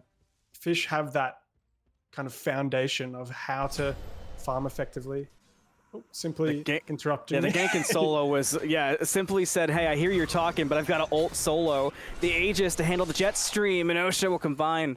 Asha, I keep mixing it up, Asma. You got to start smacking me over the forehead when I mess these up. But that's the 5th kill for Fish. The 8th around the corner for Ping 269, but no! Ultimaton gets away with the rocket jump. Real nice play by the Ymir. But this solo lane has just been hell, huh? You called it earlier, but yeah, Osha's one of our is considered as one of our premier. You know what it is? It's because Osha is such an NA word. Yeah, I don't know if I'm even saying it right. I just commit. Just commit to the bit. Yeah. He's one of our premier solo laners, and Wild might not have been in the scene for as long, but he's holding up well in lane. We did see a trade before. They felt a little bit left out when gold was going down, so they said, oh, let's just do something interesting in our lane for fun. But I predict that this Odin may find his way into these team fights and find the impact a little bit before Wild. We see Simply now looking for this poke. Oh, the wall's beautiful, finding the death gaze onto the Baron, and he's going to fall there. Take damage from Loki too much. The assassinate after the fact, looking for the big time kill on his Asano. It's there, double kill for Simply. And Fish, you can't ever think you've taken them out of the matchup. And Ping 269 learned it the hard way. Gold Fury pulled. Snowy will look for a contest of any kind, but doesn't want to overcommit, wisely so. And the second Gold Fury of the game goes to Fish. You have to be so careful where you're pathing on this Baron. He's immobile by nature, but his 2 will give him some escape potential, but will not allow him to really counter anything that this Emir is wanting to do. And Simply knows that and is pathing so aggressively, forcing Baron to step any which way that he wants. And this Pyromancer is being looked at by Fish. Dothog's gonna look for the steal on this Neath, but not enough. And wow. Yeah, it was close, but no cigar. It feels like first of the week will catch. It'd be tough to find a kill here in Tasha. It's just that's a mental boom, rather. That's just like you're winning the lane when you do stuff like that. It's just like solo laner code. Your left tower is under attack. You can always tell the experience of a player by how they respond to so much focus in lane. Be it ultimates on cooldown, ganks out, and Asha being a player who's been to Worlds, of course, right? Having that mindset and the confidence given from our viewers guide that was so lore accurate, it's showing in lane. But on a serious note, the thing that's impressing me the most is this is kind of the Fish I was expecting to see maybe in winner's bracket, less so loser's bracket, that feels steps ahead in terms of how they're playing the map on a large scale. It feels like from everything I've watched on it from Apac, everything I've covered on Smite 2 Long didn't watch, it feels like Fish and Sunday School have this sort of this bigger purpose view of the map, and it's been so perfect. They're able to find picks like that on a Wild that Ping 269 has been unable to match, and it continues with more picks in the mid lane. Spear of the 9 Winds will find damage on. Fish goes in the retreat though with the Jingwei rotating over. Yeah. Yada's just walking away slowly, just hucking damage back in the general direction and just finding people. Flick's finding beads there underneath, I believe, and great pressure coming out into mid. But yeah, as you were saying, Fish have been in the conversation for our one of the top teams in our region. I believe they haven't been playing as well as they were at the start. Like at the start, they were almost uncontestable, taking a set off Sunday School, but I believe as a team they probably wouldn't really be wanting. Oh no! Sorry. That was crazy. You can't just That would hurt my ego a little bit. When Anubis little. walks up on me like that and takes the trade and wins it like that. That's just what Anubis does. I think that'd be my last cue of the night. But yeah, I believe Fish wouldn't really want to be finding themselves in this losers bracket. I think the newly found team, Simply Mayfall here, World Weaver with the Susano following up, Life of the Party off the mark, just sneaking away ever so slightly. But yeah, I think Fish expect themselves to have success in the region, which they will, and they have been doing. But maybe not finding themselves in this losers bracket, maybe not finding themselves losing sets, albeit that set before to engage was extremely close and topsy-turvy, and anyone could have won that at any moment. But I think as a team, if they, like, as we saw at the start of this game, maybe their mental has like slightly changed a little bit. They've dropped almost, I think, 5 picks at the start of the game, and these teams like Fish, like Sunday School, I feel like they shouldn't really be doing that into these lower teams. So it maybe says to me that they aren't respecting Ping 269 enough, or maybe they're just having a little bit of fun in their potential last game of the season. Spirit of the Nine wins up for the steal. And the steal is good. Fish will not be denied a Gold Fury this game. And Ping 269 lose it away. And the fight's looking real good too. One already to Megafan. Ultimaton will fall with the damage already done. Snowy will go down. A killing spree for Asha. 11 total for Fish. Their 3rd Gold Fury. They might be in loser's bracket, but it looks like their mentality will not be denied. No, not at all. I think it's still very good that Ping 269 are not just giving in and retreating and playing super safe. They're still pulling these objectives and they're still fighting, which is something that is very valuable in taking this knowledge away into next games, into next competitions. If Fish does keep playing this way, it may look like there's not going to be too much choice for Ping 269 to see if they actually get to continue in our Apac Founder series, but I think they've had a very good showing in this game so far. I think a little bit more cohesion from this Mordred, once he finds his ways into these team fights and starts taking relics so the Susano can continue his form, is the right kind of identity. But at the moment, it seems to have been kind of thrown for a loop as Fish have gained 9k gold. They're up picks now. And Osha may be falling here. Has backup though in the form of Simply. The cage is out, the damage is on, and Prenzel into life of the party will bring back Asha, but the shields are still going to be up. You've got Ymir in the way. Simply still fighting as well. The up down, the kill is there. Simply will trade out with the Baron going down to Wild, and now the Mordred, it's time to go. Can you get away though? The pull in from Susano. The Typhoon's out as well, but no picks off the back of it. You got Cuckoo around the side looking for the flank, has ultimate online. No, does not have ultimate online. So Ping 269 gets to live another day. The chase is still on though. Zephyr won't hit. The Whirlwind will though. The Heart Slash was ambitious. Sets up the freeze and the kill from Asha Megafan. And Fish now up to lucky 13 on the kill chart. And you know, it's one thing to kind of, as was talked about from Nuxel, as was mentioned by you, Ping 269, they do damage to objectives, to structures, but Fish have all the closing factor. They've got the big time secure. Now in fights, it's starting to kind of feel the same way. Ping 269 has all these tools to start fights, to elongate fights, but Fish has all the closing in terms of damage and actual kill potential. It's obviously, unluckily, they've had 3 objectives stolen from them as Susano's picked up there, but this Kukulkan has just by far and above the best secure on the map, and no one can really contest when this it's not close. 9 wins is looking at any of these objectives. This is looking a little bit ambitious here, but perhaps, Prenzel getting caught out, the wall to follow up, not on the mark.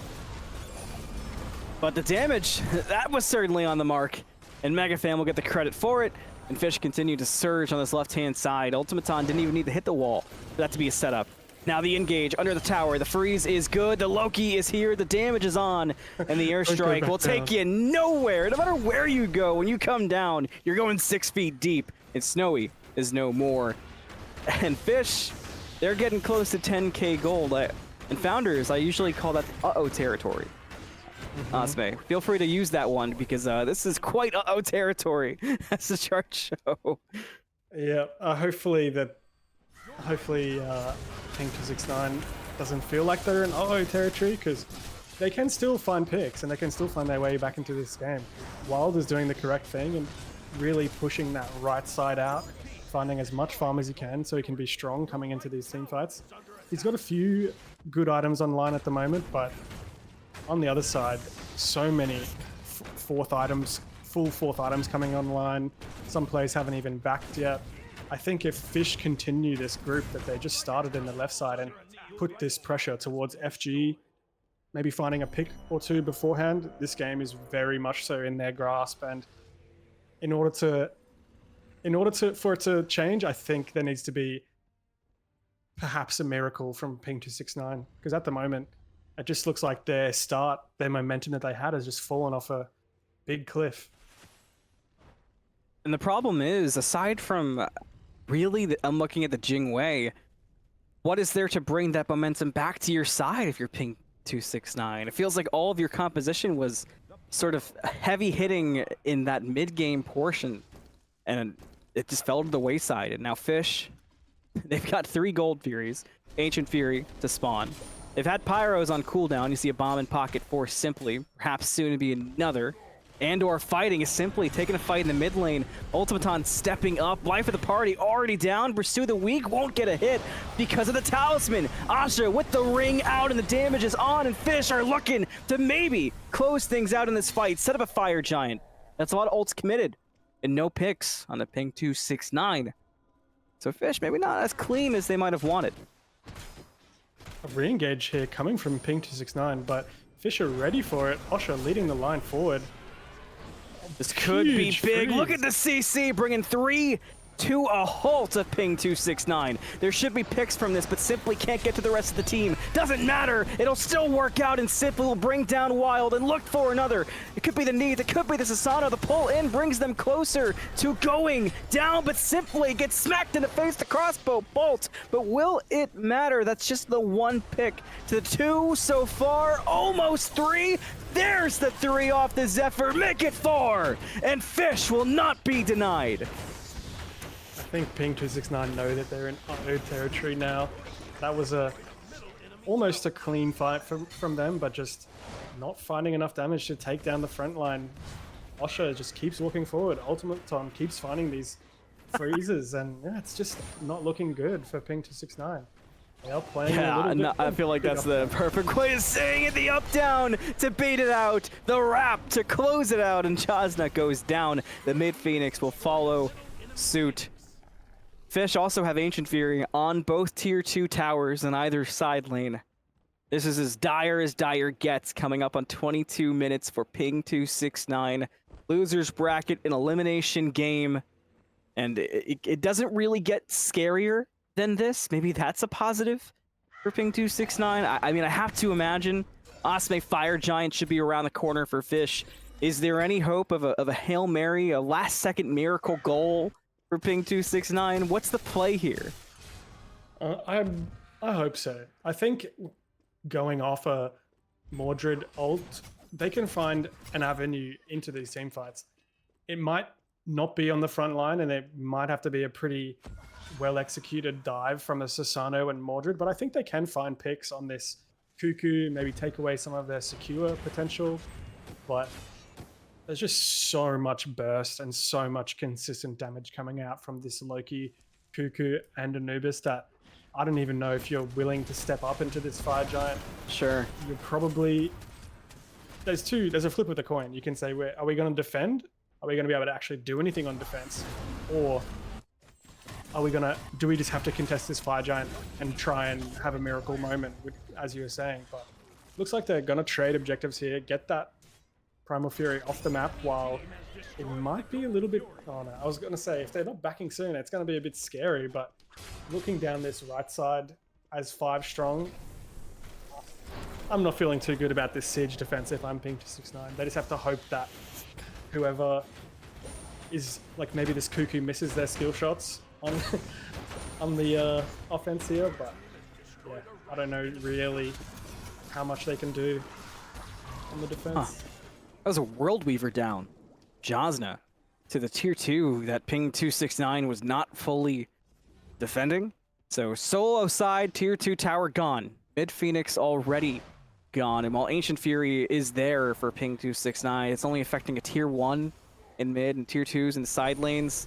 They've got to be perfect on this defense, but Fish are ready to close it out. Big time CC, big time damage, looking for a big time W. Will there be a pick in the throne room? Oh yeah, it will. Simply brings down the Sasano. Will be traded out in response, but now the solo Phoenix is gone. That is 2 Phoenixes dismantled for ping 269. And Fish begin the death by 1,000 cuts, looking to end this game out, Osme. They have the damage. I think they can step into this Titan room, chuck a whirlwind down, get some Anubis, but it looks like they might be playing this safe, going to take that left tower that still stands off the map before moving into still a fire. Room. It's not a bad option. Like you can still throw a game from that perspective if you're all rushing into the Titan room and trying to force that end. That is a surefire way to throw a game. So I do like the initiative just to step back, slow it down a little bit, say, yeah, we're ahead, but we're not going to do anything stupid with our lead, and find backs, find extra items, and get this left tower off the map, and then that end will be infinitely easier. Simply falling as well. I think it's a good idea to, fall back. I'd like to see maybe, like, the Titan room's so exposed from ping 269. I wouldn't mind seeing them playing up in the jungle, looking for maybe a surprise ambush on a bush and trying to find a sneaky pick to slow down Fish even more. But that's always a risky play. But I think when you're ping 269 in this position, you need to take that risky play to try and find your way back in. I mean, it's do or die, right? At a certain point, how do you want to go down? Do you want to go down fighting, or do you want to go out with a whimper? That's sort of the position that ping 269's in, and maybe a little bit harsh, but reality of the situation has to set in eventually. This is their do or die moment. Fish looking to move forward, looking to eliminate ping 269. You played a long season for Apac to get to this point. That's not how you want to go down. But tier 2 tower now being brought down. Mid Phoenix low, solo Phoenix gone. It's looking pretty grim, to say the least, but their opportunities are there. Osme's written out how you can get back in, maybe the play to do. We'll see what ping 269 actually chooses to do. I don't like using that World Weaver so early. Oh my god, that's some damage. I don't like using that World Weaver so early. Good poke coming out there. Oh, no beads. There's the damage. This could be it already. Jasna steps too far, goes down. The cage is out. The Spirit of the Nine Winds will not hit, but the damage is done. A double kill for Asha Mega Fan. Fish ready to end it, ready to move on. The 1v1s get taken. The triple kill is had. Yada will get the 4th. Only one left standing, Sasano. He's too busy to get back. And Fish, no question marks, only an exclamation point, will take out ping 269 and move forward. Yeah, they recovered well from that shaky start. I was a little bit worried for a second. Ping 269 were playing so well at the start, but Fish kind of said, oh yeah, okay guys, get your head back in the game. We got to win this. And pulled back and kind of looked unstoppable since they got their grasp on the game. Very well fought from ping 269. I think they've had a great showing this season. Some definite standout moments. We saw Snowy sitting other ADCs down and sending them back to base. And I think going forward, they should be a force to be reckoned with. I'm with you. The early game showed signs of life, but Fish, I mean, a season to not be denied despite falling to the losers bracket. They still clearly have a lot to fight for, and they do advance. And that will be the end of the season for ping 269 here in the playoffs. But that's day 1 of the playoffs. But there's still another day to go, and I think the best way to kind of set us up and talk about the rest of those days is to bring some more faces onto the screen with us. Welcome in Nuxel and Diceheart. to a nice 4-person screen. Don't get to see these too often, but we've got all the information forward. And guys, that was quite the exclamation point, the stamp there from Fish. I think Fish are going to have to change their name. You're right, Malum. It will be Fish tomorrow. Fish. I like that. And that'll be us screaming it tomorrow for the whole cast. But yeah, you're right. We do have another day tomorrow. We're going to see the end of the finals. We saw 2 teams knocked out today. Just then we saw Ping269 get knocked out. And earlier, who did we see? Drink or Drunk, just barely getting knocked out by Apes Together. So things are really firing up. Hey, guys. Firing up indeed is the way to put it. We've got some massive teams here clutching it out into the semifinals and eventually what we'll see finals. Some teams that I expected, some teams that I maybe didn't really expect to see play the way that they did. 99% engaged going through in that upper bracket. That was so impressive. That was so hype, those games. I think Malum and Osme put it really well, though. Like, none of the teams that played tonight really should have been knocked out. They all feel like they should have gotten another opportunity and could have made it to finals. You know, even Ping were having a great game against Fish. Yeah, they started so strong. Yeah, absolutely. Who do you guys, we'll go, I don't know, right to left. Who do you guys think is your favorite to win? Osme, who do you think's going to take it all tomorrow?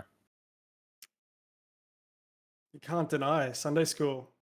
They've just been doing so well. They got the communication down pat. The game sense, unreal. It's hard to deny. What do you think, Malum? You've been around Apac now for a little bit longer. You've been covering him every week. See, because I've been covering it, part of me wants to kind of go, and I think also there's kind of there's a bracket we can look at too, just to sort of help explain this as we're going through it and what we've seen to this point. But I gotta say, I'm gonna go for the upset angle. I'm gonna say that I think we could see Fish pull off the major upset just for the drama of it. Why not? Make a memory, you know.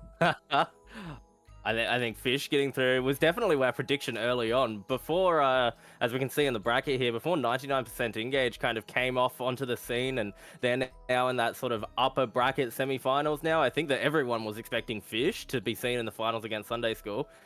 Personally, I think Engage can take it all. Honestly, I'm excited to see what they can bring to the finals. What do you think, Nixel? I love rooting for the underdogs. It's a thing that I tend to do. I think with the showing that we had today with 99% engaged, I'd love to put all my energy into seeing them clutch out right at the end. I think if I had some sort of thing like a pick'ems kind of system or something like that, I think I put my money onto Sunday School for the ultimate win. But man, it would be so hype, and I'm absolutely rooting for 99% engaged to clutch this out right at the end. They've just had such an amazing showing, and I've been super impressed with how they've been playing. Well, we've had some excellent content being able to bring you everything coming from APAC. We've brought nearly the entire playoff so far, and that's been preceded by 5 weeks of open bracket. It's been very exciting to bring you from North America, from APAC, Europe, Latin America, Brazil, everywhere. That's you, Malum. From being able to bring to that way. Oh wait, no, that way. It's backwards. Yeah, it's hard to find out where to point, huh? See, you guys see us do it on Smite 2 and didn't watch. And you're like, oh, look at these idiots who don't know which direction to point. Most of those idiots are on a couch next to each other, though, Malum. It's just trying to figure out where you are. That they're like, hey, you said that, not me. Oh no. Is J Mac in the stream yet? Better catch those J-Mac hands. It has been exciting to bring everybody all of the APAC stuff. It's been very good to be on Smite games so far, and we're hoping to be able to make a comeback. We will be back tomorrow night to bring you the finals of playoffs, but for now, I'm going to give a big shout out. First of all, we saw him earlier. Dilo was here representing the Sewer squad, coming in and giving us a bit of shoutcasting. I believe we're going to see a stream later on from him this week covering the Brazil playoffs, which will be very exciting. This coming Thursday, I believe, starting at noon tentatively for the entirety of the Brazil playoffs. Very exciting. I think they're doing like an 8-hour stream. There might be some APAC casters on there too, so I'm excited to check it out, and I suggest everyone else check it out. Big shout out, of course, to this time Malum for being here tonight as well. Very early morning. Our absolute goat, and all of APAC loves Malum for all the work he does on Smite. Too long didn't watch, so we love you, Malum. Thank you for your work, and thank you to all the viewers for being here tonight as well. We will see you tomorrow night for the APAC playoff finals. Thank you. Catch you in the next one. Thank you.